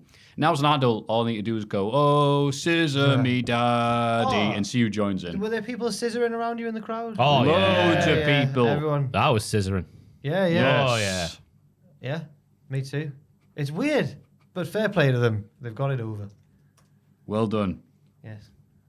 Orange Cassidy beats Penta to retain the international title. He cuts a promo afterwards talking about being underestimated his whole career, but he's determined to retain the title at All Out. Moxley arrives and they have an intense stare down for what we assume is the main event of this pay-per-view that's happening on the weekend. I guess we'll see in the big question what the biggest matches are, but people have been saying, this seems to be the main event. Yeah. Although Fraser says, Tom says that should be Steamboat versus Ricky The Starks. Penta says. Yes. No, it shouldn't. No, it should not. Ricky the Dragon Steamboat should not be the main event of Ricky All Out. Darby should be the main event. No, of it should With 2 not. days build as well. Silly takes there from Or Fraser. 3 days. Is this the Champions League draw? I've just put it on in the background because Okay. Newcastle. Anyway, for the match. We're not saying we're bored doing the No, podcast. we're not. It's the first time we've been in for 20 years. I need to know who we've got. Penta was dressed as Penta Oscuro, which was strange, but he wasn't billed as Penta Oscuro. Yeah, I know. Yeah. That was, It made Do you want the moment. do you want harder teams because of the big ties, or do you want Yeah, easier teams? it was a lovely match with Penta taking the piss in the early stages, I thought. Slow motion. Lukaku's just chesting the ball down in slow motion. I like how they were both involved in the same match on Sunday, but the story was Orange Cassidy is so tired he can barely compete. Yes. But Penta's fine. He worked everybody. Because Orange Cassidy's the hardest working dude. And Orange Cassidy keeps on saying, I've been underestimated my entire career. Every time you're on Dynamite, the last few months, it's been put over how many title defenses you've made of that. And you've beaten everybody for it. You're no longer the underdog. Oh, he's against Mox. Yeah. Oh, yeah, Moxley's the overdog. Yeah, The big dog. Oh, all the bite. overdog. All the bite, no the bark. uber dog. No, all the bark. All the bite, no bark. Oh, shut up, Ross. I thought Ross got off the rail. the Canadian Destroyer spot with them trading Canadian Destroyers was a ton of fun. Trading Canadians they were. Yes. And I thought Penta had won when he did the sort of arm ripping bit. Then it went into the massive, like, sort of Fear Factor package pile driver thingy. But Orange Cassidy kicked out, which he does in every single defense recently. Yes, also, Penta is a Secrets of Wrestling revealed. Whenever Penta does the Fear Factor on the apron, that means he's not winning the match. Because he's already Really? done it. Yeah. But he He's did never a won a match whenever he said A that. massive one in the middle of the ring. I thought was over. Signed, sealed, That's what and they wanted delivered. you to think, Russ. Wrist I'm- piss. Look, I'm working with one functioning nostril today. But I like, ooh, what's the other one blocked with, eh? You been seeing Tom, have you? I couldn't see him. There was just all bits. But I like sneezed. Orange's promo at the end where he's like, because I'm freshly squeezed Orange Cassidy and I do not have a catchphrase. That was mic fun. drop. Yeah, that was good. It was a good promo to end Yeah. the show. Yeah. Even though I am worried about All Out. But selfishly, if one of the two shows was going to be affected by the other one, I'm glad the one we went to was the big one. Absolutely. Which one should I really build up well? The 80,000 one or the 8,000? Well, Wow. you should Oof. have them. Who can think? You should have them further apart. That would make sense, But yeah, wouldn't it? yeah. I read somewhere that apparently next year they're going to do the same thing, which I'm not a fan can't of. be right. Yeah. Well, we're going to Surely- see how much of a success All Out is first. I'm worried about it. You should be. But you know what you shouldn't be worried about? Talking about any more wrestling whilst, like, trying to keep yourself awake. Because it's done, the week of wrestling. All right. It's even bigger next week and Jack's taking holiday. I'm allowed to take holiday. I did the weekend, and I'm doing the pay-per-views this weekend, and then I'm taking my time back next week. Strategically, when the biggest podcast of the year. I don't know who's going to be on instead of me, by the way. But yeah. Let's have a rummage in our mail bags. Mailbag. Yeah. Hi, folks. This isn't a question. I just wanted to send this to you all. While playing Harry Potter Top Trumps with my kids in Wales this bank holiday weekend, one of my cards was James Potter, pictured below. I didn't know that Jack had been moonlighting in the Harry Potter series. I hope that Tory Adam, that's his name, doesn't find out about this and dock his pay. We know that Jack isn't in the earning bracket that would afford him tax relief from the Conservative. Jesus. My word. Hope you are all recovered from All In. It must have been a long weekend for you all. At least you have a nice, relaxing weekend ahead of you. Ouch. Thanks for all the laughs. All your content is amazing. Maybe not this week. And it keeps my head together when I feel at my worst. Much love. Former Newcastle Central defending flop Claudio Casapa, right? Ben from Warrington. We're happy to help you, Ben Cheers, from Ben. Warrington. Yes, I hope you had a nice time in Wales. Here's the accompanying picture. Here's the picture. I'm worried now. Look. I need to get closer. That's Oh, my just, word. That's just mean. Hang on now. Who's James Potter? He's Harry Harry's Potter's dad. dad. He's a So bit that's young when to be he's- having him. Well, they go back in time and know, I'm see. saying. Oh, right, okay. Why is that moving around? I don't know if he does. I can see it in the eye. Yeah, I know what you mean, but Yeah, that's just you with my hair. no, it's not. What? Temper 8. Well, that's clearly going Misjudged higher. the reaction this might have got on the podcast, I've got to admit. I can kind of see it. I think he looks more like the YouTuber Max Fosh, if anybody knows who that is. Max Fosh. Yeah, Who's that? The YouTube guy. What does he do? Like Pacini sort of stuff. Like when Adam got himself on a billboard. He's kind of like that. Kind of, yeah. He ran for like Mayor of London one year and stuff like that. Oh, so he's a bad person. All right. He didn't seriously run for mayor. It was like a publicity thing. That's what they all say when they lose. Hello to whoever it is on this week's podcast. Hello. I was also at All In last week, and I want to start my message by giving credit where it's due. Shout out to whoever had the for none sign on the hard cam. Oh, no, yeah. And also ended up behind Jack during the What Happened video. Well done. They did. I had an amazing time at All In, and the end product was brilliant. But it's hard to deny that the build was a bit clunky at times. It's fair. With All In announced for Bank Holiday Weekend again next year, and Tony saying there's no plans to change the back-to-back nature of All In, All Out. We've always talked about that. Oh, okay. What can AEW do to create a smoother build to two pay-per-views simultaneously? All the best for the Bells.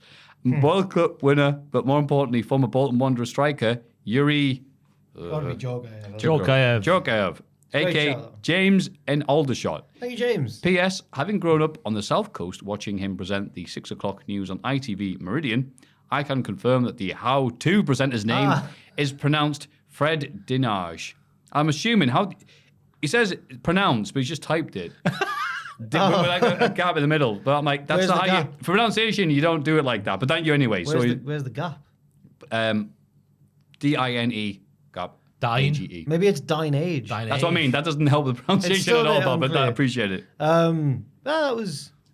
So how can they build a two pay-per-views? I don't I want to know. talk about Fred Dinage. Because, like we were saying, like you don't want anything on the first one to just be like sell the fans short of the first one to sacrifice for the second one, but you don't want to do the other way around as well. So, do you remember like the end of WrestleMania 27 when everyone went, "It's just to sell tickets for WrestleMania 28," Which it did. which it did. But obviously, it's a long way to go at that point. Whereas in this case, like I was worried that MJF Cole would just be a false finish to lead into All Out. Thankfully, they didn't. It was still a legit glad. finish. But how do you avoid that even without? Because that's affected All Out, and the Punk thing as well has affected All Out.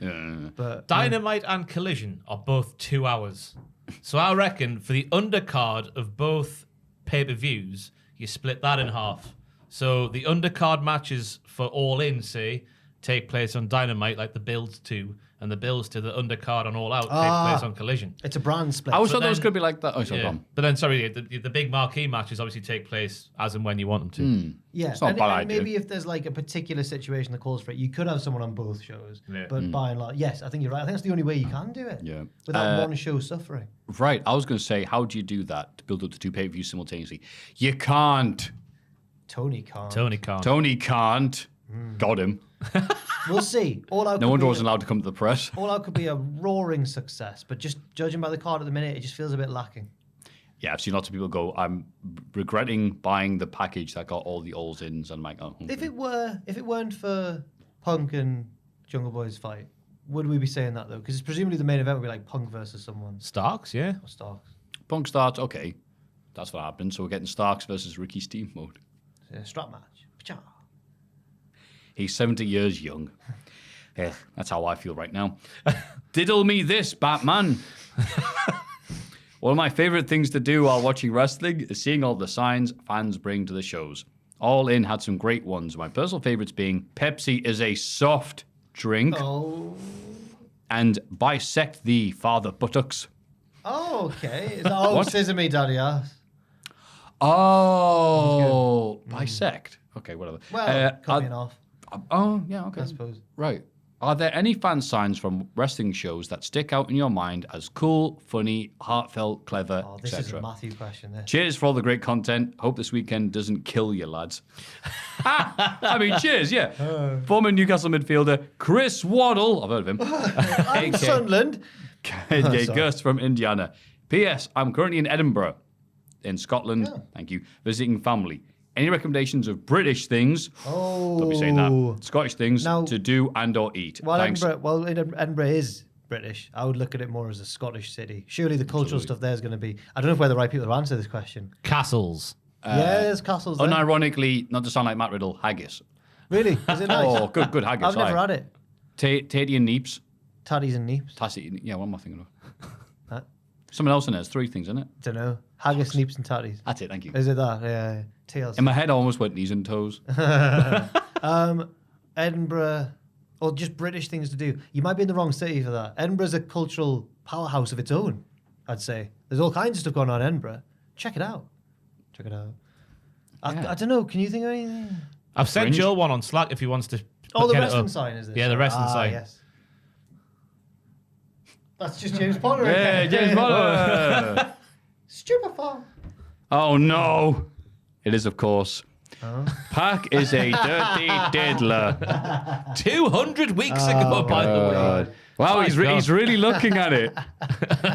How's he seeing that? Surely the crowd is behind him. I mean, it's logistically he should be whatever.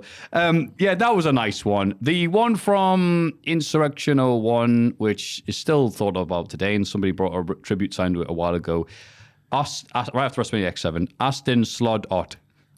Saying Austin sold out, but with every word misspelled for some reason. And I don't know why. There's just something about that sign that grabbed people's attention. What's the big one? The one who ruined WrestleMania 30, Jag Tind or whoever it was, or the. Oh, I know what you mean. The guy who held it up. I can't think of it. There's so many now that are like to get on Botchamania, basically. Like Basically. So you must. I saw a few over the weekend that were like for you, basically. Yeah, I went up to someone, they dressed as a cowgirl, and was like, they had a sign that says Taz demands. I saw that I was one. at CM Punk demands a Dino Crisis remake or Yes, something. I went, because I was and I so- said hello and stuff like that, and then she said, "Oh, sorry, I missed you." I said, "No, I said hello to you." And I guess she's like, "Oh yeah, you were that weirdo." So I was filming something and she sort of ran in the background with it and then left. Yeah. She didn't even say hi. I was like, "You radical!" Just trying to spread the word of Maffew all around. Get back. Yeah, now loads of them, they get a bit carried away. It was nothing but you'd seen. I see all the lovely people brought the amazing Taz signs. Yeah. I appreciate those. Make me laugh because he's just so funny to look at and draw. And I miss those days when we had our weekly shows, our weekly show recap shows, like graded in WTF. Yeah. Signs every week then. I don't know if I miss it now with this. I miss podcast. it. Oh, the one we had. Well, we're talking about. We had one last week. Yeah. On AEW. Was that nice? Now it's It just. is nice. Now it's just give me an up, Simon. Daddy ass. Oh, I'll never say a bad word about Simon. He's lovely. No, of course. I'm just being silly. Of course, He's it's also Simon. one of those annoying people who's good at multiple things. Yes. Bodybuilding, wrestling, presenting, writing, all the things. Damn it. Carry on. Yeah. Any other favourite signs? Oh, Batista- off the top of my head, we did a list, I remember, of like 100 signs. That, Oh yeah, it was Check good. it out on the channel. yeah. So there'll be a few good ones on there that I can't remember. That nice lady that had that sign says, "Hey Finn, can you do something nice to Oh, my yes. face?" That was nice. Yes, she was your queen, wasn't she? I was For a the while. People's Tramp. Yeah. That's it. Yes. Felicia, sorry. Yeah, she was a big Ross fan for a time when he was in a different guise. That wasn't me, it was my brother. Yeah. Different guy Oh altogether. no. Oh, everyone gets you guys mixed up. I've just remembered there's a bit. A lad in a cape and crown was with me on a video over the weekend. his mates were like, look who he's dressed as, look. And I was like, okay. What, Prince Andrew? Nope. Oh, no. No, not as bad How as dare that. you. Oh, I'm sorry. That killed the mood. In there with He it. was dressed as Ross used to dress. And I was know, like- sorry, I was attempting so humour he and it made died. me- He made me. I didn't have to, but I was like, I'm here with King. We're going to get sued now. I know, yeah. There was a lot, to be fair, there seemed to be a lot of lapsed, like, what culture-ish from that period of time Yeah. fans who approached me maybe saying, it's oh, yeah. First time it was the biggest show in England. They might have thought, I've not watched wrestling for about 4 years, but I'll go. Yeah. Yeah, too many a lot of that. Yeah. But I said to him after that little bit with shot, I was like, "Are you actually dressed as Ross?" And he was like, "No, I'm just wearing it." His mates were like, "We're not letting him take it off." And I was like, "Oh, have you lost a bet?" And he went, "No." I can't quite work out what he was doing, but his name was Ali. I think he commented on my Instagram as well. Nice. Lovely. Maybe he's the one that got hit by the bus that time. Ali. Hello, chaps. Hello. I hadn't watched any wrestling for over a decade, and then because of these silly YouTube channels, I kind of started to follow it again. Not watching it, just following the results, reviews, and opinions. One day, I got an email from Virgin Media saying they were giving me a free month of Sky Sports. It was 2015, and I watched WWE for the first time in 12 years. One thing more than anything really stood out to me. I saw a wrestler cutting a promo in the build to his match at WrestleMania with The Undertaker. It was like the first time I saw giant haystacks. The first time I saw ravishing Rick Rude and stunning Steve Austin. The first time I saw The Rock. I didn't need to see this guy wrestle. I heard him on the mic. And I knew he was my guy. And now he's gone. How can something so inconsequential and even stupid be so important? Whatever you choose to do with this email, I just want to say to everyone involved with Botchamania, Triple Jump, and Cultaholic that I love you guys. Stay safe, everyone. That's from One Moo Time. One Moo Time, that's a very email. Perfectly said, Ross. Yeah, it's a very beautiful thing to say. And yeah, we said before, and we'll say it again, we had so many people come to us and just saying, yeah, thanks for making this content and this gibberish you spout out every week and the silly music videos that you should have stopped doing years ago and all this other stuff. People just, some people like it. Yeah. Some people, they appreciate the hell out of it and it just gets them through whatever little negative time they're going through or just the crap shift at Asda or whatever it is that they're doing. Tribute to Bray And I Wyatt. thought, and again, us talking about that and to appreciate wrestlers themselves as well. You know, like everything else in this life, you don't appreciate it something until it's gone. I know. And I know we laugh about the wrestling a lot on here, but it's only because we love watching it and everything. Thank we you, love Jack. making Yes. these videos. And it was really overwhelming how many people would. It's just because it's been a while since an event of that size we've all been to, and it was like remembering the people watch. It's different seeing the numbers on the screen versus all the people in real life. And Nigel McGuinness said something really nice during MJF Cole. He said that Nigel was at SummerSlam 92. Oh. And it was that event when he was a kid that watching Brett Bulldog that made him want to become a wrestler. Really? And he said there must be at least, it's going to be a few, maybe the crowd that size of people who are going to be doing the same because of this match, because of the events and everything that's taking place. So, God, imagine if we're still making content then. Oh my god. And the main event's going, I was there in 2023. it's like, wow, this really cool wrestler who's headlining Progress from Rev Pro. And he sends you a message, goes, you know that guy, Ali, who was dressed as a king? It's like, that's me. I want to shout out the lad I was sat next to at Rev Pro as well, because he told me that he was often he felt quite kind of socially awkward. Sometimes he's worried about talking to people and stuff, and he had a chat with us during the show, and he was just a lovely lad, and I just want to shout him out as well. If he's listening to the podcast, if you've made it this far, thanks for chatting. Some people do, a lot of people do, as it turns out, yeah. Yeah, of course. So thanks. You had a lovely chat with you during Rev Pro. Hope you're doing all right. Thank you. You're from Cornwall. No, you don't meet many people from Cornwall, do you? Anyway. I don't, you're right. Yes. Thank you very much for the lovely questions and thoughts and all the loveliness that we've been having, either in person or via the emails. You can, of course, send them to mailbag at cultaholic.com.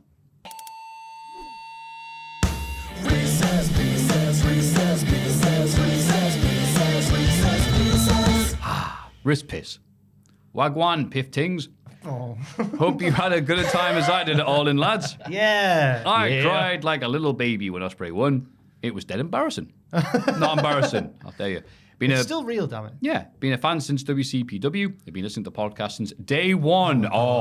Sorry. Sorry. Yeah. I tell you what, on the Wembley Way, I got approached by a fella who was like, Ross, look at this. It was pictures from a meet and greet in 2017. And he was getting a picture there on Sunday. It was the event where the rope snapped, the top rope. Yeah, yeah. Milton Keynes. Did you meet any because I met a lad who was like a small child when I first met him. Because I remember because he gave me a key ring. It was like WCPW written on it. I was like, oh, thank you so much, mate. Met him again over the weekend. He's like, he's a child, but he's like, it's hard to foot forget. taller and stuff like that. 8 years ago, Yeah, 7 years ago, and this stuff was happening. Crazy, isn't it? Yeah. Oof. Woof. But he was there with his mum. They were lovely to talk to as well. Lately, but I've been written until now. Lately, I've been listening to the podcast while I do my daily quests on Fantasy RPG Final Fantasy 14. Oh, you know who did the music for that? No words, but anyway. And it gave me an idea for a Reese piece of my very own. Imagine, if you will, that you are going on a wrestling-themed fantasy adventure. You've got a magic championship belt that's cursed, and you're off to drop it into an evil volcano. The women's tag team championships in WWE. Meeting orcs and elves and all that bollocks along the way. A proper Lord of the Wrestling Rings, if you will. I'm going to propose to you some wrestlers to be characters on your journey along the way, and you've got to pick who you're taking. All the best, boys. York City FC goalie Ryan Whitley, up the Minister Men, a.k.a. Alf from Nottingham. Thank you, Alf. Cheers, Alf. Or Minster Men, not Minister Men, sorry. Noble Knight who helps you find the way. Hiroshi Tanahashi or Cody Rhodes? Hiroshi. Cody Rhodes. Yeah, Cody Rhodes going to help you find the way. Yeah. Tanahashi's a bit more selfish. Yeah, he'd get the tattoo of a map there to help. Suspicious Sean Bean figure who might want the belt for himself. MJF or Baron Corbin? MJF. Baron. He's taller, can see over trees. Handsome Rogue who you don't know if you can trust. Jay White or Will Ospreay? I don't know. Jay White. I think they're both. I'll go Ospreay. I think Jay White's too villainous. No. Okay. But he's got lots of abs, though, doesn't he? So. I mean, look, I'm just saying. Yeah, Jay White, because, you know, you can play with him, I guess. Stoic Old Wizard, who gives you advice in your darkest hour and then pisses off back to Hollywood and misses the rest of the adventure. The Rock or Batista? Okay. I think Batista is more wizardly than The Rock, who's the opposite of a wizard. I've just seen Joel nod in the background there. Unless he's got a different podcast on. I also agree with Jack. I want this movie to make money, so I'll have Batista in it. Okay. Weird pair of unlikely mates that you think might just be in it for the violence. Eddie Kingston and John Moxley? Yes. Or Matt Riddle and Randall Keith Orton? No. I'm going for Moxley and Eddie Kingston. As am I. Yeah, you lost us when you said Matt Riddle. Terrifying barbarian that you hope is on your side, Gunther or Drew McIntyre? Drew looks like a barbarian. I'll go for Gunter. Who'll you go for, Maffew? I'll say Drew because Gunther would not appreciate the attempts at doing his accent the most. So, yeah, Drew, just to be safe. Mysterious magic lady who turns up to help you for no reason and then leaves, Julia Hart or Alexa Bliss? Oh, Julia Hart. Julia. She is magic. Oh, no, Bliss did the whole magic thing with Bray. I'll still go Julia, though. Yeah, but didn't she like help destroy Bray? Oh, well, yeah, we didn't really got to that point. Did we? That weird But fiend Julia match. betrayed her boys as well. I'll go Julia. I'm picking Julia and her yam bags. Bliss has got enough to go on. She's pregnant, I believe, at the minute, so she's There got you enough go. on her plate. The evil king who tries to take the belt all to himself, Christian Cage or Roman Reigns? Ooh. That's Roman. It's Christian. It's literally happening right now. Yeah. It's kind of. He's literally got a dragon. Yeah, Christian Cage. Your oddly handsome neighbor who will carry you to the end when you can't carry yourself. Duke Hudson. Orange Cassidy or LA Knight, but I thought LA it's Knight, series. yes. Oh, yeah. That's LA Knight in German. Oh, yeah. In French, it's just yes, night. Maffew. Maffew, really? Wee night. I feel very out of it. Troglodyte creature who... I like the word What, like troglodyte. creature? Troglodyte. Troglodyte creature. Who Troglodyte. I've been called that before. Creature who has followed you all the way to try and steal the curse spell off you and bite your finger off like if Gollum, you don't right, give him it. Come Tuesday... Gollum is not Von Wagner. He's too Jimmy small. Taylor. Oh, CM Punk. CM Punk. Yeah, is Gollum, Punk. Yeah, he's a Gollum. Yeah. Proper troglodyte. When Punk was in his shaven head phase when he was with Heyman against like Taker and that, that's probably the most Gollum he's ever looked. Yeah. Yeah. That's right. Get it up, you Gollum. Thank you very much for the lovely Reese's Pieces there with all the fantasy stuff going on. And if you have any fantasies of your own, Careful now. please let us know by going to mailbag@cultaholic.com. It's Cultaholics.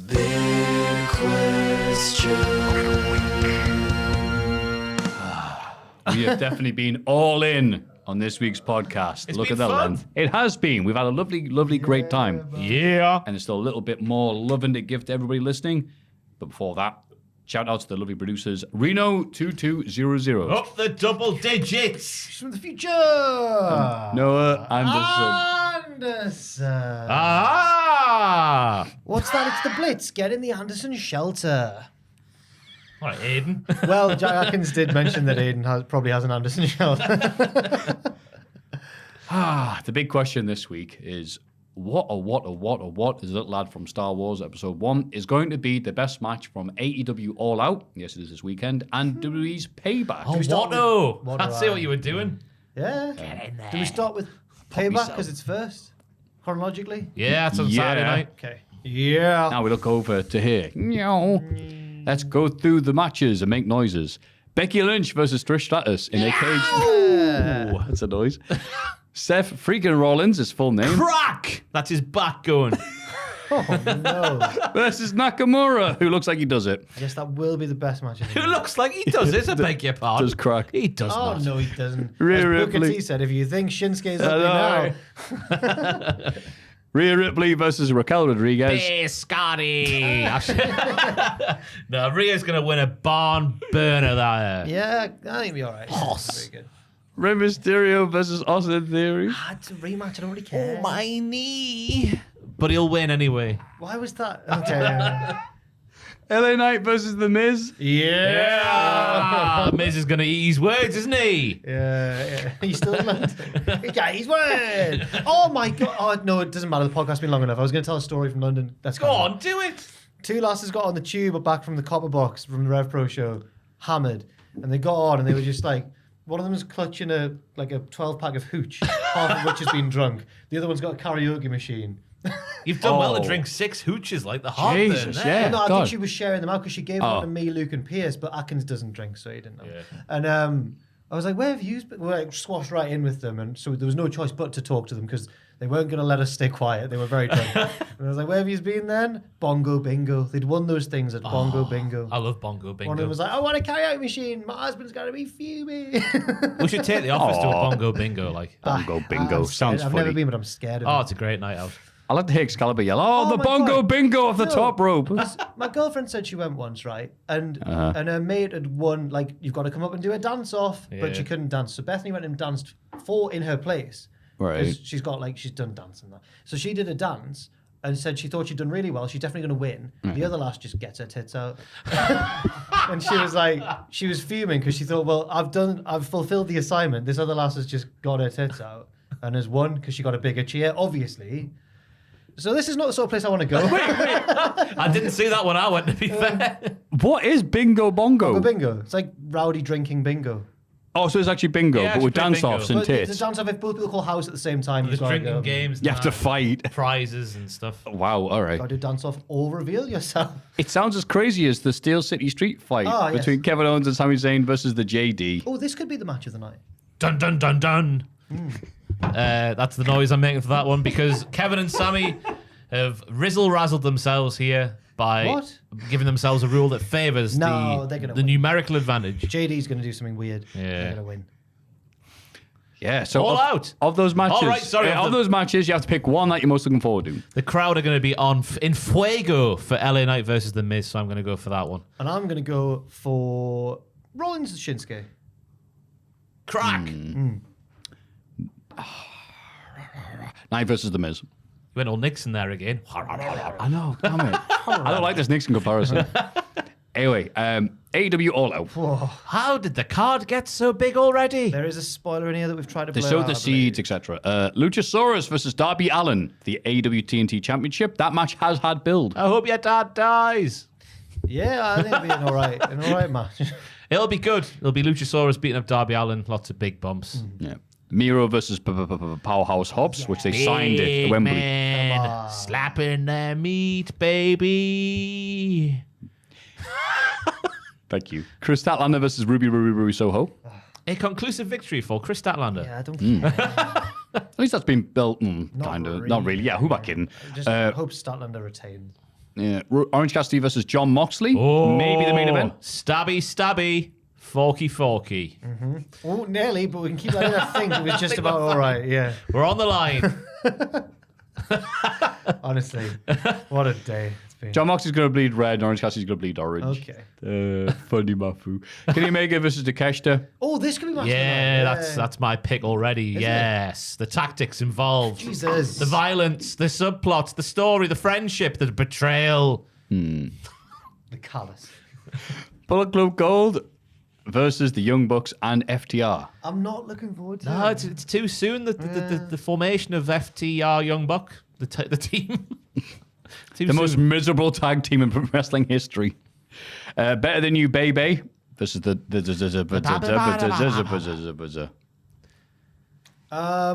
think it'll be a good match. Actually, yeah. Really yeah. good match, yeah. I think the Better Than You Baby will win and continue their friendship for the time being. Same. I think the other team will win. Did they actually? Yeah, it'd be funny because they'll be like, I can't believe we lost to them. We should say, if you listen to the podcast on Saturday, we're saving it for the people who listen on Friday, the spoiler from Rampage. Time. Samoa Joe versus Shane Taylor for the Ring of Honor World TV You Championship. know what? Yeah. Oh, no, that'll be a good match. Big man slapping their meat. I don't know who's going to win. I hope they keep it far away on the card from Miro and Hobbs. Yeah, that's a good point. Eddie Kingston and Shibata. What? Is this a spoiler? I don't know. When's that being announced? Oh. Have we spoiled some sort of... Eddie Kingston and his friend versus the Blackpool Combat Club. What? I thought Eddie versus Claudio was announced. Oh. So did I. That's I'm what they were seeming to be confused. building to. We have no yeah. idea what's happening. Wikipedia. Like AEW themselves, we have no idea what's happening. Yeah, so bloody... Oh, no, I can't stop because we might cut this bit out. It doesn't matter. Eddie Kingston's going to win a match against some people. Potentially, yeah. Yeah. Also, Claudio could win a match. No. That's horrible. Not Don't say against that. them Also, and Wanker Yuta will be there. What do you think is going to be the best match? I'm gonna... Initially, I was gonna go with the one that Ross was mentioning, but I'm gonna change my mind and go for Moxley, Orange Cassidy. Yeah, those two artists painting their wrestling painting on their blank canvas that is known as the ring. Omega and Takeshita. We don't need to They fulfill are the word count. We've gone way over it. Two beautiful men painting some beautiful wrestlings up the beautiful wrestlers. Yeah. Make sure you count the references as part of the word count. I'm going to say Miro versus Powerhouse Hobbs. Oh, good shout. Been a while since we've seen either of them get a chance to do what they're capable of. And for Hobbs, it's a long time coming now that they've abandoned Wardlow. So, yeah. AEW, what are you doing, you weirdos? Well, we are here for whatever you're putting out. The good stuff, the in, out, shake it all about stuff that you're doing. Jack, anything to plug, by Christ? So, next weekend, I believe, will be the next edition of Matches of the Month. Mm-hmm. Not this weekend. Because at the minute, as we record this, it's still August just. Sorry. No, I understand. And also, look out for all the content we shot in London. I don't know when it's Yay. going to come out, but there's a vlog we did, just a trip, basically a diary of the trip. There's also going to be asking 100 wrestling fans who their favorite wrestler is. Maybe you're in it. Maybe we had to cut you out. I don't know. Good luck. Hopefully you're in it. Yeah. The Osprey interview's up, and what happened after? Yay. Yeah, pitches for All Out and Payback are on the channel right now, so go and watch them. We'll have all the usual pay-per-view content. There'll be live streams on the YouTube channel for both events with their respective teams. After the events, there will be What Happened At videos for both events, WTF for both events, and other things. News God. surrounding the events, probably involving CM Punk fighting with somebody else. Yeah. We know what the score is, don't we, everybody? Yeah. It's Desmond Tutu. I don't know why I said that. Maffew, what are you doing? I'll be talking about Desmond Tutu, actually, funny enough. I don't know how you knew that. I will be putting out something that resembles a Botch Menu video. Be going, look, have this, and then I'll be sleeping for 40 days and 40 nights, I imagine. Yes, that's what planned. Me and Tom will be meeting up to do some bollocks, and maybe there'll be even some recording involved in that. I don't know. Oh. Just the Maffew and Tom times. Will your balls be in his face as well? Not with that attitude. They want Sunny Jim. And Joe will be lovely as always. As he does. I don't know if he will be after this weekend. I've heard his schedule. You mad man. How was Beatles Week? Joel went to Beatles Week in Liverpool. Fantastic. What is the Beatles week? It's just a week. Just a week about the Beatles in Liverpool. It's a week of tribute bands playing Beatles songs for a week. Yeah, pretty much. That sounds mint, mate. Well, whatever you're into, They also Wrestling were- or weird they were- stuff. They were also naughty, cheeky boys taunting the Newcastle fans in the office. They went on an Anfield Stadium tour and they pointed at Darwin Nunez's shirt and went, "Oh." Him and Owen. Did they? But once Owen's back, they're going to get battered. But it's funny because there's a Champions League draw going on now. Oh, Newcastle are in, but Liverpool aren't. That's right. That's right. Thursdays, I think. So suck it! Aye. Got your Anfield. A field, you tit. We can't hear anything. Joel's over there. He doesn't have a microphone. Sunderland still in championship. Yeah. I'll wear the... No, I'm not saying that. Well done, everyone, for listening to us. We appreciate every one of yous. There's Ross slapping his big meaty dick on the table if you're listening to the audio version. I wish. It's very unnecessary. He's seen the draw that Newcastle have got. It's very generous. Like that noise if that happened. It's Pepperami. Group A, Bayern Munich and Man U. Oh, we're actually commentating this now, are we? Can't get that group though. That's a shame. Anyway, yes, I was trying to be saying Imagine a nice little thing the there. Harry Kane scores against Man U. We'll abbreviate. Appreciate all of yous. Seriously. Oh, yes. Oh, we have yeah. to. The thick, the thin, the happy times of wrestling, the negative times of RB wrestling. Leipzig. The most genuine moment of the podcast. Sorry. That's all right.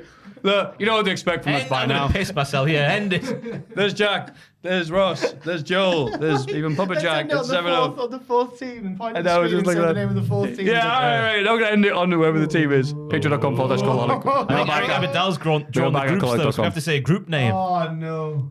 Wait 2 seconds. It could be. It's going to happen. Here we go. Come on, Eric. Get the ball out. your Here we balls go. out. Come on. What letter are we going to say at the sign? Oh, well, lad. Cheer up. G.